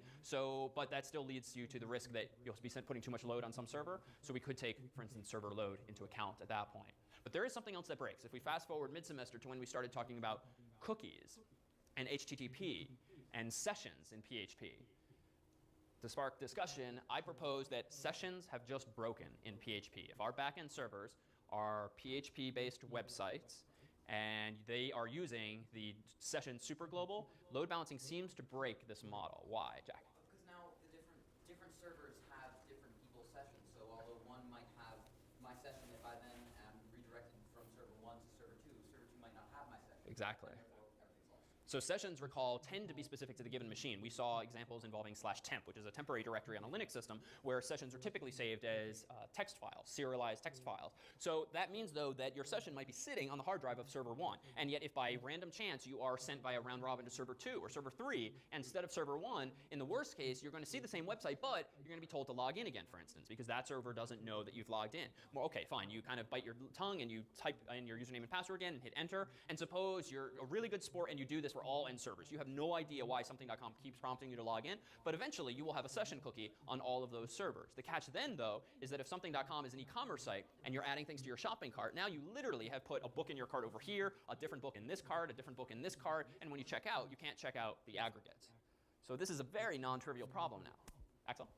But this wouldn't happen if you had dedicated machines distributing dedicated files. One machine running PHP and then one machine serving all the images. Very true. So if we have horizontally scaled in the sense that we factored out disparate services, this is our PHP server, this is our GIF server, this is our video server, then indeed this problem would not arise because presumably all the PHP traffic would get routed to the PHP server. But an obvious pushback to that solution is what? Isaac? Well, if one of them crashes, you lose all images. Okay, good. So there's no redundancy, which is not good for uptime if anything breaks. Axel? And also, well, at some point in time, if you get popular enough, that one PHP server is not going to be able to handle everything. Good. So you need to hit the system. Then the story is the same. As soon as you get popular, you have too much load for a single PHP server, then we have to solve this problem anyway. So how do we go about solving this problem? This seems to be a real pain, this one. And to be clear, the problem now is that in as much as sessions are typically implemented per server in the form of like a text file like we saw in /temp, then you can't really use round robin. You can't really use true load balancing, taking into account each server's load, because you need to make sure that Alice, if she's initially sent to server 1, subsequently gets sent to server 1 again and again and again for at least an hour or a day or some amount of time so that her session is useful. Jack?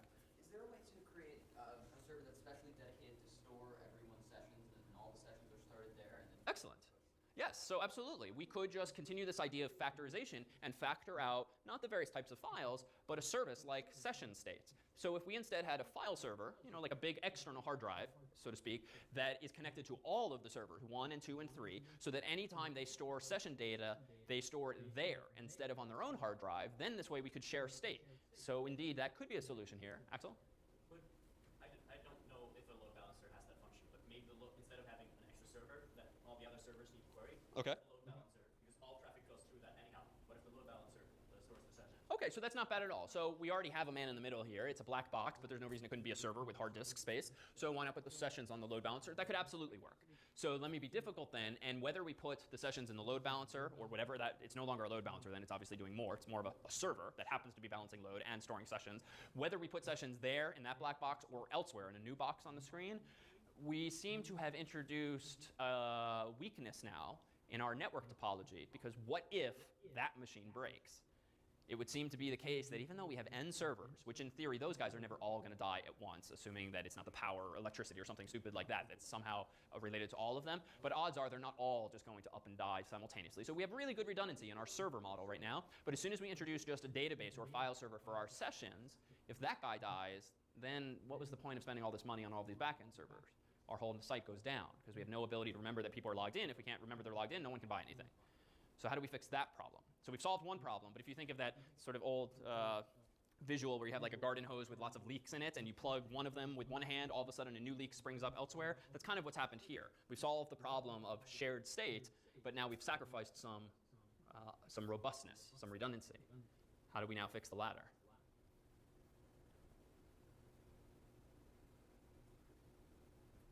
Axel? It's probably not the solution you're looking for, but the hardware on your load balancer could be built such that things like the hard drive doesn't simply go missing RAID 5, for example. Okay, good. So we could just use a sort of different approach to storing our data, and rather than just store it on the hard disk as usual, we could use something called RAID. So actually, this is a good way to tie in the thing we skipped over a moment ago. Let me just pull up something to write on here.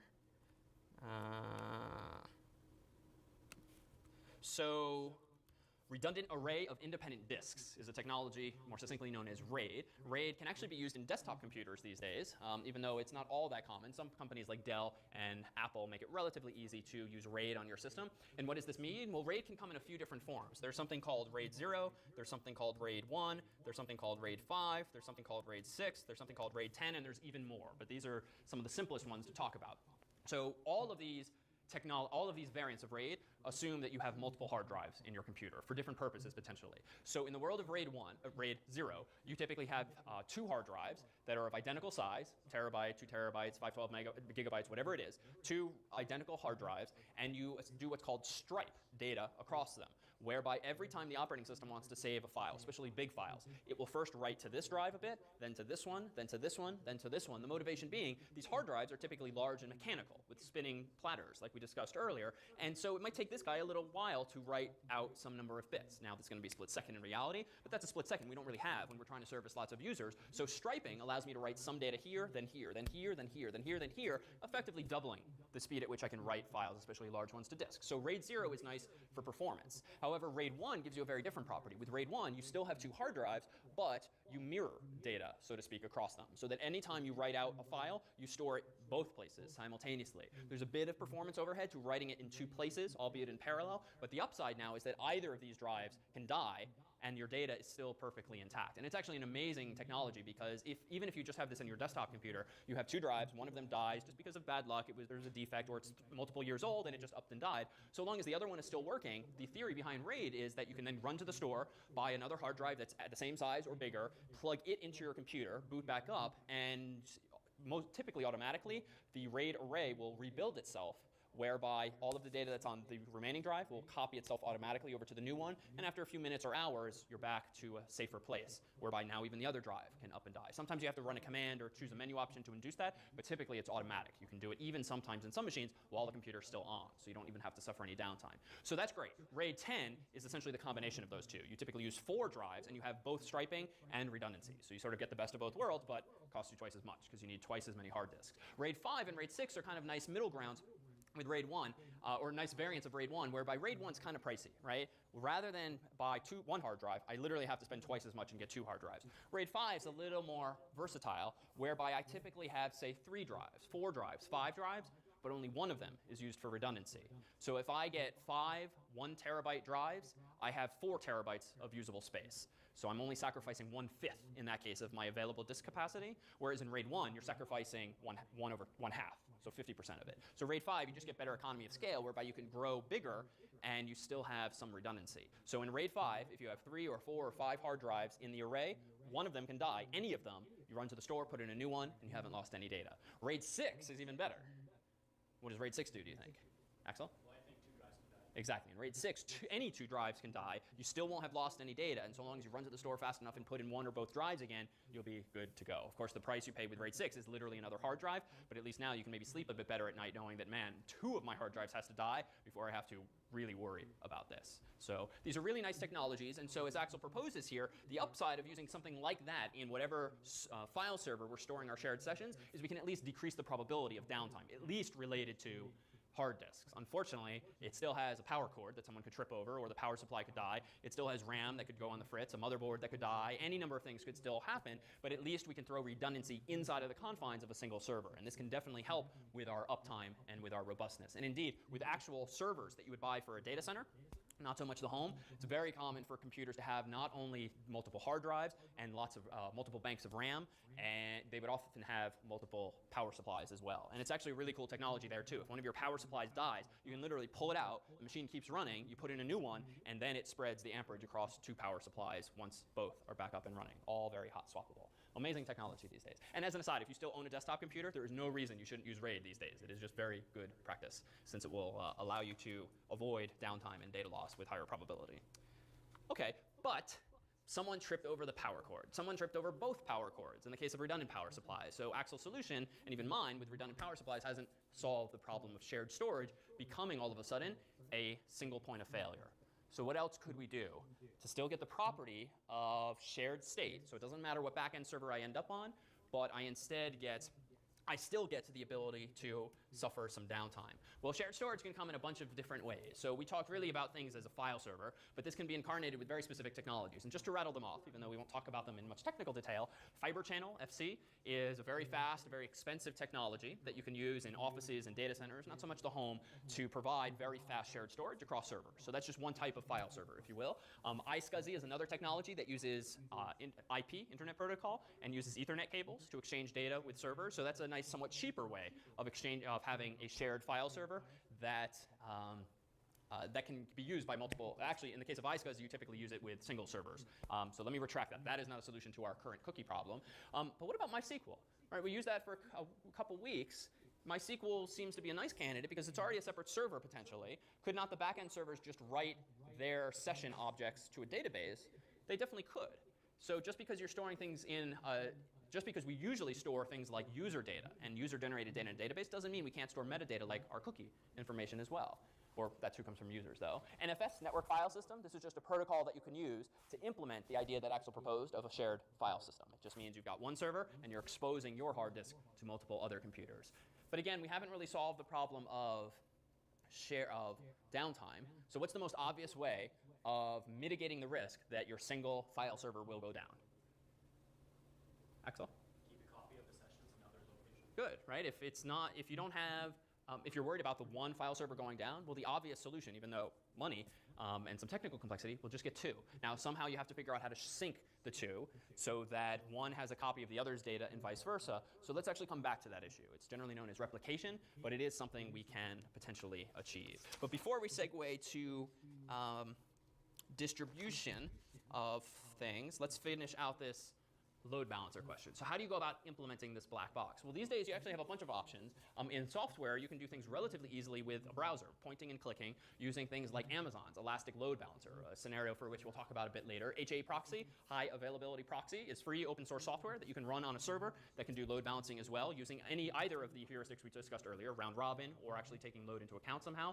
Linux Virtual Server, LVS, is another free piece of software you can use. And then in the world of hardware, people have made big business out of load balancers. Barracuda, Cisco, Citrix, F5 are some of the most popular vendors here, most of whom are atrociously overpriced for what they do. So case in point, like Citrix is a popular company that sells load balancers. Take a guess as to what a load balancer might cost you these days. It's a highly variable range, but there's different models. But take a guess. How much did that black box cost? Isaac? Definitely in the thousands, indeed. In fact, we have a small one, so to speak, small one, relatively speaking, on campus that was $20,000. And guess what? That one's cheap. So you can literally spend on these kinds of things. Granted, this is not what the costs that await you right after the semester ends today, but $100,000 for a load balancer, or even generally a pair of load balancers, so that either of them can die and the other one can stay alive. So in the world of enterprise hardware, these ideas we're talking about are ridiculously priced, typically because of support contracts and the like. So just realize software is number one on the list, because there are other ways to achieve this much more inexpensively. Indeed, for years, one of the courses I teach, we used HA proxy to balance load because it was so relatively easy to set up and 100% free. So realize these same ideas can be both bought and set up on your own quite readily these days. All right, let's pause here, and when we come back, we'll take a look at some issues of like caching, of replication in databases, and also how we can speed up PHP a bit. Let's take our 5-minute break here. All right, we are back, and I almost forgot. We have one other solution to this problem of the need for sticky sessions. Sticky sessions meaning that when you visit a website multiple times, your session is somehow preserved, even if there are multiple backend servers. So shared storage was the idea we really vetted quite a bit, and we didn't quite get to a perfect solution, since even though we factored out the storage and put everyone's cookies or session objects on the same server, we feels like we need some redundancy. But we'll come back to that in the context of MySQL in just a bit. But what about cookies? I propose that cookies themselves could offer a solution to the problem of sticky sessions. And again, sticky session means even if you visit a website multiple times, you're still going to end up with the same session object. Or more specifically, you're still going to end up on the same backend server. Axel? Either, I'll do the second one first. Store which server you want to go to in a cookie. Okay.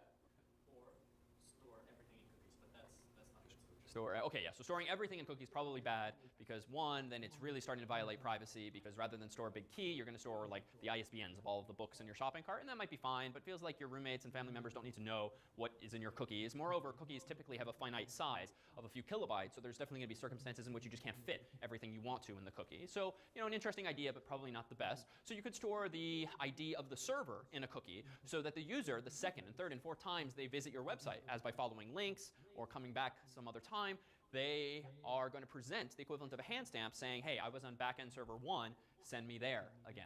So that's a pretty nice idea. There is at least one downside here. What do you not like potentially about this idea of storing in a cookie that gets put on the user's browser, that they subsequently transmit back to you, the number of, or the ID of the server to which they should be sent? Maxwell? Well, for one, expiration. Expiration in what sense? Well, a cookie expires after. Okay, so eventually a cookie is going to expire, though we saw a couple of lectures ago, we could make it expire in 10 years if we really wanted to. And frankly, we're never going to avoid that. Even if we had a single server, cookies could eventually expire, so at least that's not a new problem. So I'm not too worried about expiration now, because that's not a problem new to us, simply because of load balancing. Does anything not feel right about storing the ID of the server in the cookie?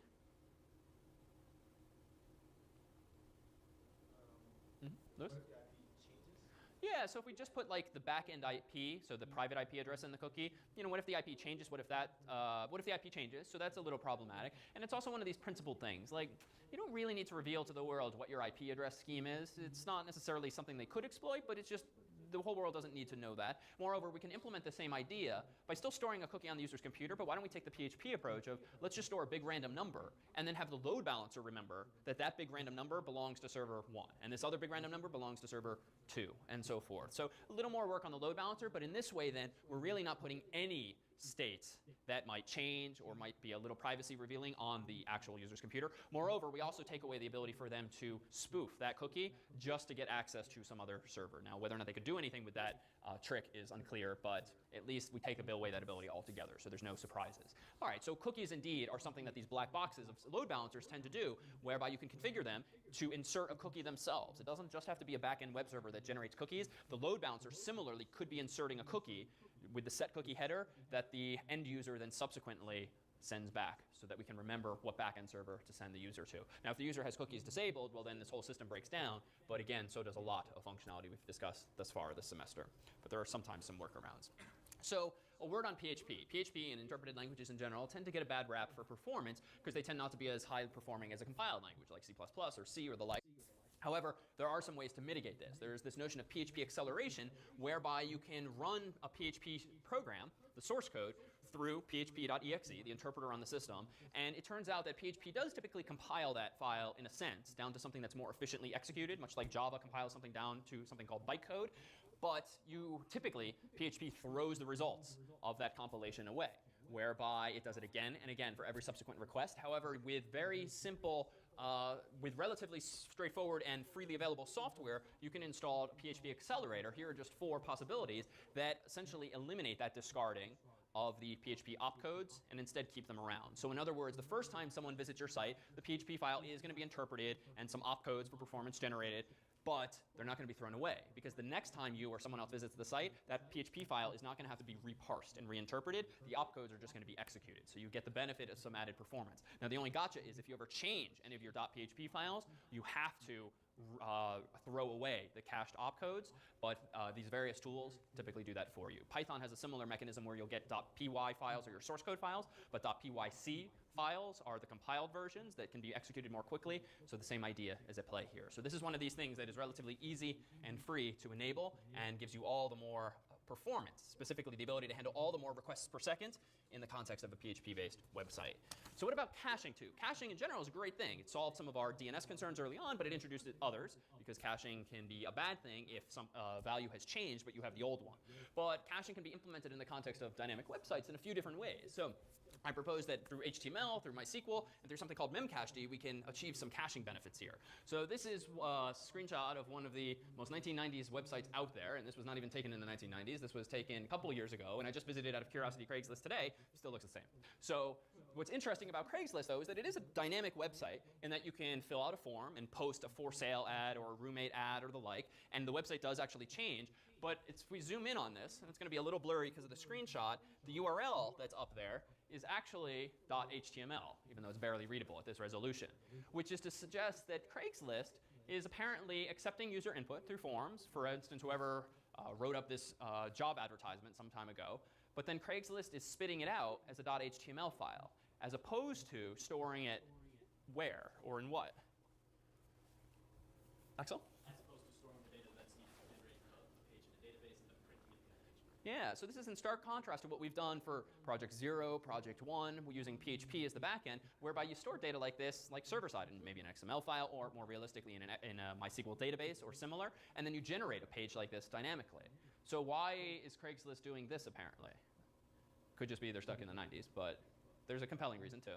Axel? Well, if they store the actual HTML file, then they don't have to regenerate it every time it's visited. Yeah, exactly. If they're storing the HTML file, they just don't have to regenerate it every time it's revisited. So this itself is caching. It's not caching in any particularly fancy way. You're just generating the HTML and saving it something called like something.html and storing it on disk. And the upside of this is that web servers like Apache are really, really, really good and fast at just spitting out bits, just spitting out raw static content like a GIF, a JPEG, an HTML file. Right? The performance optimizations these days generally relate to the languages like PHP and Python and Ruby, where you're trying to fine-tune performance. But if all you have to do is respond to a TCP/IP request with a bunch of bytes from disk, that's relatively straightforward these days. And so they're taking advantage of the performance, presumably, of serving up static content. But this comes at a cost. What's the downside of this file-based caching approach? Someone else? Nothing we've done thus far is sort of a complete win. There's always a gotcha. Lewis? Okay, so space, so we're storing it on disk, and if you've ever posted it on Craigslist, they're also storing it somewhere in a database because they do let you go back and edit it. It's just Craigslist is one of these sites where reads are probably much more common than writes. Indeed, when people visit Craigslist, they're probably flipping through reading pages as opposed to posting lots and lots and lots of ads all at the same time. So there's some redundancy there that's unfortunate. Axel?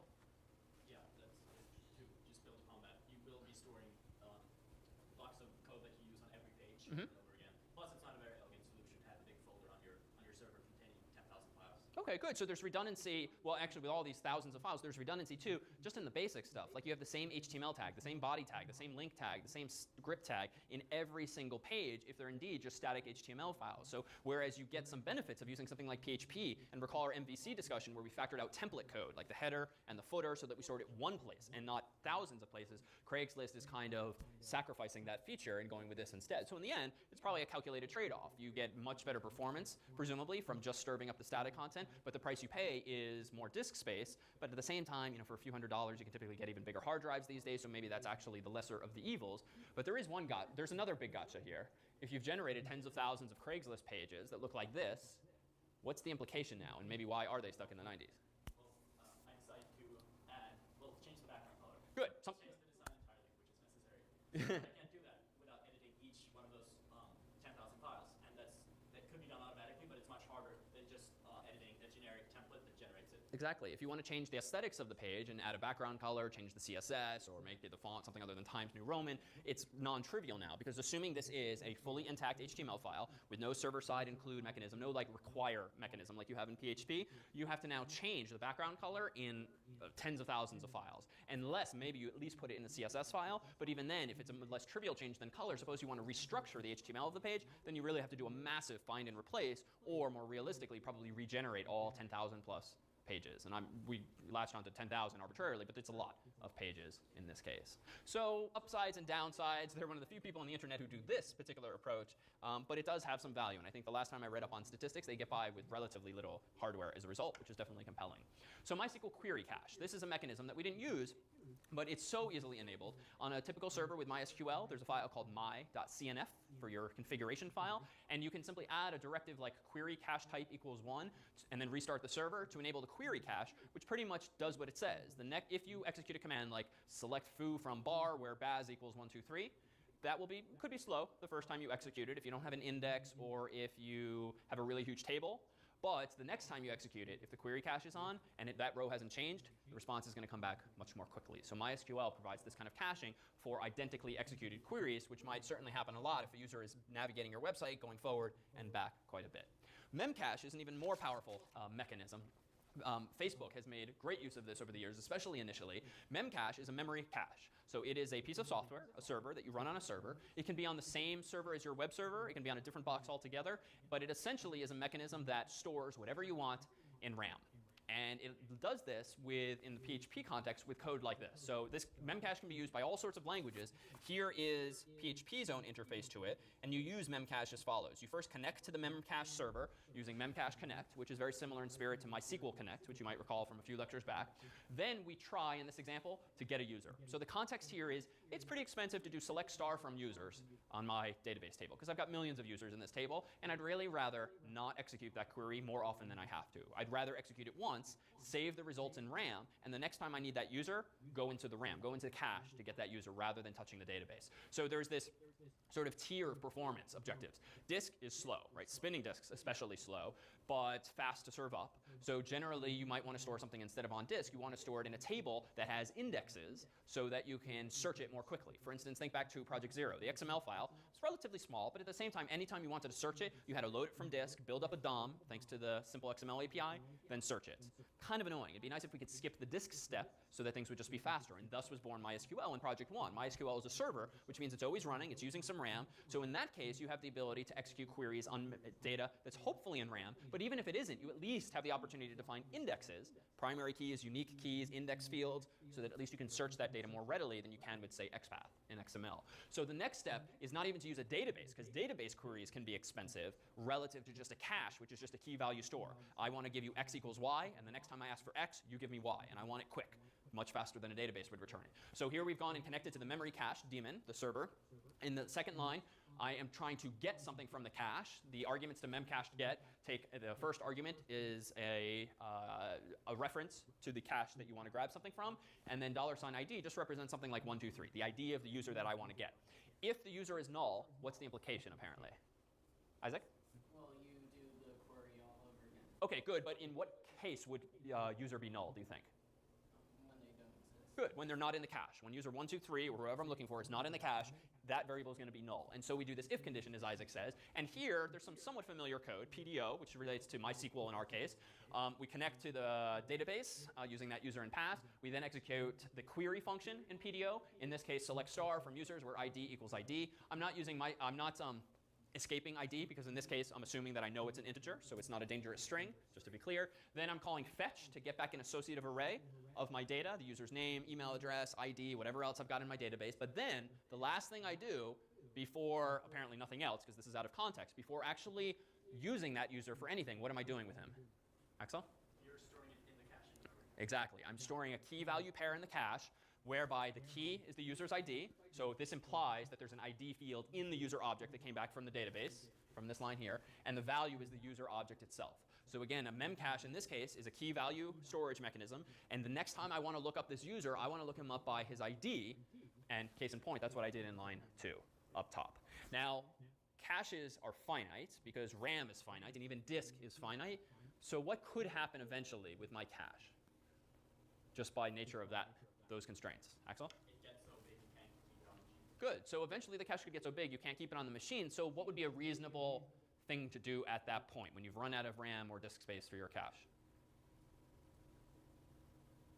You're the person implementing memcache itself now. What do you do in that case? You could just kind of quit unexpected error. That would kind of be bad and completely unnecessary. What could you do? Isaac? Oh, sorry? Yeah, so some kind of garbage collection, and which things would you collect? What things would you remove from memory? Good.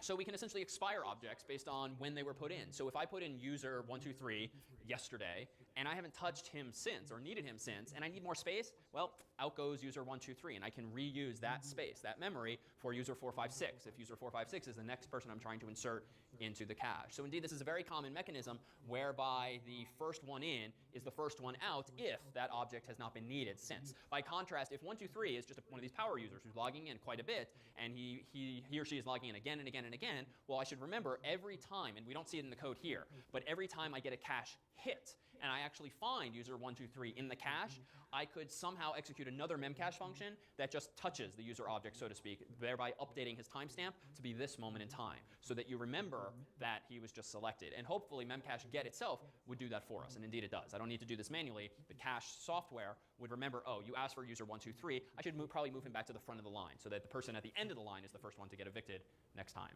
around. So it's a wonderfully useful mechanism, and Facebook is very read heavy or very write heavy, if you're a user.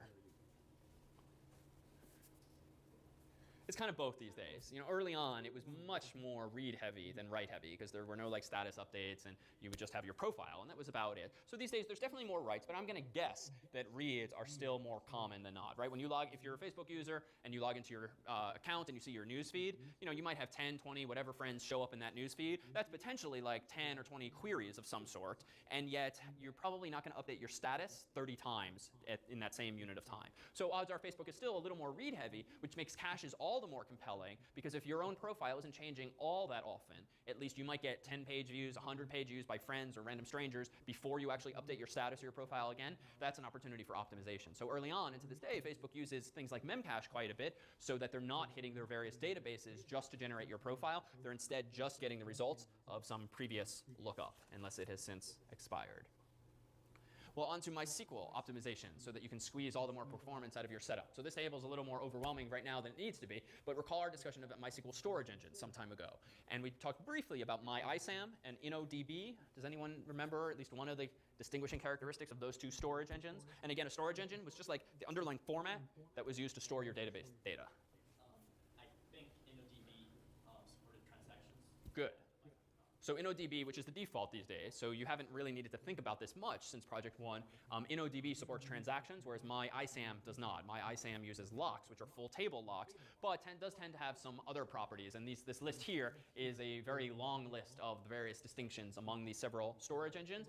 Transactions is one of them, but there's a few other storage engines here that I thought I would just draw our attention to. So one, you have a memory engine, otherwise known as a heap engine. This is a table that's intentionally only stored in RAM, which means if you lose power, server dies, or whatnot, the entire contents of these memory tables will be lost.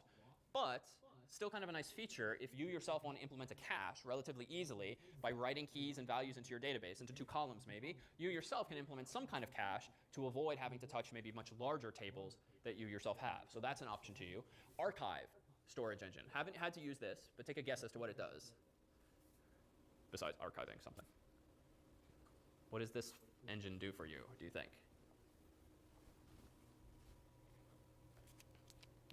Doesn't seem to be doing very much. It probably just stores everything in tables first and then. And what was the last sentence? The last part of your comments? It doesn't store anything in cache. You need Oh, it doesn't store anything in cache. You have to query it all the time. Not quite. So the property you're actually getting, and you can kind of see it here, but there's some footnotes on the other storage engines, is it's compressed by default.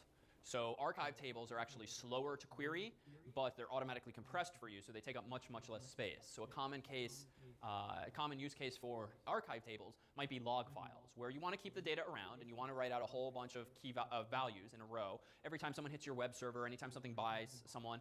But suppose you rarely query that data. You're keeping it for posterity, for research purposes, for diagnostic purposes, but you're not going to do any selects on it anytime soon. So it would just be a waste to use more disk space than you need to. So you're willing to sacrifice some future performance when you do need to query it for some long-term disk savings. So the archive format allows you to do that.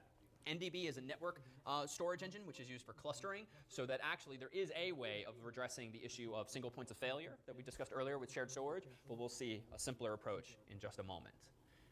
So, in the world of databases, like MySQL, they typically offer this replication feature that I mentioned earlier. So replication is all about making automatic copies of something, and the terminology generally goes as follows. You generally have a master database, which is where you read data from and write data to, but just for good measure, that master has one or more slave databases attached to it via a network connection, and their purpose in life is to get a copy of every row that's in the master database. You can think of it rather simply as anytime a query is executed on the master, that same query is copied down to one or more slaves, and they do the exact same thing. So that in theory, the master and all of these slaves are identical to one another. So what's the upside now of having databases 1, 2, 3, and 4, all of which are copies of one another, apparently? What problems does this solve for us, if any? Axel? Well, database 1 dies because somebody trips over the cord. We still have 3 copies. Good. So if database 1 dies because of human error, you trip over the cord, hard drive dies, RAM fizzles out, whatever the case may be, you have literally 3 backups that are identical. So there's no tapes involved, there's no backup server. I mean, these are full-fledged databases. And in the simplest case, you could just unplug the master, plug in the slave, and voila, you now have a new master. And you might have to do a bit of reconfiguration in the databases to promote him to master, so to speak, and then leave servers 3 and 4 as the new slaves while you fix server number 1. But that would be one approach here. So you have some redundancy. Even though you might have a little bit of downtime, at least you can get back up and running quickly. And indeed, you could automate this process. If you notice that the master is down, you could take him offline completely, promote the slave, and reconfigure them all just by writing a script. What else? How else could we take advantage of this topology?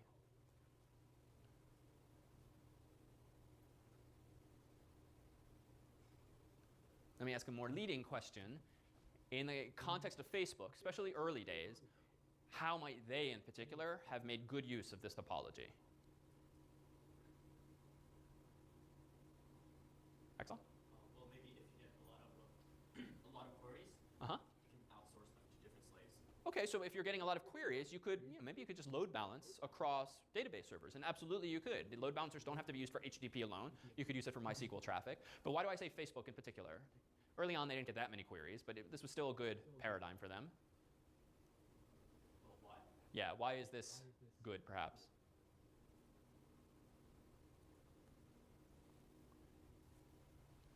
So back to my hypothesis that they're more read-heavy than write-heavy. How can you adapt that reality to this particular topology effectively? Or put another way, why is this a good topology for a website that is very read-heavy and less write-heavy? Ben? Well, if you're reading a lot of load, and just load balance, you're reading it, then if you have to write it, you try to export times. Okay. But if you're not writing as much time, you deal with reading as much quicker. Okay, good. So reading can be expedited. So if we kind of combine Ben and Axel's proposals here, for a read-heavy website like Facebook, certainly in the early days, you could just write your code in such a way that any select statements go to databases 2, 3, or 4, and any inserts, updates, or deletes have to go apparently to server 1, which even though that query then has to propagate to servers 2, 3, and 4, it is less common, and that happens automatically. So the code-wise, you don't have to worry about it too much. And if you're suffering a bit of performance there, well, you can just throw more servers at it and have even more read servers to lighten the load further. So this approach of having slaves that can typically be used either for redundancy, so you just have a hot spare ready to go, or so that you can balance read requests across them is a very nice solution. But of course, every time we solve one problem, we've introduced another, or at least we haven't fixed yet another here. What is a fault in this layout still? Be paranoid. Kind of talked about it earlier, but like what if one dies, right? Unless there's got to be some blip on the radar here because we have to like promote a slave and, right? So you still have a single point of failure here, at least for writes. We could keep Facebook alive, by letting people browse profiles and read profiles, but status updates, for instance, could be offline for as long as it takes us to promote a slave to a master. Feels like it'd be nicer, or at least our probability would be better of uptime if we instead had not just a single master, but again, let's just throw hardware at the problem. So another common paradigm is actually to have a master-master setup, whereby, as the labels imply and as the arrows suggest, this time you could write to either server 1 or 2, and if you happen to write to server 1, that query gets replicated on server 2, and vice versa. So now you could keep it simple. You could always write to 1, but then the query goes to number 2 automatically. Or you could write to either, thereby load balancing across the two, and they'll propagate between each other. But in this case here, if you've laid out your network connections properly, either 1 or 2 can go down, and you still have a master that you could read from. And you could even implement this in code. Recall, very simply, we had the MySQL connect function weeks ago, or even the PDO constructor function, which tries to connect to a database. You could implement this in PHP code. If MySQL connect fails when connecting to server 1, then just try server 2. So you yourself could build in some redundancy so that now we could lose server 1 or 2 and not have to intervene as humans just yet, because we at least still have a second master that we can continue writing to, even though server 1 is now offline for some amount of time. All right, but we still have to route traffic there. So in pursuit of this idea of load balancing, here's a more complex picture that starts to unite some of our web ideas and some of our database ideas. So at the top there, we have some kind of network. We have a load balancer in between, and then we have this front-end tier. So web servers are typically called a tier, a service tier. This is a multi-tiered architecture, would be the jargon here. And those web servers now apparently are routing their requests through what in order to reach some MySQL slaves for reads? Who's the man in the middle here? Yeah, Axel? For reads, it would be the load balancer. OK, so for reads, yeah, we have a second load balancer depicted here. Frankly, in reality, they could be one and the same. They could be the same device, but just listening for different types of connections. But for now, they're drawn more simply as separate. Now we have one MySQL master, so we also have wires or arrows pointing from the web servers to the master, and the master, meanwhile, has some kind of connection to the slaves. So not bad. No, frankly, this is starting to hurt my brain, because now what was a very simple class where you have a nice self-contained appliance on your machine, on your laptop, does everything, web, database, caching, anything you want it to do. My God, look at all the things we have to wire up now, and it's still not perfect. What could die here? What are our single points of failure? Jack? Oh, Isaac, sure. All right, MySQL master. OK, so the MySQL master. We haven't really solved that problem, so kind of be nice to steal part of the previous picture and maybe insert it into here. Jack? Same thing. Axel?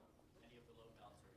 Load balancers, right? So single point of failure is very well defined. Like single point of failure, just look for any bottlenecks here whereby things point in and then go out. Load balancer is one here, load balancer is one there. So it turns out with load balancers for your $100,000, you can get 2 of them typically in the package. And what they tend to do is operate also in what's called similar in spirit to master-master mode, but in the context of load balancers, it's typically called active-active as opposed to active-passive. And the idea here is with active-active, you have a pair of load balancers that are constantly listening for connections, either one of which can receive packets from the outside world and then relay them to backend servers. And what they typically do is they send heartbeats from left to right and right to left, so that if this guy ever stops hearing a heartbeat from this guy, so to speak, and a heartbeat is just like a packet that gets sent every second or something like that, if this guy stops hearing a heartbeat from this guy, he automatically assumes that this guy must have gone offline, so he's completely in charge now, and he continues to send traffic from the outside world in. Or if you instead have active-passive mode, if this is the active guy at the moment,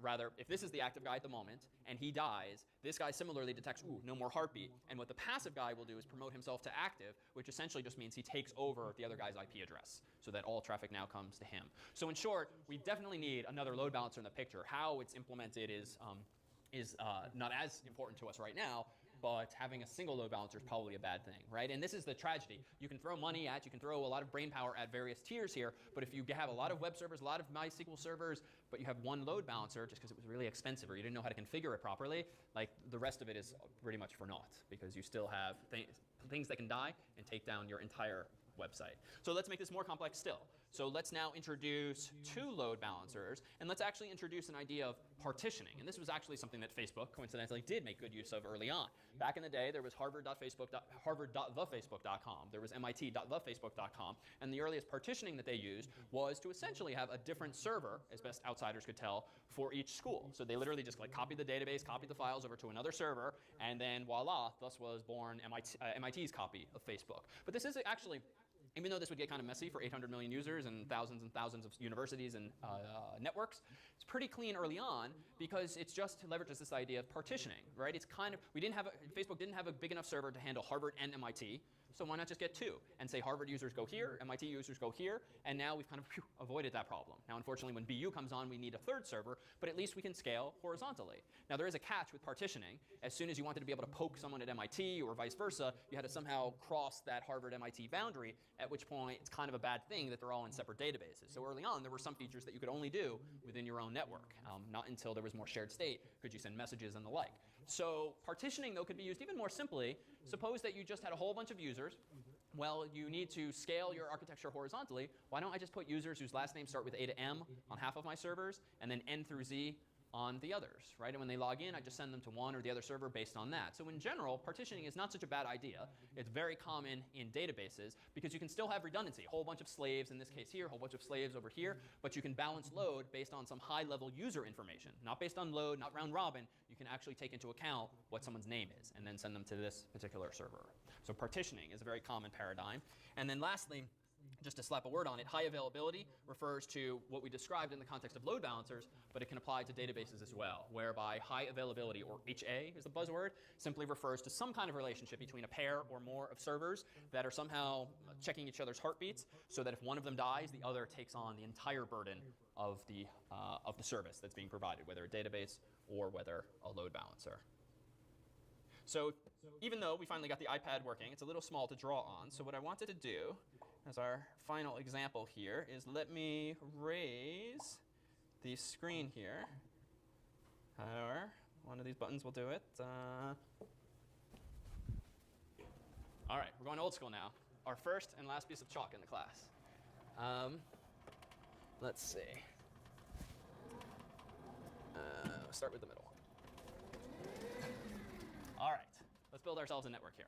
So we have a need for one or more web servers, one or more databases, maybe some load balancers, but we're also going to try to tie together last week's conversation about security, so we'll have to think about firewalling things out now. So in very simple form, we have here a web server, which I'll draw as www. All right, so that's our web server, and now my website's doing so well that I need a second web server, so I'm going to draw it like this. And now we need to revisit the issue of balancing load. So what felt like one of our best options here? How do I still have the internet, which I'll draw as a cloud here, connected to both of these servers somehow, but I want the property of sticky sessions. So what are my options, or what was my best option? How do I implement sticky sessions? Axel? Use a load balancer and keep all the sessions in one place. Okay, good. So use a load balancer and store all the sessions in one place. And that's not, okay, so we can actually do one, but not necessarily both of those. Let me interpose now the thing we started calling a black box. So this is some kind of load balancer. Now I still have my backend servers. And here's another one here. Okay, and now this is connected here, but I still want sticky sessions. But you know what? Shared states, that sounded expensive. Fiber channel, iSCSI, it sounded complicated. There's a simpler way. How do I ensure that I get sticky sessions using only a load balancer and no shared state yet?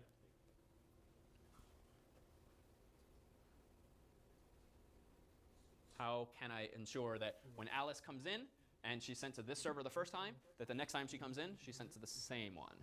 Axel? Remember which server she visits, either through a cookie or saving it in your load balancer or something. Okay, good. So why don't we have the load balancer listen at the HTTP level, and when the response comes back from the first web server, let's give them numbers, so let's call this 1 and this guy 2, the load balancer can insert some kind of cookie that allows it to remember that this user belongs on server 1. And how it does that, I don't know. It's a big random number, and it's got a table like PHP does for its sessions, and figures out which server to send her to in this case. All right, so now I have a database. The easiest way I know how to set up a database is to put it on the web server itself. So much like the CS50 appliance, you have a database in the same box as a web server. If I now have a database here and here on the same boxes as our web servers, what's the most obvious problem that now arises? Yeah.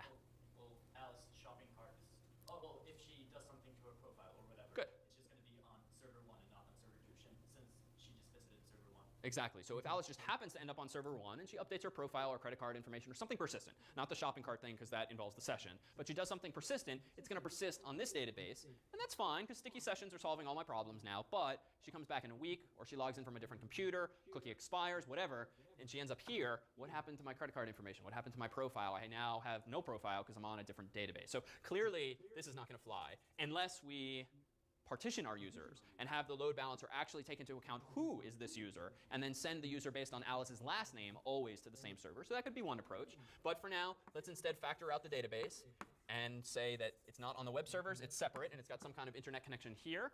Of course, we've solved one problem but introduced a new one, which is what? Isaac? Single point of failure. Yeah.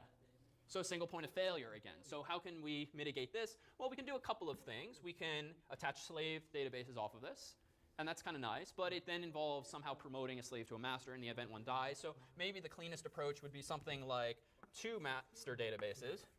So we'll call this DB1. This will be DB2. And now how do I want to do this? Connect these like this? Isaac, you shook your head. Well, you could connect the 2 databases to each other. OK, so we should probably do this for master-master replication. So that's good. But what about these lines? Good, bad? Answer's bad.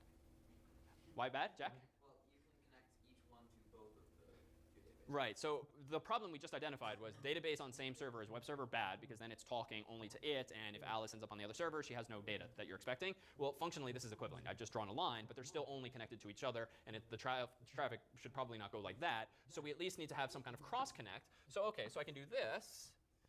But now what do I do? So now my load balancing has to be done in code. If those are the only components in my system right now, the line suggests that www1 has a network connection to DB1 and DB2, but that means now I have to do something like an if condition only in my PHP code to say if this database is up right here, else if this database is up right there, and that's not bad, but now your developers have to know something about the topology. If you ever introduce a third master or something like that, although MySQL wouldn't play nicely with that, now you have to change your code. This is not a nice layer of abstraction, so how else could we solve this, Axel?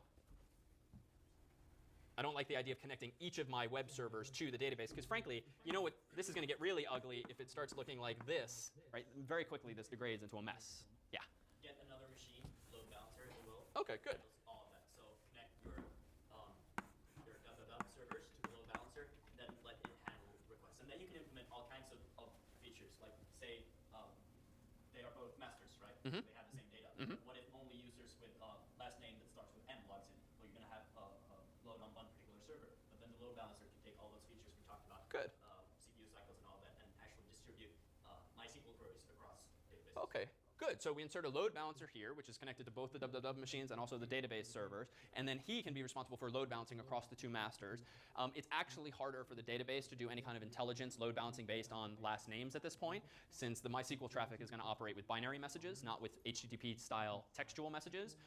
Load balancer up here can look at HTTP headers and make intelligent decisions.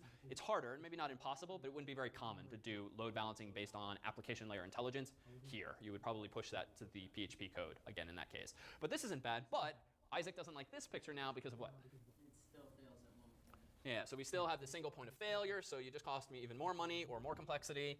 Even if I'm using free software, this just takes more time now. So now we have load balancer 1, load balancer 2. I need to do something like this. And even though this looks a little ridiculous, oh, actually, it's a little elegant. That's pretty sexy. So you would do this with switches or some kind of Ethernet cables all going into some central source. So suppose instead we actually did that. If you've ever plugged in a computer into a network jack, which most of you probably have, even if you have a laptop, you don't connect these computers all to themselves. You instead connect them to like a big switch that has lots of Ethernet ports that you can plug into. But now, Isaac, what do you not like about this idea if I'm plugging everything into a switch? Still fails.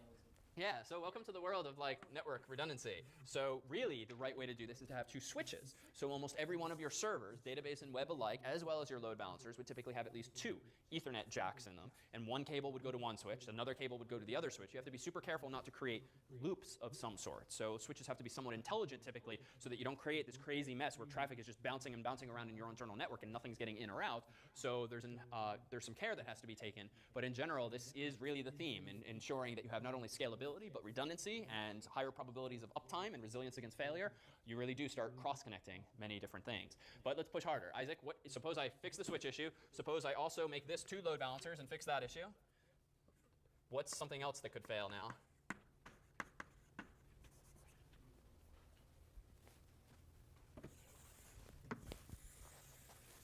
Can't do this on an iPad very well. So this is your data center. Here's the door to your data center. Jack? The building burns down. That's good. More extreme than I had in mind. I was thinking the power goes out, but that works too. So the building itself burns down or goes offline. You have some kind of network disconnect between you and your ISP, the whole building, or the power indeed does go out. And this has happened. In fact, one of the things that happens every time Amazon goes out is the whole world starts to think that cloud computing, so to speak, is a bad thing because, oh my God, look, you can't keep the cloud up. But the tragedy here is in this perception that cloud computing really just refers to outsourcing of services and sharing resources like power and networking and security and so forth across multiple customers. So Amazon services, EC2, Elastic Compute Cloud, is kind of this picture here whereby you don't own the servers, but you do rent space on them because they give you VPSs that happen to be housed inside of this building. Amazon offers things called availability zones, whereby this might be an availability zone called US East 1. So this is a building in Virginia in that particular case. And what they offer, though, is US East 2 and 3 and 4. They call them A and B and C and D. And what that simply means, in theory, is that there's another building like this, drawn over there, that does not share the same power source, does not share the same networking cables. And so even if something goes wrong in one building, in theory, the other shouldn't be affected. However, Amazon has suffered outages in multiple availability zones, multiple data centers. So in addition to having servers in Virginia, guess where else they have servers?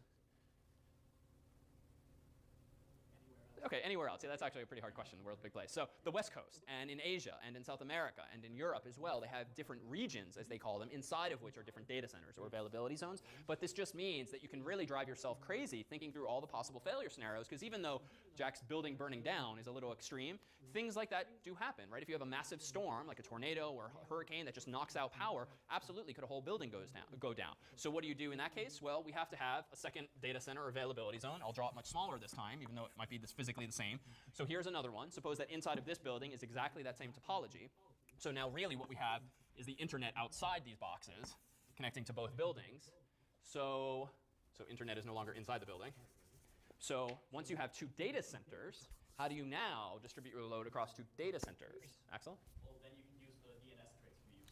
Yeah, so we didn't really spend much time on it, but recall that you can do load balancing at the DNS level. And this is indeed how you can do geography-based load balancing, whereby now when someone on the internet requests the IP address of something.com, they might get the IP address really of this building, or more specifically of the load balancer in this building, or they might get the IP address of the load balancer in this building, right? When we did the NS lookup on Google, we got a whole bunch of results. That's not because they have one building with lots of load balancers inside of it. That's because they probably have lots of separate buildings or data centers, different countries even, that themselves have different entry points, different IP addresses. So you have global load balancing, as it's typically called. Then the request comes into a building, and you still have the issue of somehow making sure that subsequent traffic gets to the same place, because odds are Google is not sharing your session across entirely different continents, even though it could be, but that would probably be expensive or slow to do. So odds are you're going to stay in that building for some amount of time. But again, these ideas we've been talking about just get magnified the bigger and bigger you start to think. And even then, you have potential downtime, because if a whole building goes offline, and your browser or your computer happens to have cached the IP address of that building, that data center, could take some minutes or some hours for your TTL to expire, at which point you get rerouted to something else. Not too long ago, just a few weeks, I think Quora was offline for several hours one night because they use Amazon. A bunch of other popular websites too who use Amazon services were down altogether because they were in a building or a set of buildings that suffered this kind of downtime. And it's hard. Like if you are having the fortunate problem of way too many users and lots of revenue, it gets harder and harder to actually scale things out globally. So typically people do what they can, but as Isaac has gotten very good at pointing out, you can at least avoid as best as possible these kinds of single points of failure. Questions? So a word on security then. Let's focus only on this picture, not so much on the building. What kind of traffic now needs to be allowed in and out of the building? So let me go ahead and just give myself some internet here, connecting to the load balancer somehow. What type of internet traffic should be coming from the outside world in if I'm hosting a website, a LAMP-based website? Yeah. Well, you would want a firewall that allows only for 80 connections. Okay, good. So I want TCP, recall, which is one of the transport protocols, 80 on the way in. That's good, but you just compromised my ability to have certain security. Why? You're now blocking a very useful type of traffic. Yeah, the encrypted. Good. So we also want 443, which is the default port that's used for SSL, for HTTPS-based URLs. So that's good. This means now that the only traffic allowed into my data center is TCP 80 and 443. Now, those familiar with SSH, you've also just locked yourself out of your data center because you cannot now SSH into your data center. So you might want to allow something like port 22 for SSH, or you might want to have an SSL-based VPN so that you can connect somehow to your data center remotely. And again, it doesn't have to be a data center. This can just be some web hosting or some VPS hosting company that you're using. And OK, so we might need one or more other ports for our VPN. But for now, that's pretty good. How about the load balancers? What kind of traffic needs to go from the load balancer to my web servers? Axel? Well, it's really a mess to keep it encrypted because once it's inside the data center, nobody else is going to listen than the people inside the data center. So you would want to drop the encryption and do 80. Good. And that's actually very common to offload your SSL to the load balancer or some special device and then keep everything else unencrypted, because if you control this, it's at least safer. Not 100%, because if someone compromises this, now they're going to see your traffic unencrypted. But if you're OK with that, doing the SSL termination here, so everything's encrypted from the internet down to here, but then everything else goes over normal unencrypted HTTP. The upside of that is, remember the whole certificate thing? You don't need to put your SSL certificate on all of your web servers. You can just put it in the load balancer or the load balancers. You can get expensive load balancers to handle the cryptography and the computational costs thereof. And you can get cheaper web servers because they don't need to worry as much about that kind of overhead. So that's one option. So TCP 80 here and here. How about the traffic between the web server and the databases? Perhaps through these load balancers.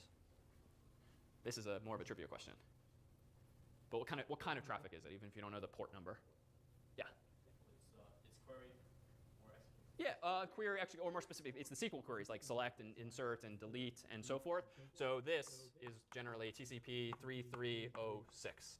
Which is the port number that MySQL uses by default. So what does this mean?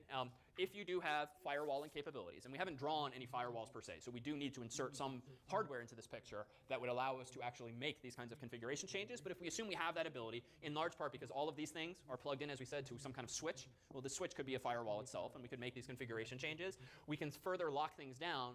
Why? I mean, everything just works if I don't firewall things. Why would I want to bother tightening things so that only 80 and 443 are allowed here, and 3306 is allowed here? And in fact, notice, there's no line between these guys. Well, it would be really stupid to keep, for example, 3306 open in the first firewall, because then people, they might not be able to because of other security measures, but in theory, they are allowed by the firewall to query your database and do SQL commands. Good, exactly. There's just no need for people to be able to potentially even execute SQL queries coming in or make MySQL connections. And even if you're not even listening for MySQL connections, it again is sort of the principle of the thing. You should really have the principle of least privilege, whereby you only open those doors that people actually have to go through. Otherwise, you're just inviting unexpected behavior because you left a door ajar, so to speak. You left a port open, and it's not clear whether someone might, in fact, take advantage of that. Case in point, if somehow you screw up, or Apache screws up, or PHP screws up, and this server is compromised, it'd be kind of nice if the only thing this server can do is talk via MySQL to this server and cannot, for instance, suddenly SSH to this server or poke around or execute any commands on your network other than MySQL. So at least if the bad guy takes this machine over, he really can't leave this rectangle here that I've drawn. So again, beyond the scope of things we've done in the class, and even though the appliance itself actually does have a firewall that allows certain ports in and out, all of the ones you need, we haven't had to fine-tune it for any of the projects to realize that you do that even on something like a Linux-based operating system. So in short, as soon as you have the happy problem of having way too many users for your own good, lots of new problems arise, even though thus far we focused pretty much entirely on the software side of things. So that is it for Computer Science S75. I'll stick around for questions one-on-one. We still have a final section tonight for those of you who would like to dive into some related topics. Otherwise, realize that the final project 2, its deadline is coming up. You should have gotten feedback from your TFs about project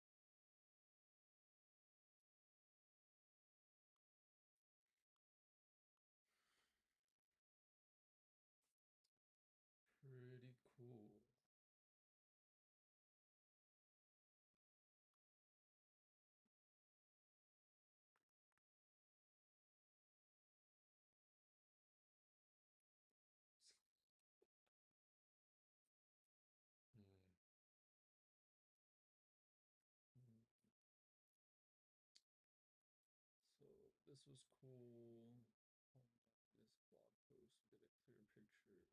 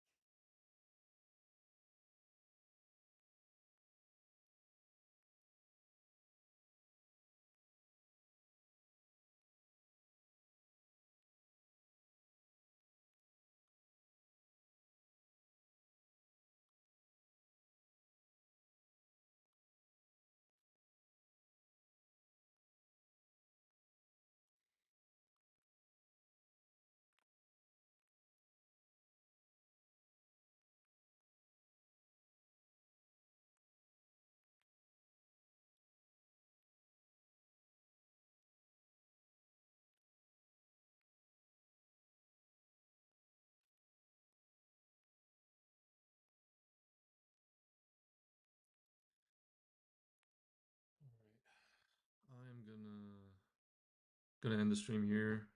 I'm gonna go work out, some dinner, and then chill out for today. So I will see you all tomorrow. Peace.